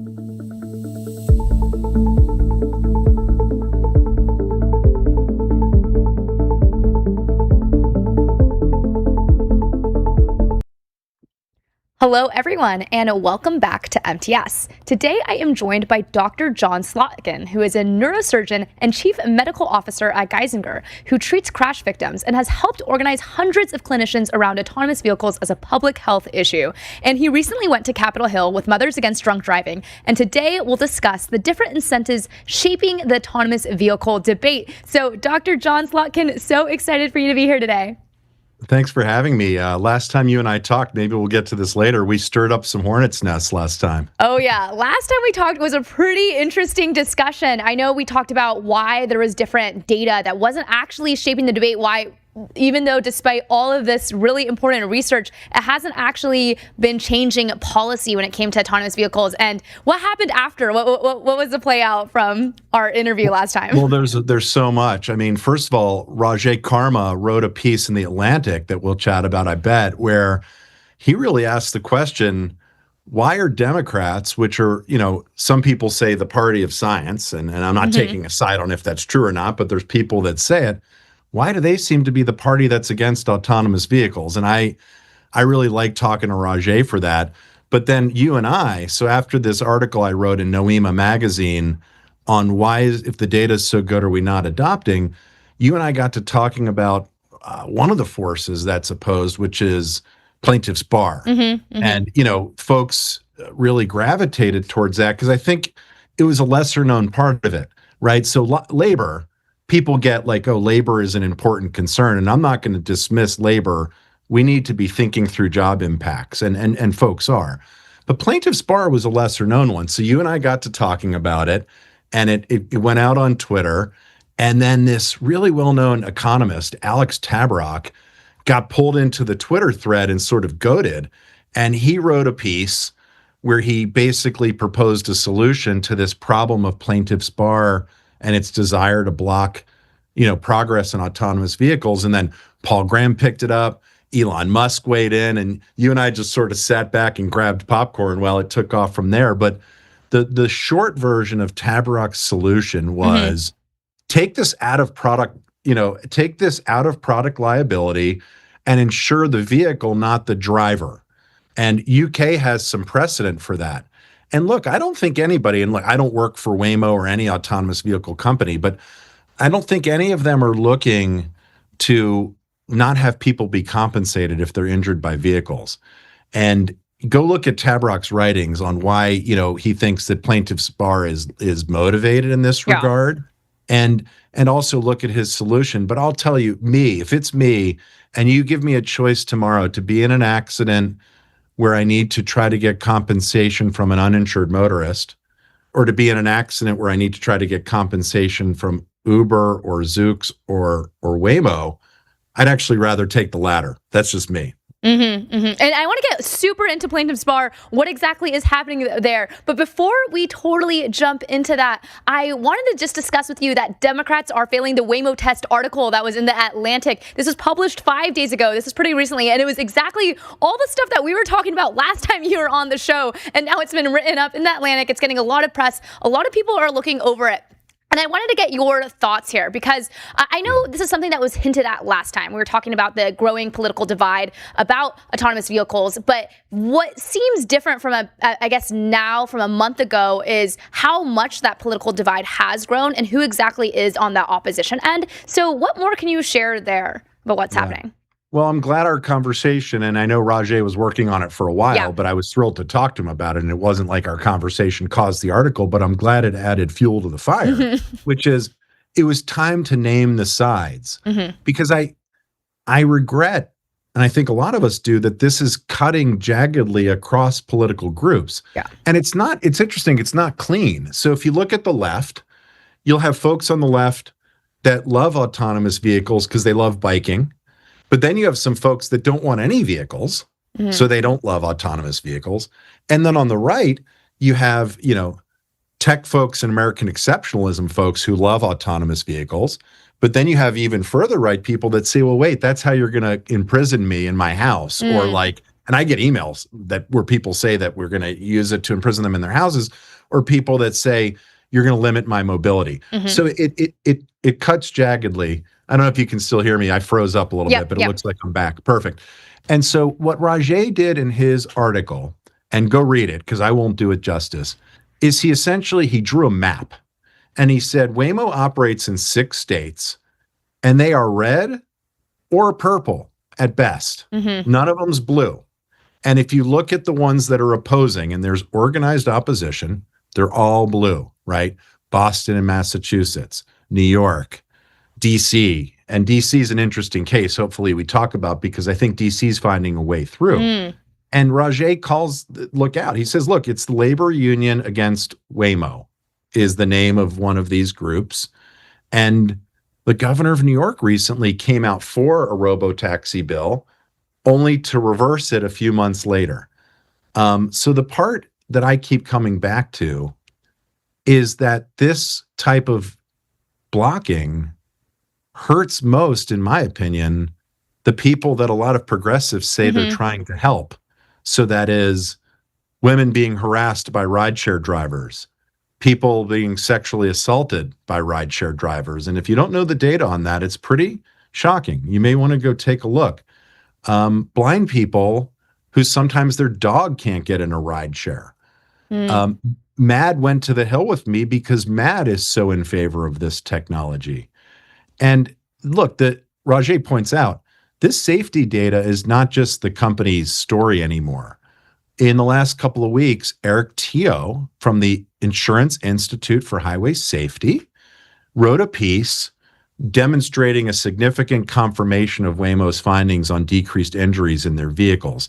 So I think what Rajay was really trying to ask, and I don't know his politics, but I could sort of surmise them from the piece, it feels kind of left-leaning, was that when did the left become the party blocking progress that would help people? And I think the pull-up he takes is the labor direction, and the pull-up you and I took was the plaintiff's bar. Yeah. No, this is an interesting, because the article specifically mentions labor unions, anti-tech activists, local politicians who are in the opposition end. And that's why a lot of the blue state cities like Boston and New York City are getting blocked. You're not able to actually use Waymos here as well. I'm curious, you hinted towards what's happening in DC and that it's a little bit of a different case. What's exactly happening in DC right now that you can share? Yeah, DC is really interesting right now. And DC, the city, so this is right, city council and stuff like that, this may be the way forward, at least for now. So Charles Allen has a bill in front of DC that it's not that it says let the technology rip, but it also doesn't ban it. What it does is it brings, I think, sensible regulation to it and asks for a couple of things. Well, several things. A degree of test mileage, a backup plan for power outages, crash reporting within 8 hours, a per mile tax that will fund Metro, right? Because public transportation remains important. And people ask me about that all the time. Am I not pro-public? No, I'm absolutely. I believe we can have both. So I really like that there's funds for Metro, the public transport there. And there's a really important one. This is the tie back over to plaintiff's bar. There is a ban on forced arbitration. Now, let me pull up on that because that one's important for this audience. Because look, folks, cars are just the first embodied autonomous system we're going to have to figure out in the next 10 years. Our lives over the next 10 years are going to be surrounded by embodied autonomous systems. So we got to get this right. So in some versions with some companies in some states, when you sign to use the product, you agree after a period of time to participate in forced arbitration if you have litigation against the company. And that's that's been one of plaintiff's bar's biggest oppositions. And I was pleased to learn that Waymo supports the DC bill, including that it contains this ban on forced arbitration in the DC case. Now, every district's different, but that's important because that's Waymo saying we will meet plaintiff's bar in the middle. Now, plaintiff's bar come towards us, and it limits the numbers of cars at first and some other things. But I think the DC bill could be a model for progress in other areas where it's stuck. Yep. Super interesting. I like that you bring up the plaintiff's bar, because that was one of the big pieces bringing up so much of the discourse on X. And you were kind of talking about how this is one of the bigger opposing forces to autonomous vehicles. Can you just share more details on why? And then what's the specific evidence that you have for that claim?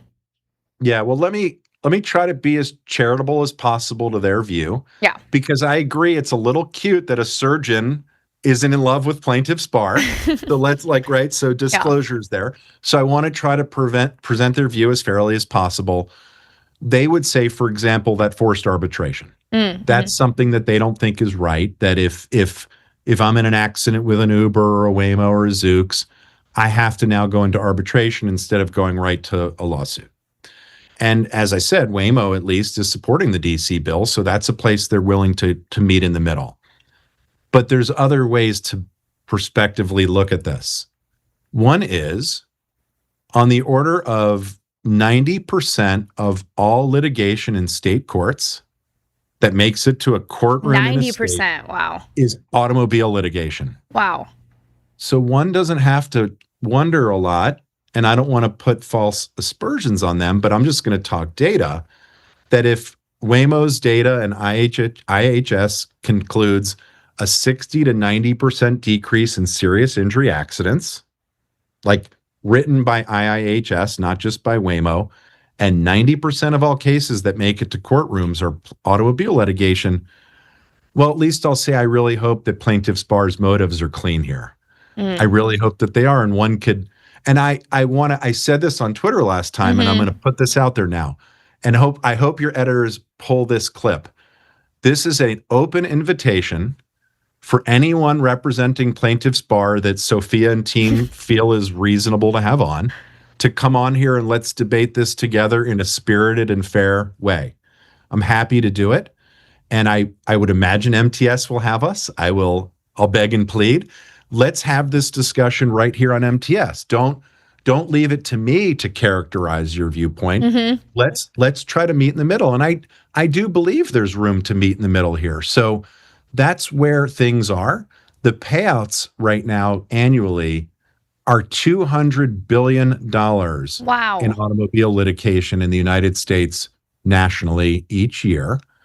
So a 60 to 90% decrease in that, just follow the money, folks. Who hurts and who's hurt and who benefits?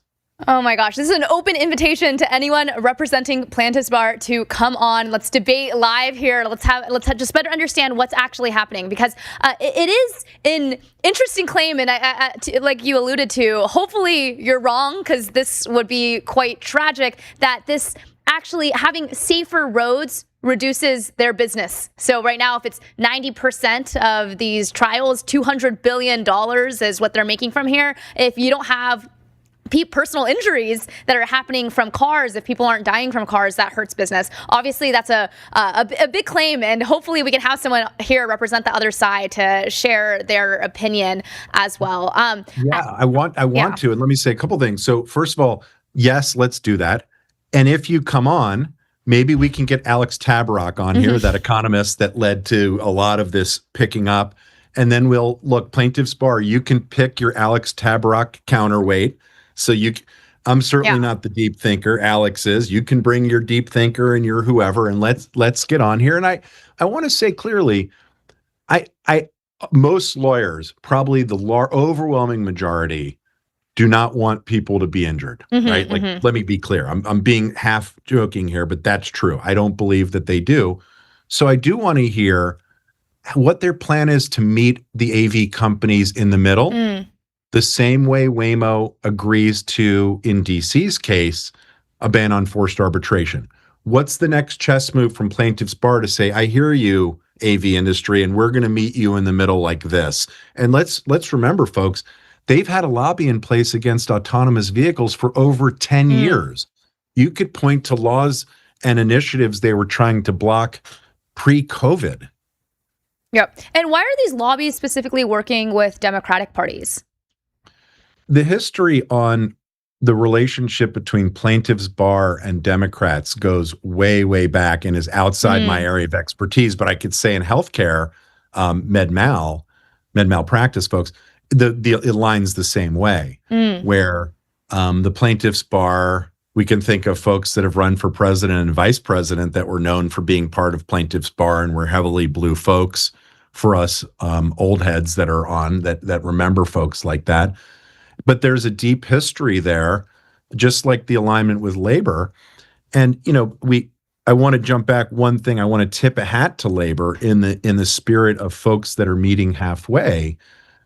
I'm not a lobbyist, but I learned recently that when it comes to autonomous trucking, in a bill that was around the House, the Teamsters were at the table, I understand, in a very collaborative manner, particularly around willingness to see progress in autonomous trucking. And they wanted some sensible concessions like hazardous chemicals still have a human involved, transport of children still has a human involved.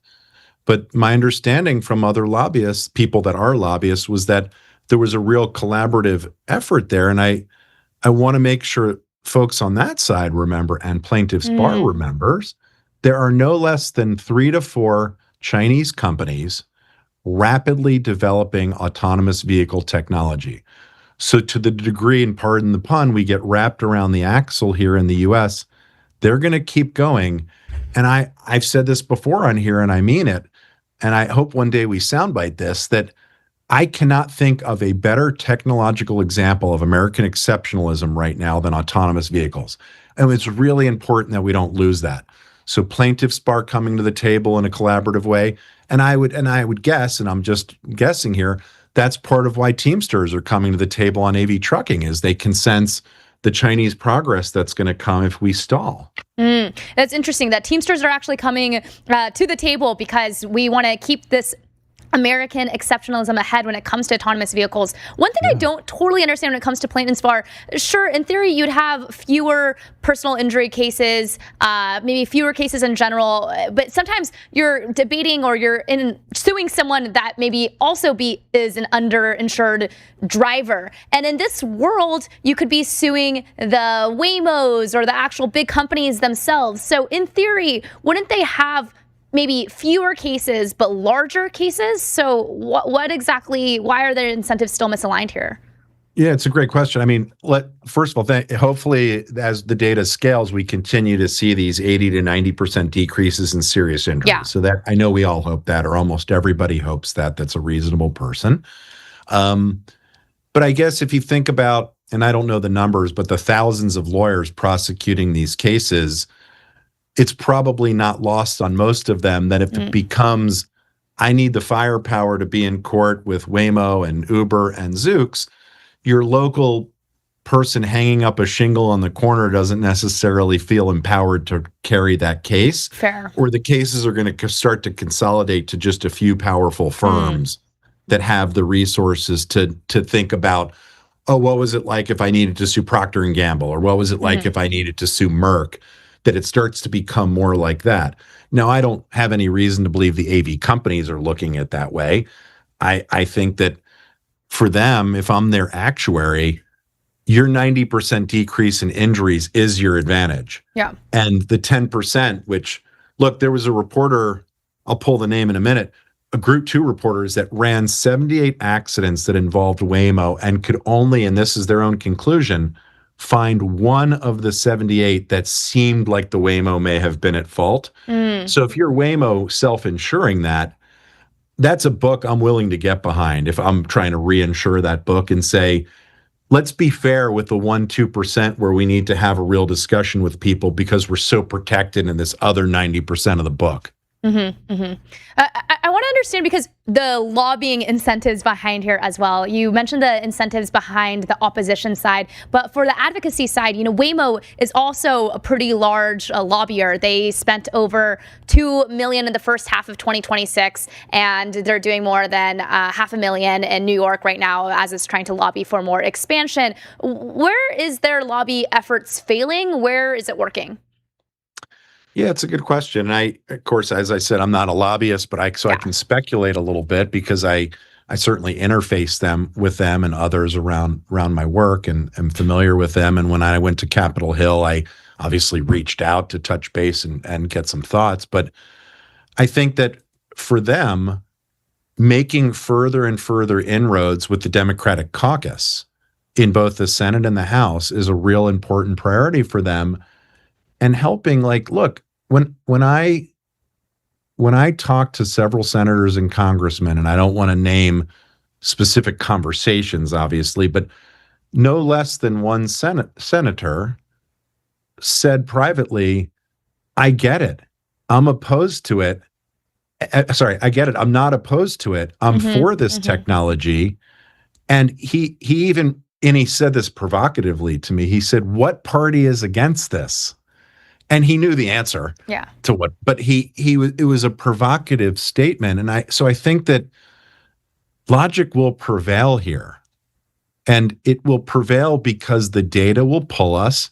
But then when the data doesn't, because data doesn't always work in 2026 US, the insurance is going to start to push us where there's a price incentive to move towards autonomy, right? And then the market shifts because of the insurance pressure. But I think if you had to say, what is the AV's biggest priority? It's communicating with the Democratic caucus and its stakeholders, to include labor and plaintiffs' bar, and find common ground with them. Yeah, definitely. I know we only have a few minutes left. And so, I don't typically do this, but I want to do this with you because I feel like you'll have some interesting perspective here. I want to make sure that we're pushing the hornet's nest, we're punching it straight. Is there any specific areas here that we haven't talked about yet that's important that we cover before we end this conversation today? Well, I want to extend one but I want to go deeper. I want to call on two things. One, if you're opposed to this technology and you have not been in a fully autonomous vehicle, I ask you to go take a ride in one. Now, I don't mean drive your friend's semi-autonomous vehicle. I mean, go in a level 4 fully autonomous vehicle and see what you think when you're done. So, like, that's my first call to action, is before you oppose it, go try one, okay? Then the next piece, and this is the piece that once you get out of the vehicle, if you live in a blue area where there's opposition, I want you to call your blue leader and ask why, and show them the data from the Insurance Institute for Highway Safety and say, this is independent data. What's our plan? Not to just get one in every driveway tomorrow, but what's our plan? And then, if I'd get a little more provocative this time, I'd say, and the people that die between now and when we will get better with this technology, what do you say to them? And that's me as a surgeon who takes care of these people that are dying. I have children die in my arms, and so do thousands of other providers. I want to hear from the blue leaders what we say to more parents that have deaths between now and when you get to this technology, which I think, if we're all being honest with ourselves, is inevitable. Yeah. Well, Dr. John Slotkin, I really wanted to thank you for joining us today on MTS. As you mentioned, there's over 40,000 Americans die every year in car crashes alone. And right now, autonomous vehicles is positioned to be able to make that number go down potentially to zero or to nothing. And so this really is a public health emergency. I really appreciate how much advocacy you have on the Hill and how much you're urging for this to actually get implemented in all the cities and all the states around the United States. And so very excited to help amplify your message and to have you here on MTS today. Sophia, it's always a pleasure. Thank you. And folks, 40,000 a year means a 727 crashes every day as our price of mobility. If that was happening in the air fleet, we'd ground it. So thanks, Sophia. And thanks, everybody at MTS. Exactly. Thank you for joining. And we'll be back with MTS. Take care.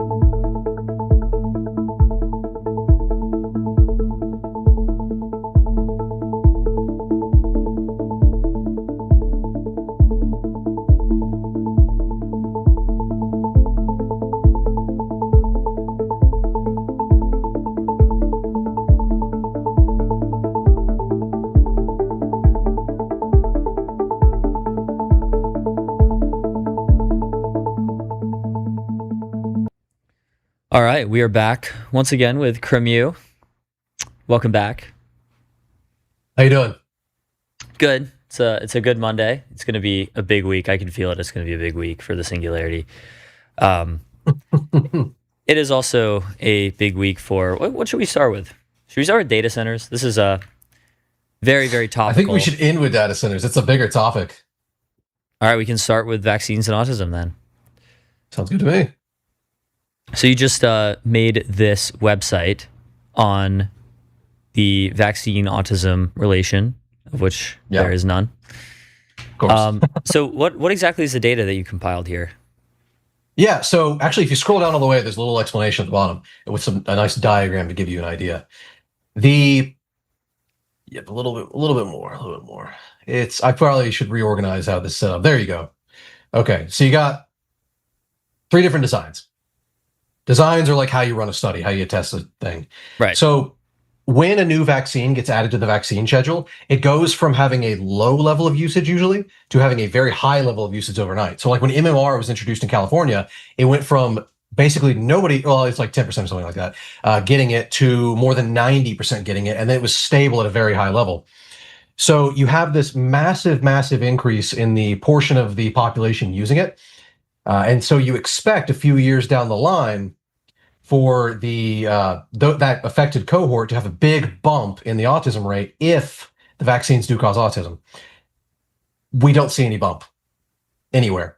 And I looked at dozens of different countries. I looked at dozens of different vaccine introductions. I looked at tons of stuff. And there was just never any evidence at all that the autism rate or any other disease rate would bump up disproportionately on the introduction of a new vaccine, or that it would go down when they remove them, because sometimes they have removed them. And there's also no effect of adding vaccines. So like cumulative vaccine numbers, just nothing. It's all bupkis. Nothing whatsoever. So like why is this myth become so prevalent? People really just don't like the vaccines. That's it. They're laundering excuses. Sorry, wait, I'm getting a bunch of messages.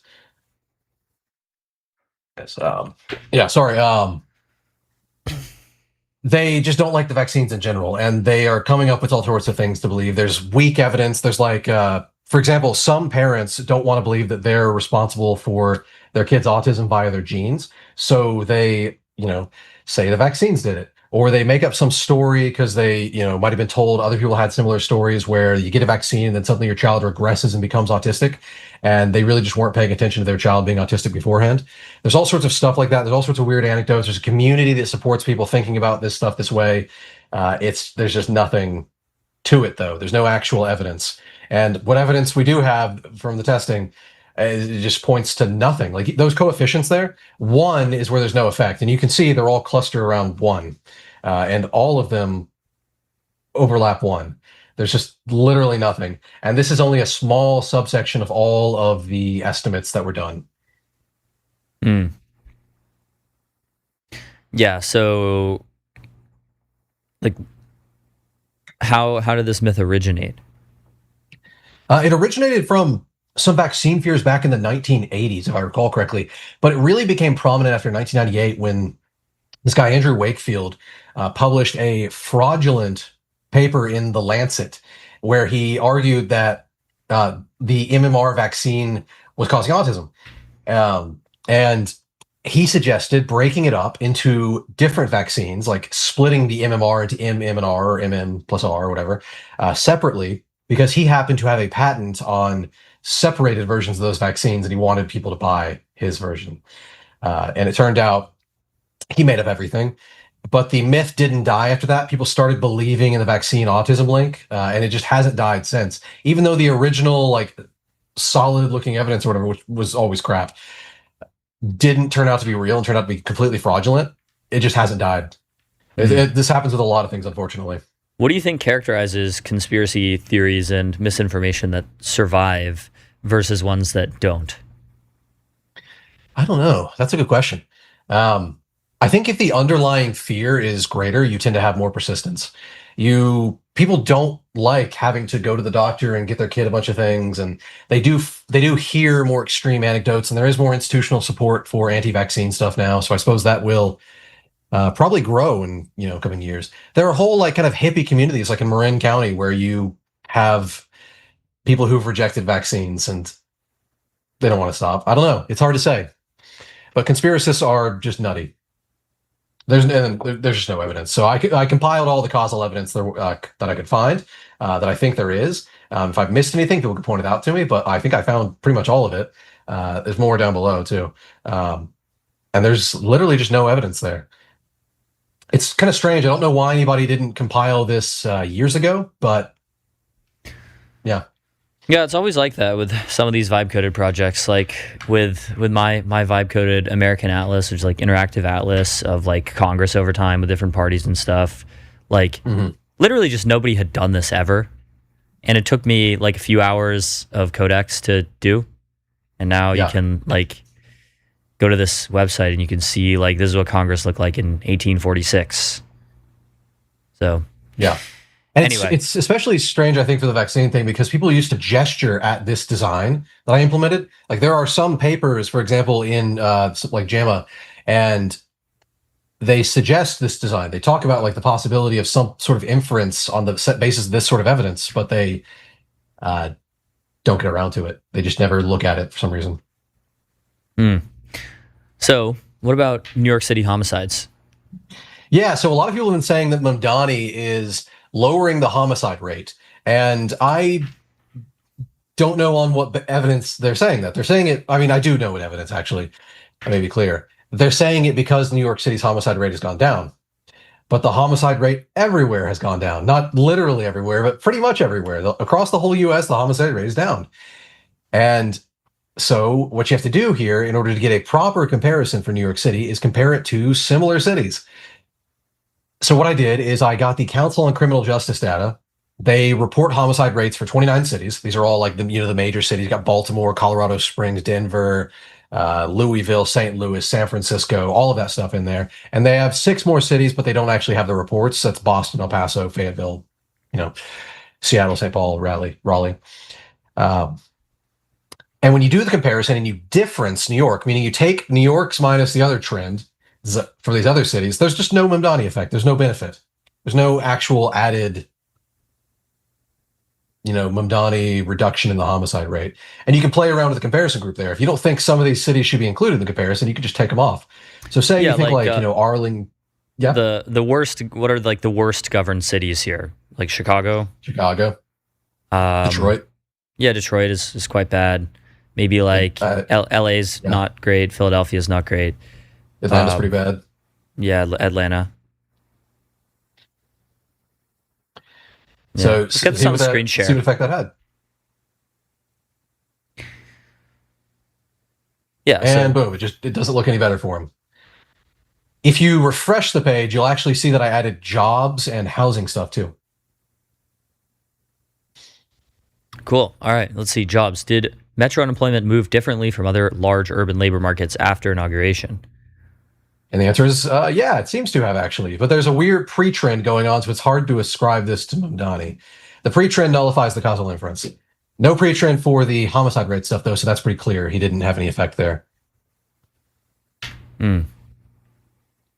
And then if you look at housing, the last one, there is the pre-trend kind of kicks off, like it stops. But it was like rents were trending up relative to the comparison cities. New York City was becoming less affordable compared to other large metros.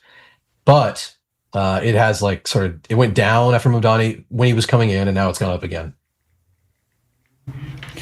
Yeah. So why did it tick down from September to January 2025, 2026? I really don't know.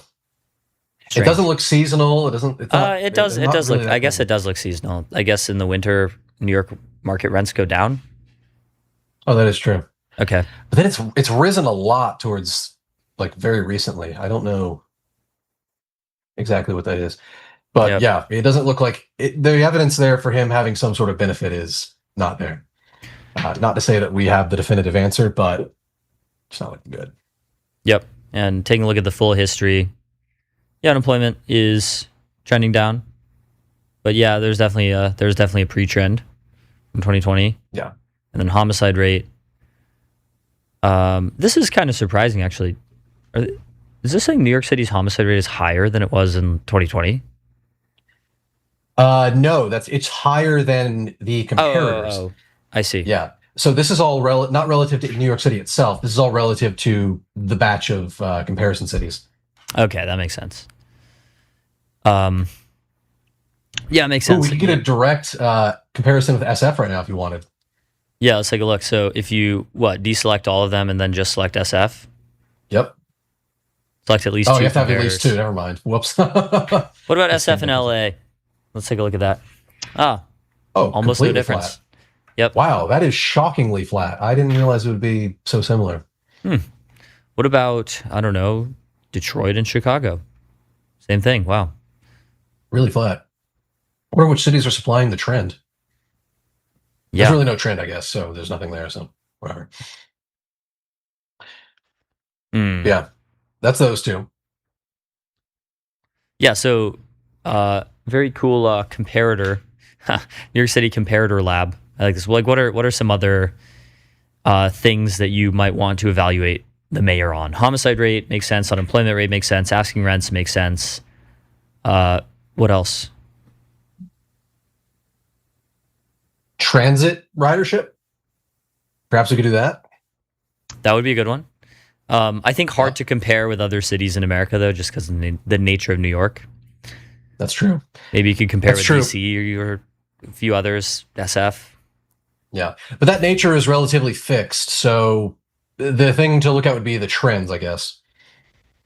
Housing production, permitting. Maybe he's permitting a lot more or a lot less. We could see if the Yembis have anything to be happy about. I'll add that afterwards. Yeah, that would be good. All right, what about data centers? Do data centers raise residential electricity prices? And the answer is yes. Yes, slightly. Yeah, tiny bit, a little bit, small amount. Very, very small amount. So if you scroll down a little bit, this is the very simple overview page. If you actually scroll up and go to one of the tabs, go to your bill. So this allows you to input what your monthly usage is in terms of kilowatt hours, how much electricity you're using, how much is on your meter, and the rate you're paying. And then to see what the estimated effect of adding a data center is in your community. And you can do this based on the central estimate we have from all of the data. You can do it based on very recent openings, so like stuff that's post 2019. You can do it based on the openings only of large campuses. And you can do it based on like worst case scenarios or best case scenarios, like they had in Virginia versus Ohio. Interesting. Yeah, so give it a whirl, see what happens to your bill. I wonder like what my monthly usage and current rate is. Trying to find the I'm pulling up my PG&E bill. There you go. Well, like what do you think PG&E charges for electricity in San Francisco? That's a good question. I don't know. It's going to be really high. It's going to be kind of absurd, I'm going to guess. Yeah, I imagine it is quite high. I think SF has some of the most expensive residential electricity in the country.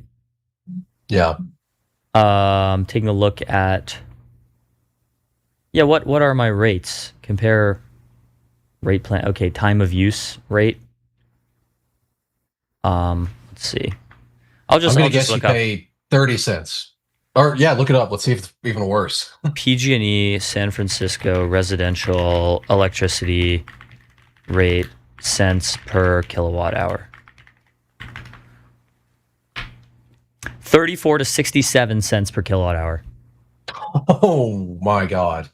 Time of use peak rates, high demand evening hours climb up to 55 to 67 cents per kilowatt hour. So, wow, let's just say in between, 34 to 67, let's say it's 50 cents per kilowatt hour. Jesus Christ. And my monthly usage in kilowatt hours is probably pretty low.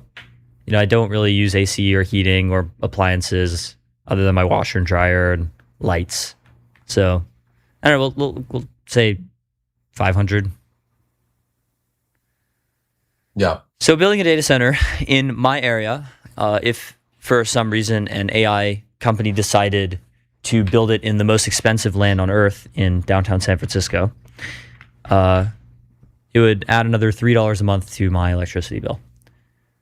But I mean, how much has been added to my electricity bill through just like bad California policy? A lot. Yeah.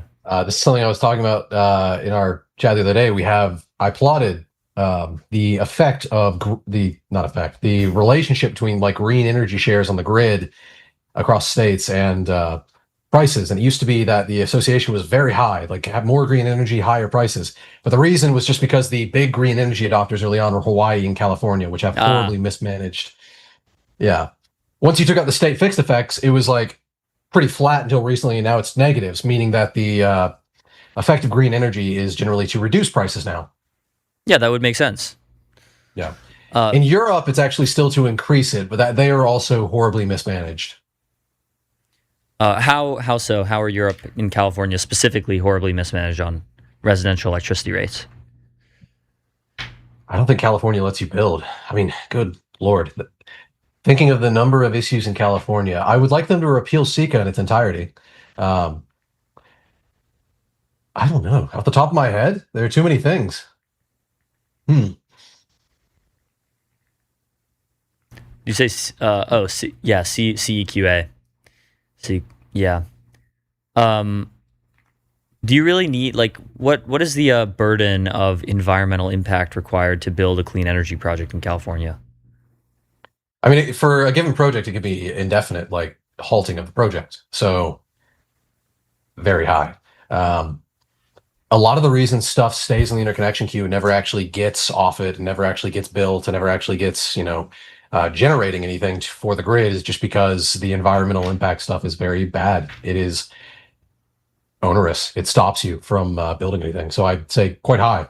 It's definitely worth reforming. So why did Virginia see residential electricity rates fall when data centers got built? Yeah, I don't know exactly why, but I suspect it has to do with mobilizing slack and allowing certain generation sources to continuously operate instead of having to like stop and start.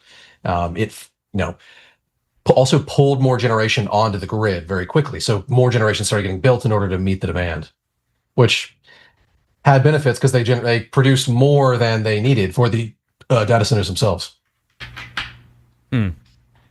Yeah. The differences between these cases are not exactly super well defined. It's just that they are that way. I don't really know precisely. But the average effect in general is small. It's very, very small. You're adding like $1 to your bill. Even in SF, you're not adding very much at all. Yeah, but you can imagine to someone who is already anti-data center, if you pitch them with like, but it'll only add $1 a month to your bill, they'll say, I don't care. I want $0 a month added to my bill. Yeah, there's explicit polling on this. Yeah. If you tell people they're going to pay a $10 a month fee for the data center going there, it doubles the resistance, or it did back when the resistance was lower. I guess now you can't even double it because now something like 75% of people are against AI data centers. Right. And so how do you fix this problem? Yeah, I don't really know. What I suspect, and this is what I wrote recently on my blog, was that you just have to kind of bribe them. If you want to go check out that post, you can. It's available. Basically, the gist is there are experiments. It's actually the one before this one. Really? Yeah. There are experiments where people are offered stuff to have things built in their community, and then they become much more supportive of building. You just have to make the offer.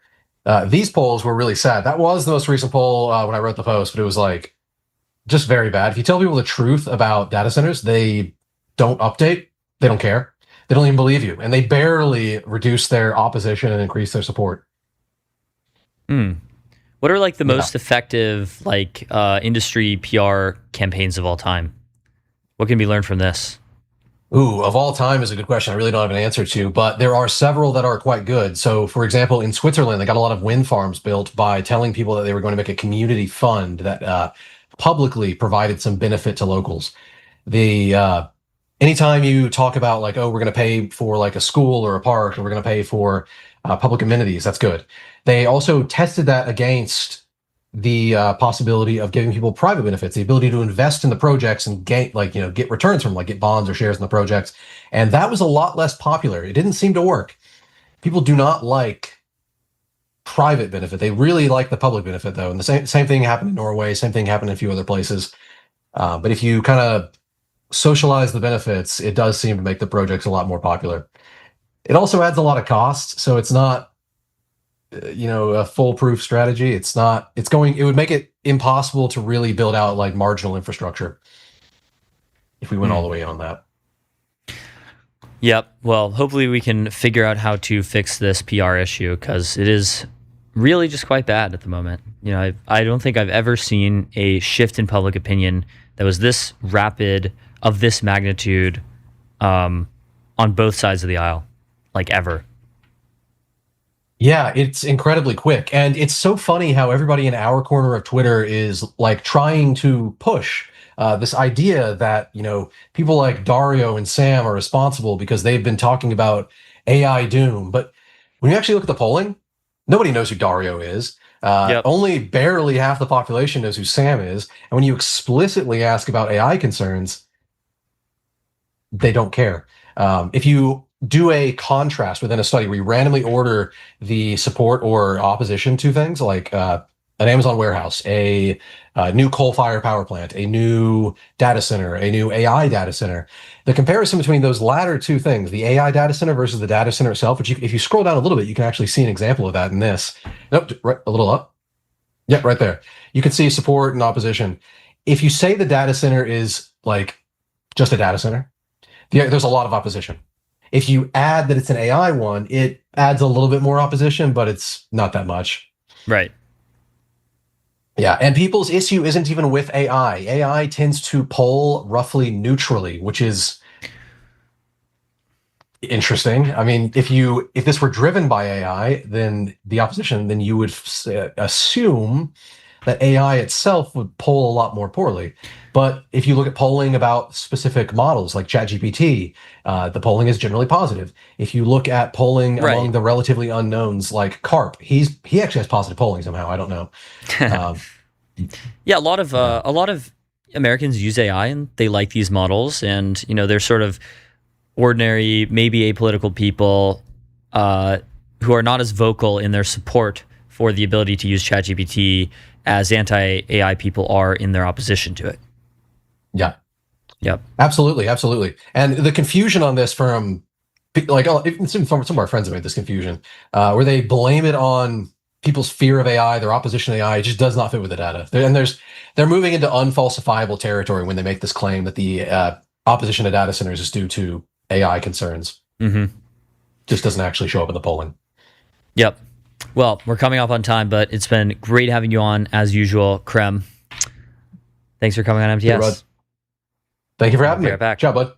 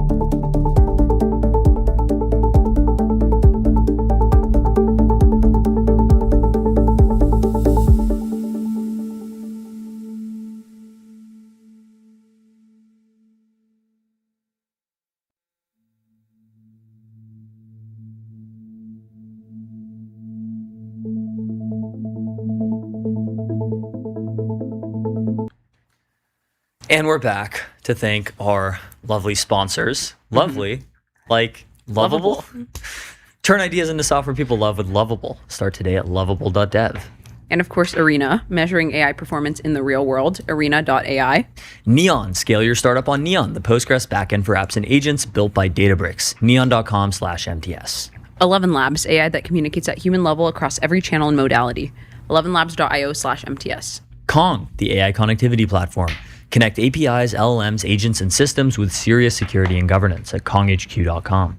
Today's stream is sponsored by VCX, the public ticker for private tech. Head over to getvcx.com to learn more.